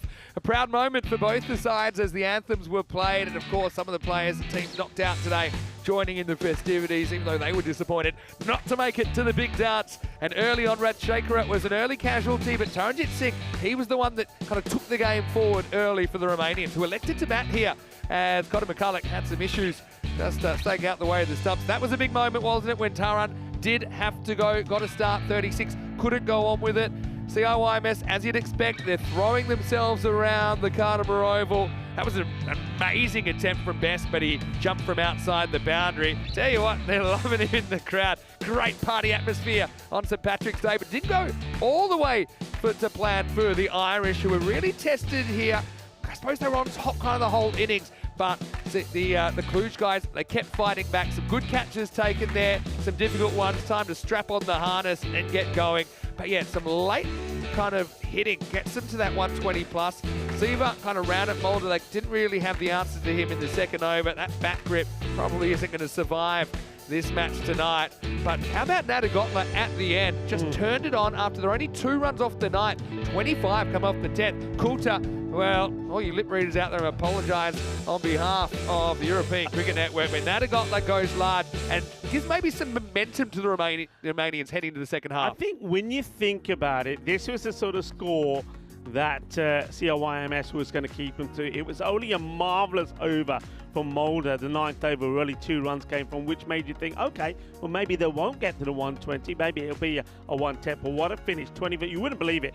25 of the last. We've had some incredible overs today where it doesn't quite match up with the 32. But I tell you what, if you hit Alan Coulter for 25, you'll take that any day. So they get the runs on the board. All the bowlers picking up some wickets. But yeah, Mark Best a little bit expensive. And Alan Coulter, well, he goes for 33 in the They end. split the wickets. Got to say, yeah, Nolte put a really good spell.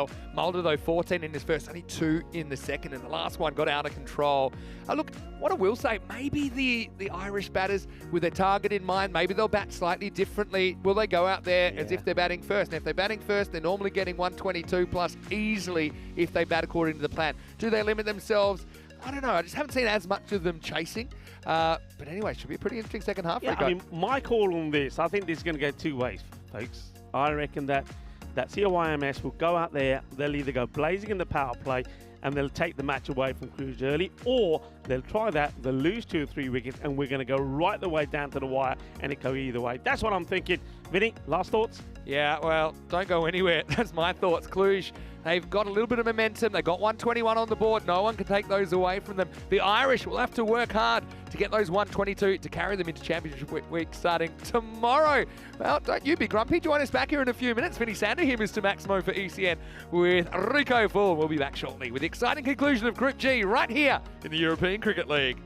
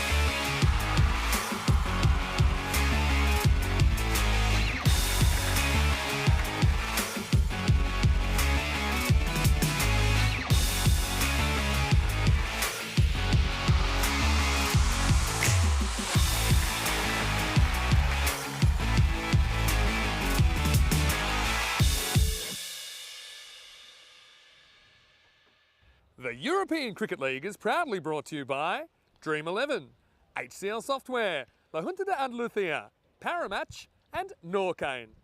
And the official charity partner, Share the Meal by the United Nations World Food Programme.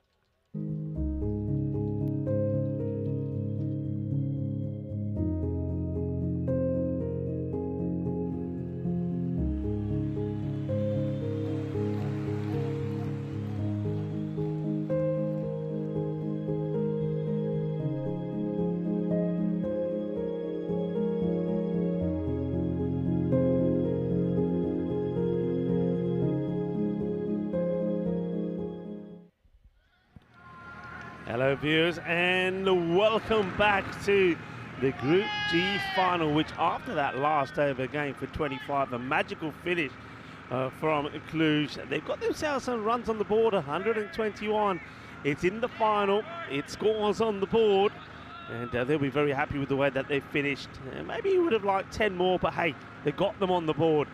And it's going to be a nervy little knock this from COYMS. They want to get going in the power play, whereas Cluj, the champions from Romania, we won a few wickets early on. Mamit Kohli, who's bowled well today, to start with the ball.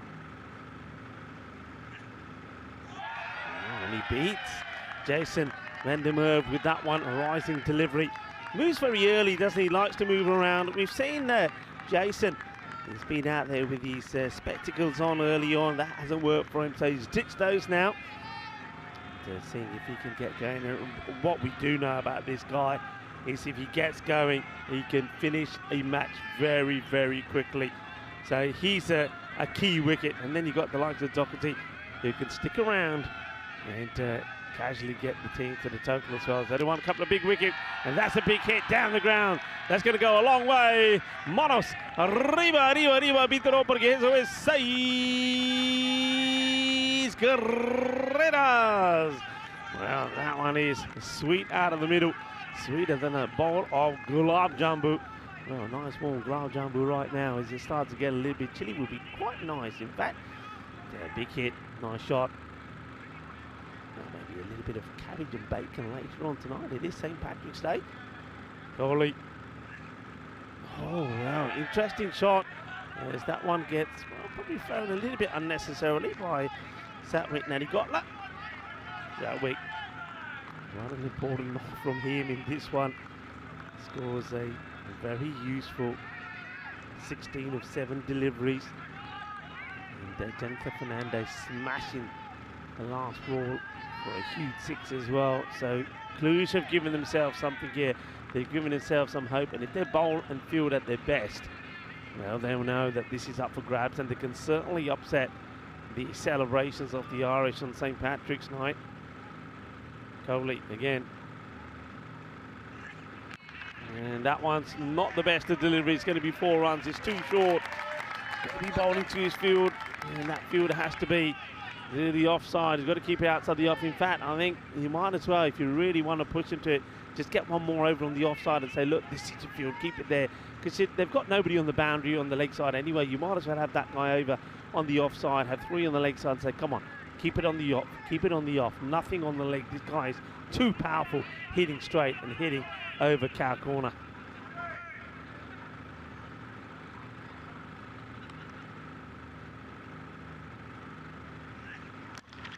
And that's up as well. He's just so powerful in the power play. All right, doesn't get it cleanly, doesn't sail over for 6, but it's enough power to get it over the infield. It's 4 more. 4 carreras más. And all of a sudden, it's 14 from the first. But they've got to believe, They know this will happen. They've got to weather it and find a way to get the breakthrough. Oh, so close. So very close. That only just misses the bails. And that's what they're hoping for. A little bit of a mistake, a false hit. 14 off the first 43 matches since a golden ball. Well, we've had 2 in this year's European Cricket League. And going into Championship Week starting tomorrow. Maybe there could be a few more on the cards. Good time to welcome back into the commentary box to Vinny Sandhu. Vinny, It's going to be an exciting one. Yeah, I mean, you've already seen a couple of kind of false shots there. You really want those to turn into wickets, don't you? But how hard does this guy hit the ball? Jason Van der Merwe, the MVP of ECL 23. 14 off 6. That's ahead of what they need. Doherty gets his chance now. The left-hand, right-hand combination. Vasu Saini's been very good, though, in the second over. That's the over he's going to bowl right here. Yeah, he has been. He's bowled well. He's bowled consistent. And up until now, I don't think he's had a bad over. He's going to start with a left-hander. Doherty probably likes a few balls just to get going. Well, edged. And that's not the easiest kind of bounce. It's the unmistakable hair of Janitha Fernando down there at deep third. Just a single, so Jason Van der Merwe comes back. Good contest coming up. Yeah, it is. It's good areas from Vasu first up. Right, keeps the strike back to Jason Van der Merwe. What I've noticed about Jason, he's no matter whenever he's played, he's gone out to do one thing, and that's what his job is here. Go out there and attack the word. Go for the big shots. If it don't work, you don't work. If it comes off, we win the match. Eyes off the left, which is the right of screen. And that's the direction he goes, and he gets just enough to get over the fielder. He'll get 4 in this power play. I don't know if I've got a shot of his eyes just kind of darting off. He was just checking where the outfielders were, if there were any outfielders on the leg side. There weren't. So he kind of looks for it. Maybe a bit too short from Saini as well. No real timing, but gets the result, 4 runs. Yeah, well, we saw Taran play a one-handed boundary, which went for 6. Well, that one goes for 4, but one hand comes off the bat.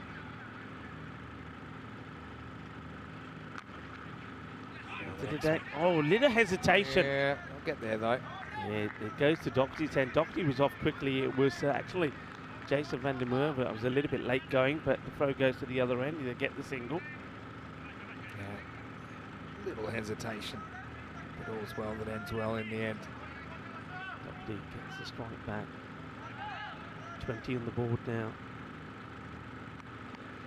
Looking to pace this all the way through. There's Carson McCulloch. The field coming at 3, or they'll go for something like Burton. He looks pretty happy at the moment. Nice smile on his face.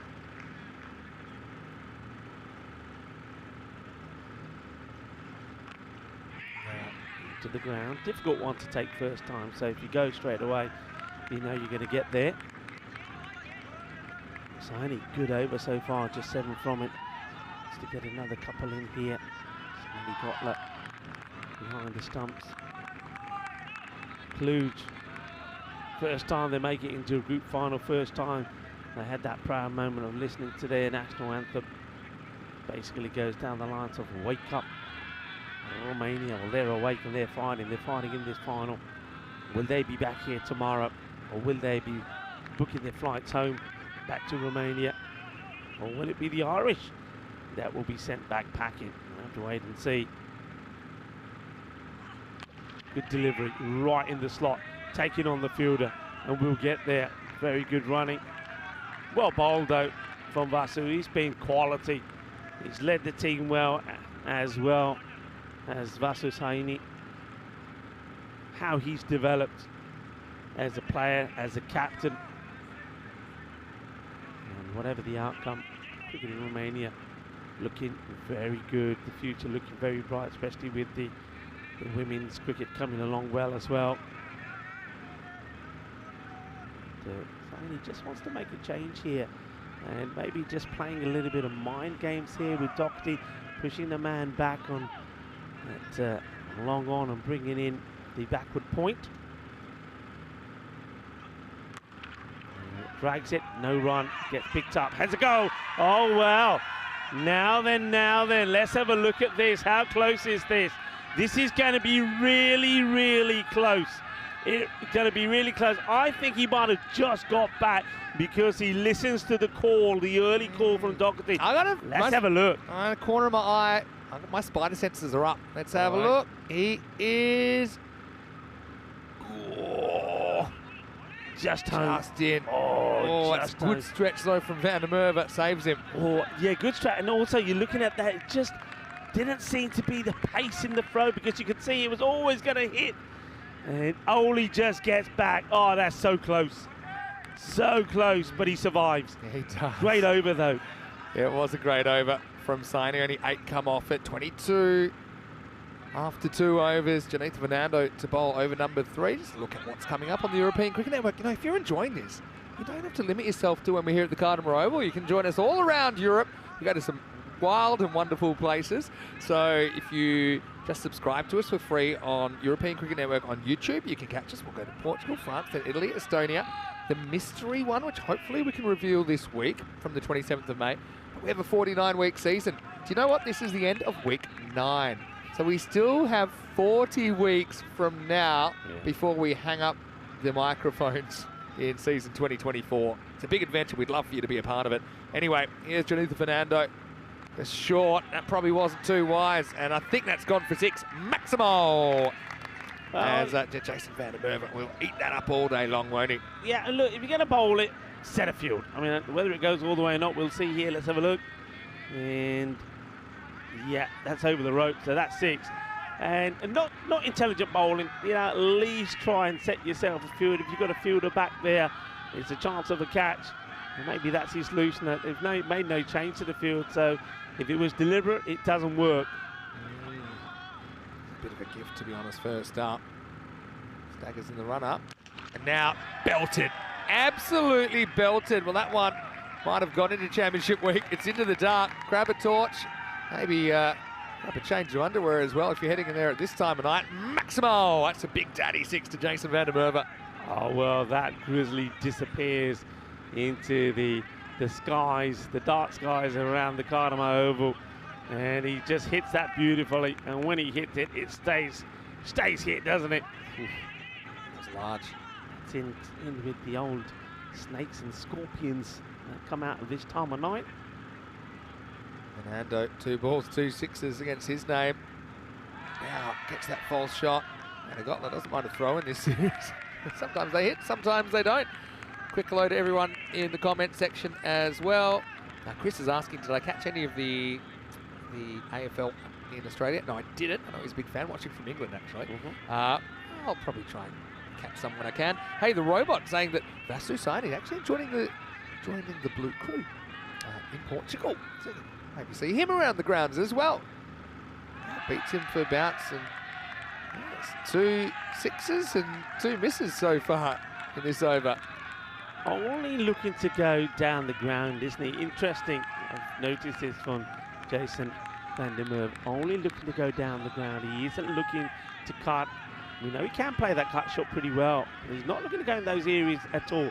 Just wants to hit straight down the ground. Maybe that's because that's the way the field is set. Nobody straight down the ground. Oh, that's out of here as well. And gone. Jungle bound. Maximo van der Merwe taking his final away from the Romanians pretty quickly. Nolte getting annoyed by his teammates. That's always a good sign. There's a good vibe in the dressing room. And that's a big pull shot again. Trying to cramp him for room and kind of rush him. Doesn't look rushed though, does he? Nah, it's a gundy ball. It really is. Do your homework. Look at where he's hitting. He's hitting in the arc. He's trying to hit down the ground over cow corner or long on. Get that ball outside the off. Get him to try and play outside the off. The heavy ball is being bowled twice. He's missed it twice. Think about that. Maybe give yourself a bit of protection out there. Maybe have that third in, point in, backward back. That's scary. That'll keep you up. Give kids nightmares, that. Old death stare from Carson. He's looking pretty relaxed, isn't he? He's waiting to take a pulse. Fernando, the verge of going magical here. 3 sixes, 2 misses, and that is belted as well. Well, that's a fan zone endangerer, as it will go magical for Maximo's in the over, and CIYMS out of the box in the power play. It's 46 without loss. Well, this one, at least he does go in better areas, a little bit short, but you can see that maybe Jason van der Merwe knew what was coming his way, and well, the fan zone knew what was coming their way. It was a missile. As at the end of 3 overs, it's 46 without loss. A few questions. Some people asking about some countries that aren't on the calendar this year. Of course, we've released our provisional calendar. What I will say is there's a lot of things that go behind organising European Cricket Series these days. So there's got to be ground availability, player availability. There's other domestic fixtures to work around. And also we're just kind of at the stage where we have more countries probably wanting to have a European Cricket Series than we can fit in. And also, you know, it might not fit the kind of window where we want to have a series. So, for example, June, July, August, they get gobbled up pretty quickly. Yeah. So, Belgium's an obvious one. We haven't been there since 2022. We'd love to get back, but a lot of things have to happen to make the ECS take place. It's not because we don't want to be places, but we're working on it. So watch this space. Spin in the form of Dylan Fernando. Got to change something. Doherty gets one that's a little bit short, and he puts it up. And another one into the crowd. Maximo! He's just had a bit of FOMO. Only 3 balls faced in the first 3 overs, but he dealt with that one well. Just a fraction short. Smashed over the leg side for 6. Yeah, he's just showing there why he's such a good partner for someone like Jason van der Merwe at the other end. Who'll give him the strike, but you bowl him a bad ball and he'll pull it away as well. So he opens his boundary account, and the 50 comes up pretty quickly. And they need something quick, don't they? They need a breakthrough quick. They've got to try and get this wicket. They've got to try it. Well, I reckon they need 3 or 4 wickets to give themselves a real chance here, Kluge. And the longer they go without that wicket going, well, these two are scoring at such a brisk rate. The match could be done pretty quickly. Good time to do a shoelace, maybe. Something just sorting out the double knot. If you could call a timeout now, you would. I know we'll have the strategic timeout after 5, but there might not be too many left after 5 the way these two are going. Always the threat, though, aren't they, the openers? And right now they're doing the business 50 partnership. Dylan. Whether it's the same ball or another ball, it comes back. He'll try again. Hits that straight, hits it clean. Maximo! 6 more, so spin not working too well either. Dylan Fernando disappears back over his head. 6 carreras más. Yeah, look at the big smile. Mira la risa ahí por Jason. When Jason goes up to Doherty, and míralo, míralo. Yeah, he's happy. Big smile on his face, and so it should be. Those guys there, though, I can tell you what, I know they're applauding. They're looking good at the moment, but I bet they're still pretty nervous. They know how things can change. And that's how they can change. There you go. So, look, you need to just try and win the little battles and stack up a few small wins. That one gets a bit big on Doherty, and the extra bounce kind of does him in. He just fends at it, goes down onto the stumps, and so we have a wicket here in the second innings. The opening partnership broken at 58. Doherty gone for 14 off 6 with 2 Maximos in there, 58 for 1. Yeah, it's the extra bounce now. Doherty, I think it looks like he wants to attack this. I reckon he changes his mind. Looks like he probably wants to go for the bit. Look, you see there? Looks like he's ready for it. Yeah. Says, no, I'll just keep it out. Plays it into the deck. It comes back. He plays it onto his own stumps. So Doherty will go. And that's a breakthrough. That's one of the 3 or 4 wickets I'm talking about that they need. They're still in this. Really good observation. I think he was looking to pull that, then he decided it wasn't there. In a way, he was trying to be careful just by blocking it. But by the time he kind of got into playing that defensive stroke or that kind of little prod, he was late on it. And that's why didn't go in front of him, went behind him. So, here's the Death Stare King himself. We saw a pretty good one from Coulter. Maybe Carson's a fast bowler in a spinner's body. And so he's going to come out at number 3. Dylan wants to turn one into more.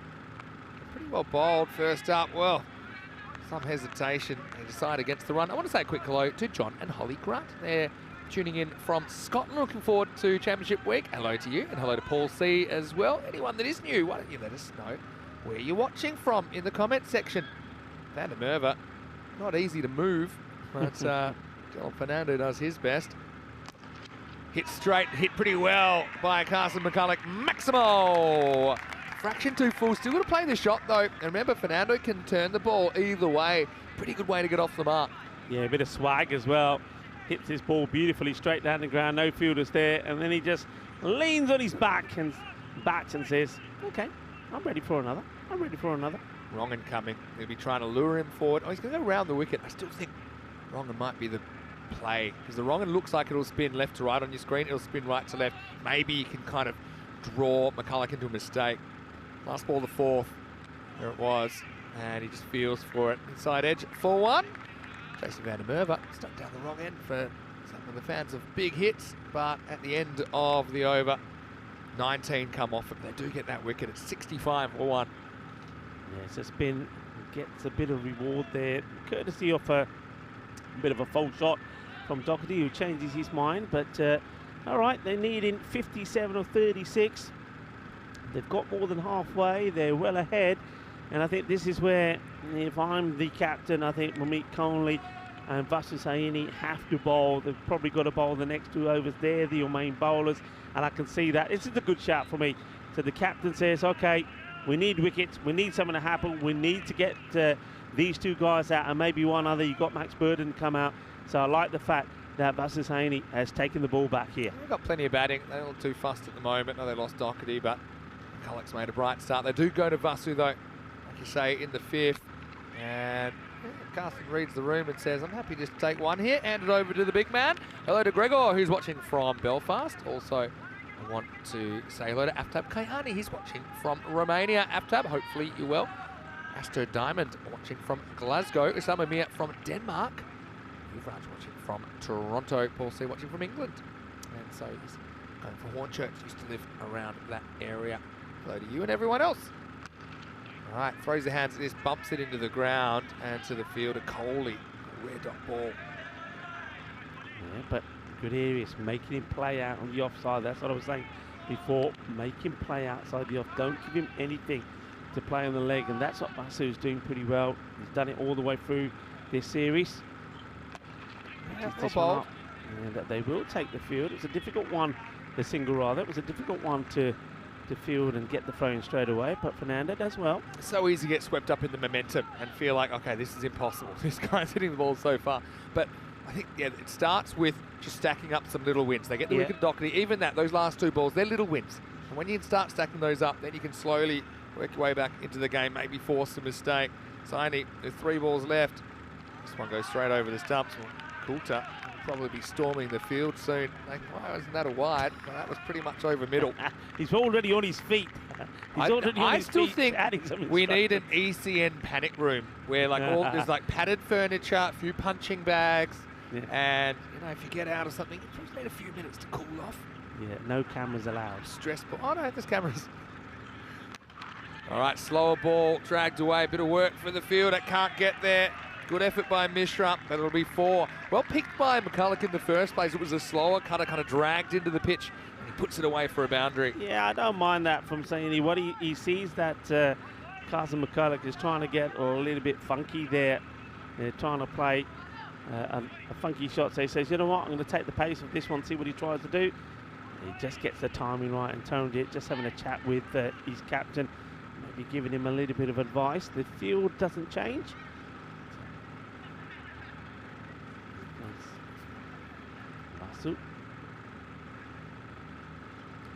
Fuller, well bowled, and a big shout of no, and a good early call, and that takes us to the halfway point, 71, and 1 wicket goes down at the halfway stage. Welcome to you all, and of course, well, we've mentioned quite a few Irish names in there, so happy St. Patrick's Day to you, and I hope that, well, you're certainly hoping that it's going to be pretty happy and if CLYMS win this, and it's been a good weekend for the Irish. Well, it has so far. Obviously, they haven't dropped a game yet. I've got to admit, I am looking forward to heading back to Sunset Beach, and probably the panorama bar there. We're going to run into a few characters that might have just arrived for Championship Week, and it'll be nice just to see all the winners together from the group phase. Obviously, whoever wins this game, they will get to stay for 5 days.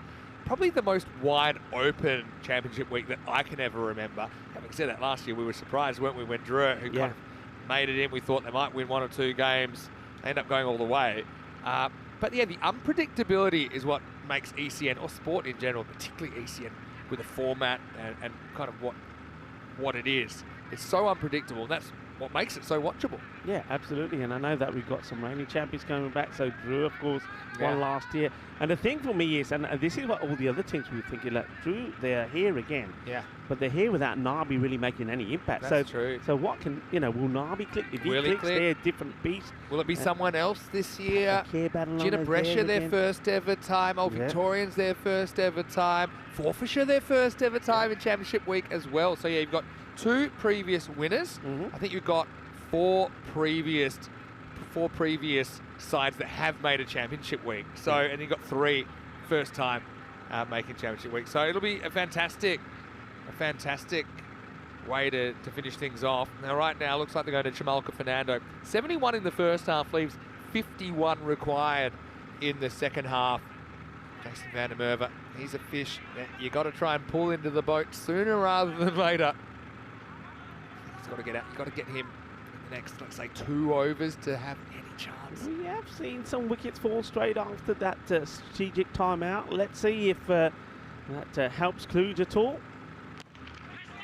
Not with this one. Well, I'm going to have a look with this, lads. It's right up there.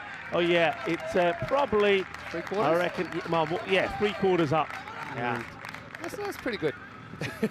We saw him hit one up the hill yesterday. I think it's only the second time we remembered. And then, of course, ball retrievers. It reminds me, remember Gladiators in the last bit of the challenge where they had to run up the Travelator? Yeah. It's not an easy run up Cooper's It's not, Hill. is it? Look at that one in the dark as well. Yeah. Rico opens the back door and likes what he sees. On the bolt though, good comeback from Chimalco. Slides this one under. Good to see that the Fernandos here. I mean, they're qualifying for T20 international cricket. I think pretty soon for Romania. Yeah, they're very handy bowlers to have at your disposal. Again, tries again. That one just sneaks in as well. So yeah, well bowled. interesting shots that Jason van der Merwe was trying to play. He has reached his 50. Yeah, oh yeah, he has. We're too busy seeing how big the Maximo Yeah, we was, were but he looking brings how far up it his went. 50 in pretty quick time. 2 dots though. I think that's okay. Oh, that's the old soft pressure on the umpire. Probably does get a little bit of the line. Maybe we can have another look at it if we've got time, but yeah. Playing with the line, but I don't mind it though, because as I said, that's what you got to try and keep it to him. Well, Paul changes the pace this time.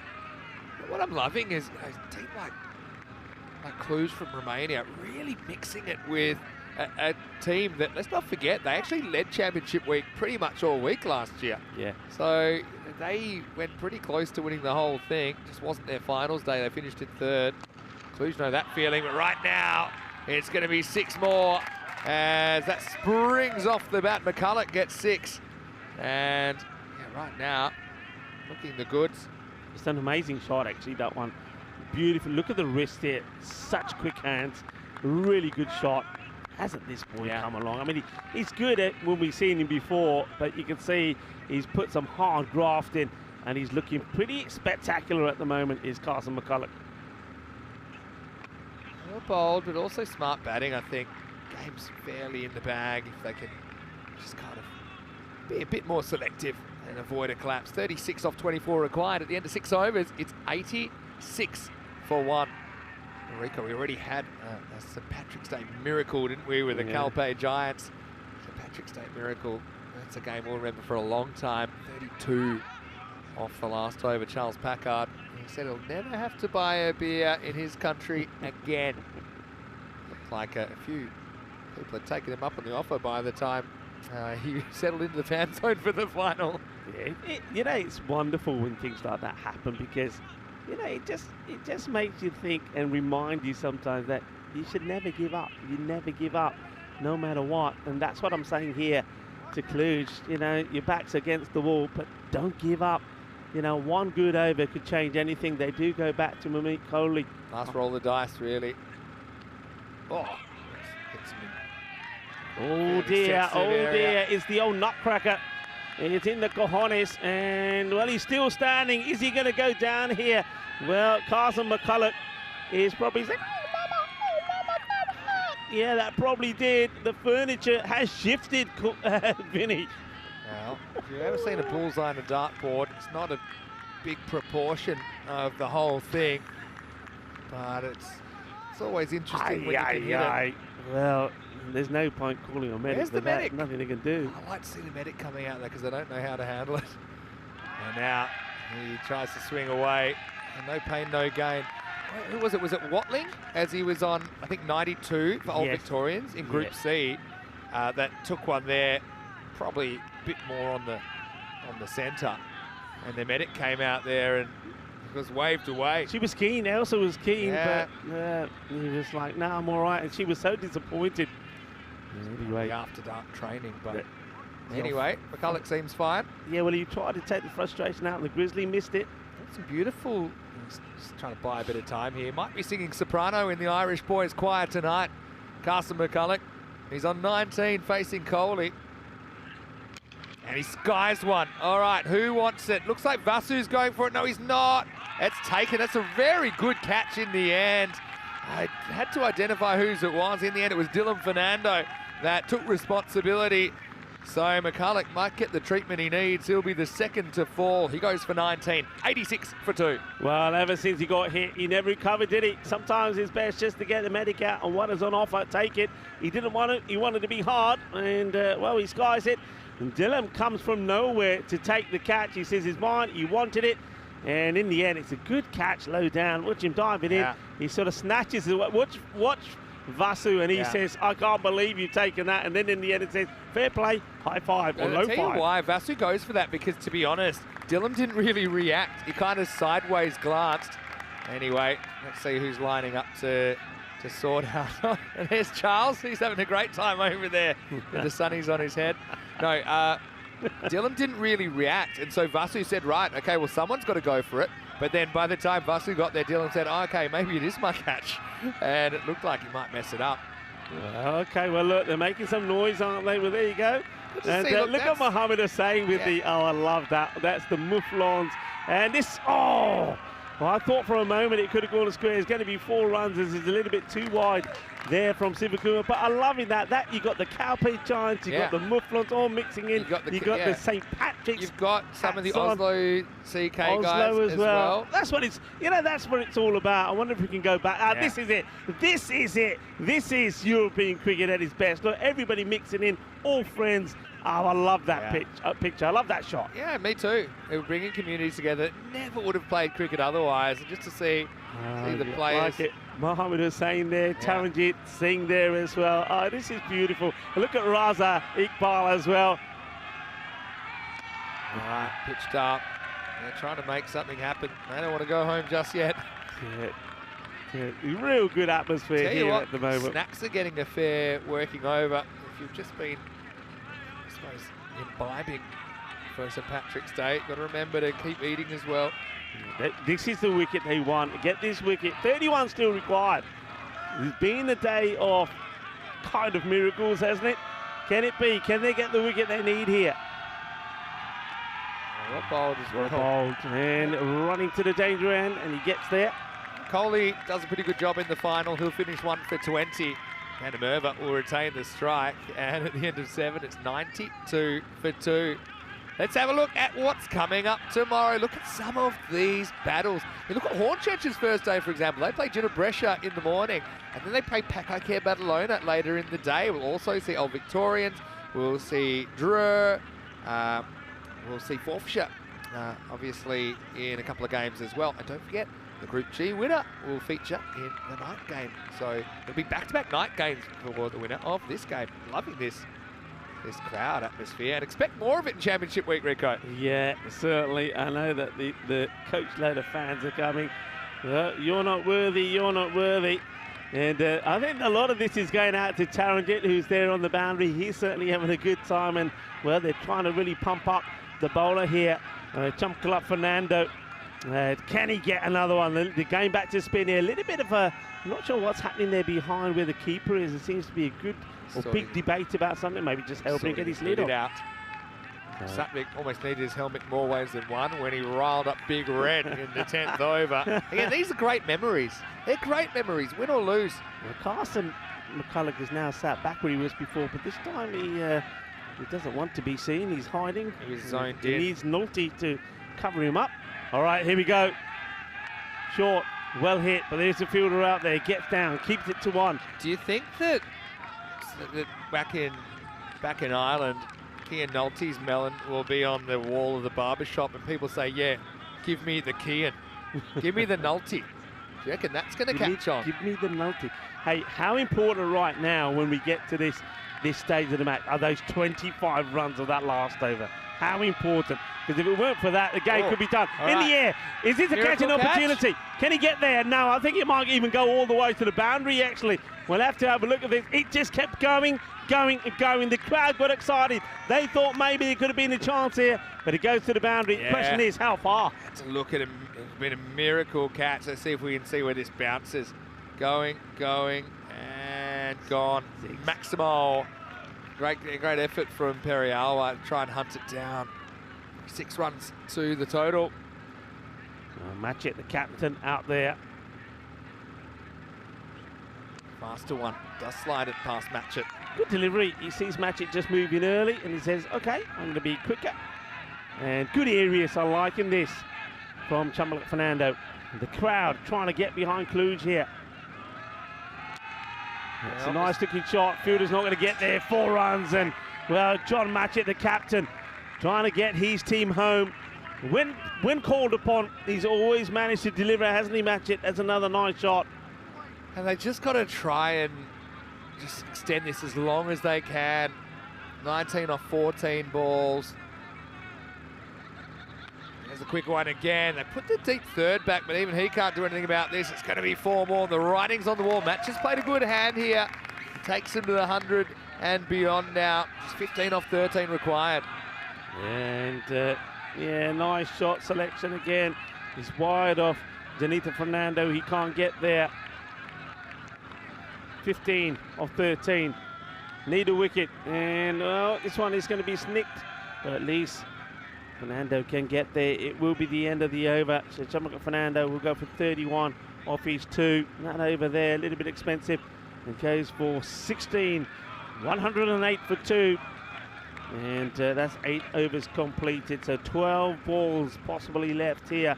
And only 14 runs required. They need wickets and they need them quickly. Yeah, they do. They need like a miracle over here. But miracles happen on ECN. Hey, we saw it before. Who'd have thunk it? 32 off the last over for the Giants to stay alive. Can there be a Kluge miracle here as we head into the 9th? I think they're going with Dylan Fernando. Yeah, Dylan, we took an amazing catch to remove Carson McCulloch. John Matchett, the captain, takes a deep breath. He knows what's at stake. He's been there in Championship Week before where they played beautifully last year, only to lose out in the final stages, losing to Drew and to Hornchurch. They want their revenge. They want to go all the way, but they're still going to pick up these 14 runs. This becomes the crucial over. Yeah, here we go. Shake, rattle and roll. 14 to play with. It ain't many at all. Dylan, keep this game alive. Not for too long, because that one could be headed up here. Maximo! Matchett goes large. And really now, it's the IYMS. They got 1 foot in Championship Week. They don't want to go anywhere. What a good shot this is. He's searching for it. He wants it. It's not the worst of deliveries. And, well, that one has been absolutely lasered. It gets over us. All right, here we go. 8 off 11. Hard to see him even getting to a 10th over at the moment. Matchett's been brilliant. Steps across, hits it hard, and that's Gone. a brilliant catch. Very, very good catch down there by Aryan Well, Mohammed. hang on a minute. I think he's caught this. He Well, throws it away. Looks I like think he on has purpose. it, then I see the ball drop. Now, we've got to see this because I reckon, well, he's walking or is he not? I think they want to check this. I the think he's umpires. out. I think he's deliberately thrown it away. Let's Look, see. clean. He's taken that, no problem. But he actually throws it away Rolls. in a controlled Has way. it Look, in he's his taken the catch. hands, and then he then- drops it there. Yeah, I think that's out. Yeah, That's I out. think so. But, I mean, you wouldn't want to normally do this. Why just drop the ball like that? Yeah, But he I mean, takes look- a catch. It's a good catch. Yeah, and he will be given out. But yeah, it's probably not the wisest thing to do because he throws it away, maybe in frustration with the game situation. But I think when he throws it away, he's in control of his movement and he's in control of the ball. And that's why, according to the laws, it still is caught. But what a good knock by Matchett, 26 off just 9. Remember when John first came to the Cartama Oval, he had a bit of a run of outs. Yes. And I don't know whether it was just one of those things or maybe just needed to make a few adjustments. Adjusting to the format. Yeah, look, Adjusting to the format. he did struggle a bit, but it's really good to see him showing a bit more of what he can do. By the way, 8 of 10 balls, not done yet. New batter will come. It is never easy when the new batter goes, and it's in strike with this Roshansri Wadana. And the Mufflon boys are making some noise there with the Oslo CK boys and also the KLP Giants. Loving the atmosphere. Ariane, who took the catch, he's off the field, must have hurt his finger. So Luca Petre comes on. So that must have been it. He's injured his finger taking the catch. That's why he kind of throws it away. But yeah. Max Burton is out there. Also worth pointing out that Jason van der Merwe has spent an awful long time in the 50s. He hasn't had a lot of strike now. If he gets on strike, who knows? All right, here we go, short. Well, I'll say they'll just take the single. No mistake for the fielder, it will be. All right, this is interesting for him here now. hasn't had too much of the strikes. He's been stuck in the 50s a bit. So he's going to try and hit this out of the ground. He's going to try and win it in style. They get his wicket here now, who knows? And look, if Cluj can push this to a last over, that's a big effort from them in this final. There you go, swing and a miss. So swing and a miss, that's going to be 2 balls still to come. I don't think his foot moves up here at all. Stays firmly planted. Let's have a look, foot stays down, so it's not going to be out. That's one planted foot. I think the bowler had to try and convince the keeper that was out. That's what I liked about that one. I feel a wicket coming here, Vinny. I don't know. I feel a wicket possibly I got a coming. feeling that the Grizzly might join us up here and tie the game. But that's just me. Let's have a look. Dillon. Wrong it again? I would. Oh, short, and it won't join us, but it will be in the jungle. Maximo! Scores tied at 121. Cluj fought valiantly. They've been a credit to their organisation and Romanian cricket, but right now they're 1 ball away from the end of their ECL adventure. Yeah, just a little bit short. It's the one that he wanted. He gets a swivel, hits it hard, gets a 6, scores tied with 7 balls to go. And he wins it for COIMS, and that'll do it. Irish eyes are smiling on St. Patrick's Day on the Costa del Sol. They will return once again in Championship Week, went all the way to finals day of ECL 23. And they'll at least make the top 7. And they certainly had to work hard for the victory in the end. They were big favourites in Group G. The Romanians were valiant but couldn't quite get that victory. That was so elusive. That's the big man there, Van der Merwe. He'll be back, the defending MVP. The Irish are the 7th team through to Championship Week. Well, the celebrations will continue. There were celebrations from the Irish yesterday with the rugby winning the Six Nations title the 2nd consecutive time. And now COIMS, they will enjoy their St. Patrick's Day celebrations tonight, as they are the only team in the group stages to win all their matches and finish top of the group and go all the way and win the final. They'll be here tomorrow. They'll be playing the night fixture first up. They'll have a little bit of time to have some rest, so they can enjoy one or two of their Guinnesses tonight. I'm sure they will do as well. And the celebrations will continue back at the Sunset Beach Club Resort, where I think the St. Patrick's Day party is going well into the night. But well done to them. But one thing I noticed there, no huge celebrations. They know that they've been here before, they've done their bit here before. The celebration that they want is when they pick up that the magnificent trophy next week. That's what they got their eyes set on this time, because they know they were so close last time. And I want to say well played to Cluj. We've been watching cricket in Romania now for a number of years, maybe 3 to 4 years. How the cricket's come on a long way. Vasus Haini has led his team really well. I'm liking the work behind the scenes there from Hitsu, their coach, and also from Abdul Shakur. They've really got a good unit together. They've got a good team there playing some good T10 cricket, some good T20 cricket. I'm loving the way that cricket is growing in the country, and loving the way that Romanian nationals are getting into the sport. The women's cricket is good. Keep up the good work, guys and girls.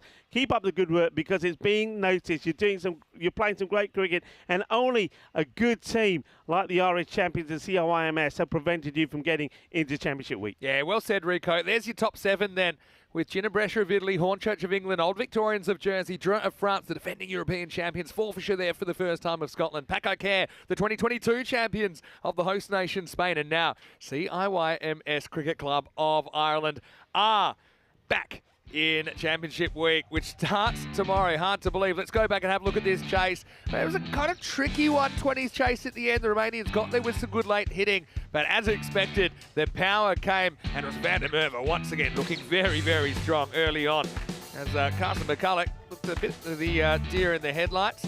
Doherty almost ran out Van der Merwe there. He just got back. But, yeah, I suppose they would have done anything for another 20 runs there under lights. Yeah. But it wasn't to be. You're right. Remember when they were batting and I was saying they want to try and get a score 130, 140. That could have made all the difference. The 25 coming off the last over was big. But in the end, I think I said that it could be the battle of the power play that decides this. And COIMS, they got 46 compared to the 33 that Cluj did. And I suppose that made a difference. Also, something like Jason Van der Merwe, he got in, he got going. Another half century for him, 61 not out of 26. He's been incredible. And great effort with the ball. I'm liking the spin options there from Dylan Fernando. He bowled really well. Vasu Saini was impeccable all the way through with the bowling. You could probably turn around and say that for this group, he was the bowler of the group without doubt. And Taranjit, well, he's right up there with maybe someone like Jason Vandenberg as the batter of the group. They played some good cricket, the Clues, but in the end, CYMS, well, just that little bit more experience and bit more depth in their side got them through. Yeah, I think so. So CYMS, they'll get the day off essentially, but they don't get the night off tomorrow because they'll be playing match 5 against Forfarshire. That's their only game of day 1 of Championship Week. We start same time, and not too much changes. The only thing's different is we'll have an extra game on Wednesday. So that'll be a 6-game day, but apart from that, it works the same way. Monday, Tuesday, Wednesday, Thursday are the qualification matches. The top 4 will be in finals day on Friday. So yeah, join us for Championship Week, which starts tomorrow morning. Unbelievable. We have seen 3 weeks of sensational cricket, haven't we? And we've seen some great performances from individuals. Some of them we will see again starting Championship Week. Others we won't. It's been absolutely fantastic. I can't wait. I mean, I just want to say I know that only 7 teams are going to return as we look at that scorecard there. Vandermeer 61, but I'm loving the innings there from John Matchett as well. I think you said to me, hasn't he come on a long way to go out there and play that knock? It just means that his team does go all the way. And then with the bowling there, look, you can't be disappointed, Kluge. You did everything. You tried hard. 2 wickets there from Dylan Fernando, 2 for 33. And Mamit Kohli, he bowled brilliantly here today, I think, on finals day, 1 for 20. And Vasu Saini, though no wickets, 14 of his 2. So well done, well played, excellent. But once again, I just want to carry on saying, I know that we've seen a lot of players, we've seen a lot of teams, and I know we're only going to see 7 return, but well done to all the teams for all the effort that's been put in. Well done to the way that you've gone about playing. Well done to the sportsmanship, which has been absolutely fantastic. And without you, we wouldn't have had this brilliant European Cricket League, which, of course, Championship Week starting tomorrow. Yeah, and look, I'm with you. It was really nice to see the 3 teams that didn't quite make it to the final socialising together. I know it'll be the same. I mean, Coulter and Nadagot, they'll have probably a big laugh about that 10th over tonight. And that's really what cricket's all about. One thing about this European Cricket Network adventure in the ECL in particular, you're connecting cricketers that otherwise would have never played each other. Can you imagine a Romanian club playing an Irish club and actually it being a good game? It is actually crazy what's been created, and we're so happy that you're a part of it as well. So congratulations. Obviously, the Romanians, they achieved their dream to hear the Romanian national anthem. That was a goal I know they set themselves almost a year ago now, and they've achieved it. They'll want more of that. I love the way that the teams here in Group G, they set those professional standards for themselves, and quite often they were able to achieve them. And I think they can be very proud of themselves. Thank you for being part of our adventure as well. Hopefully you enjoyed your St. Patrick's Day as much as we did. We love our viewers. You're the reason we're able to do what we do. And if you are liking what you're seeing, please like. If you're watching on YouTube, subscribe to the channel. Follow us around Europe. We'd love your company. It's free to just kind of follow us around. So it's like a Kentucky tour. A little bit less messy, I will say that. A reminder though that if you are able to, then you can follow us on social media. Don't forget EuropeanCricket.com is the home of European cricket. Check out those Championship Week fixtures, and all the squads are there as well. You see some last minute adjustments coming in. Probably have more on that tomorrow. Rico, another finals day, but now we're down to the big dance. It's all the way downhill from here. 5 more days of action. We have our European champions. Yeah, I can't wait. It's going to be sensational. It's going to be great to see some of those players coming back. It's going to be great to see, the fire out there in the middle. And they're playing for a marvellous trophy. That trophy is sensational. Maybe tomorrow we'll see a little bit of that trophy. I think the trophy will be here. Maybe this is the year the trophy gets hit. I tell you what, with some of the hitting we're seeing, it could happen. So I want to say for this dear Seth Patricia as well, happy St. Patrick's Day to everyone out there, whether you're watching from Ireland or anywhere around the world. On behalf of everyone, the European Cricket Network and the European Cricket family, big shout out to Spring Media as well for their coverage, to the Blue Crew, their players, the spectators, and everyone else involved. And of course, the viewers. Here's some of the best bits of Group G Finals Day. Until tomorrow, we'll see you on the European Cricket Network for more European Cricket League. Vinny and Rico signing off on behalf of Corey and all of it. Hope you have a happy and safe evening. We'll see you tomorrow. For now, it's Dustin Mañana. Good, be kind, be safe, be happy. Ciao. Shukriya.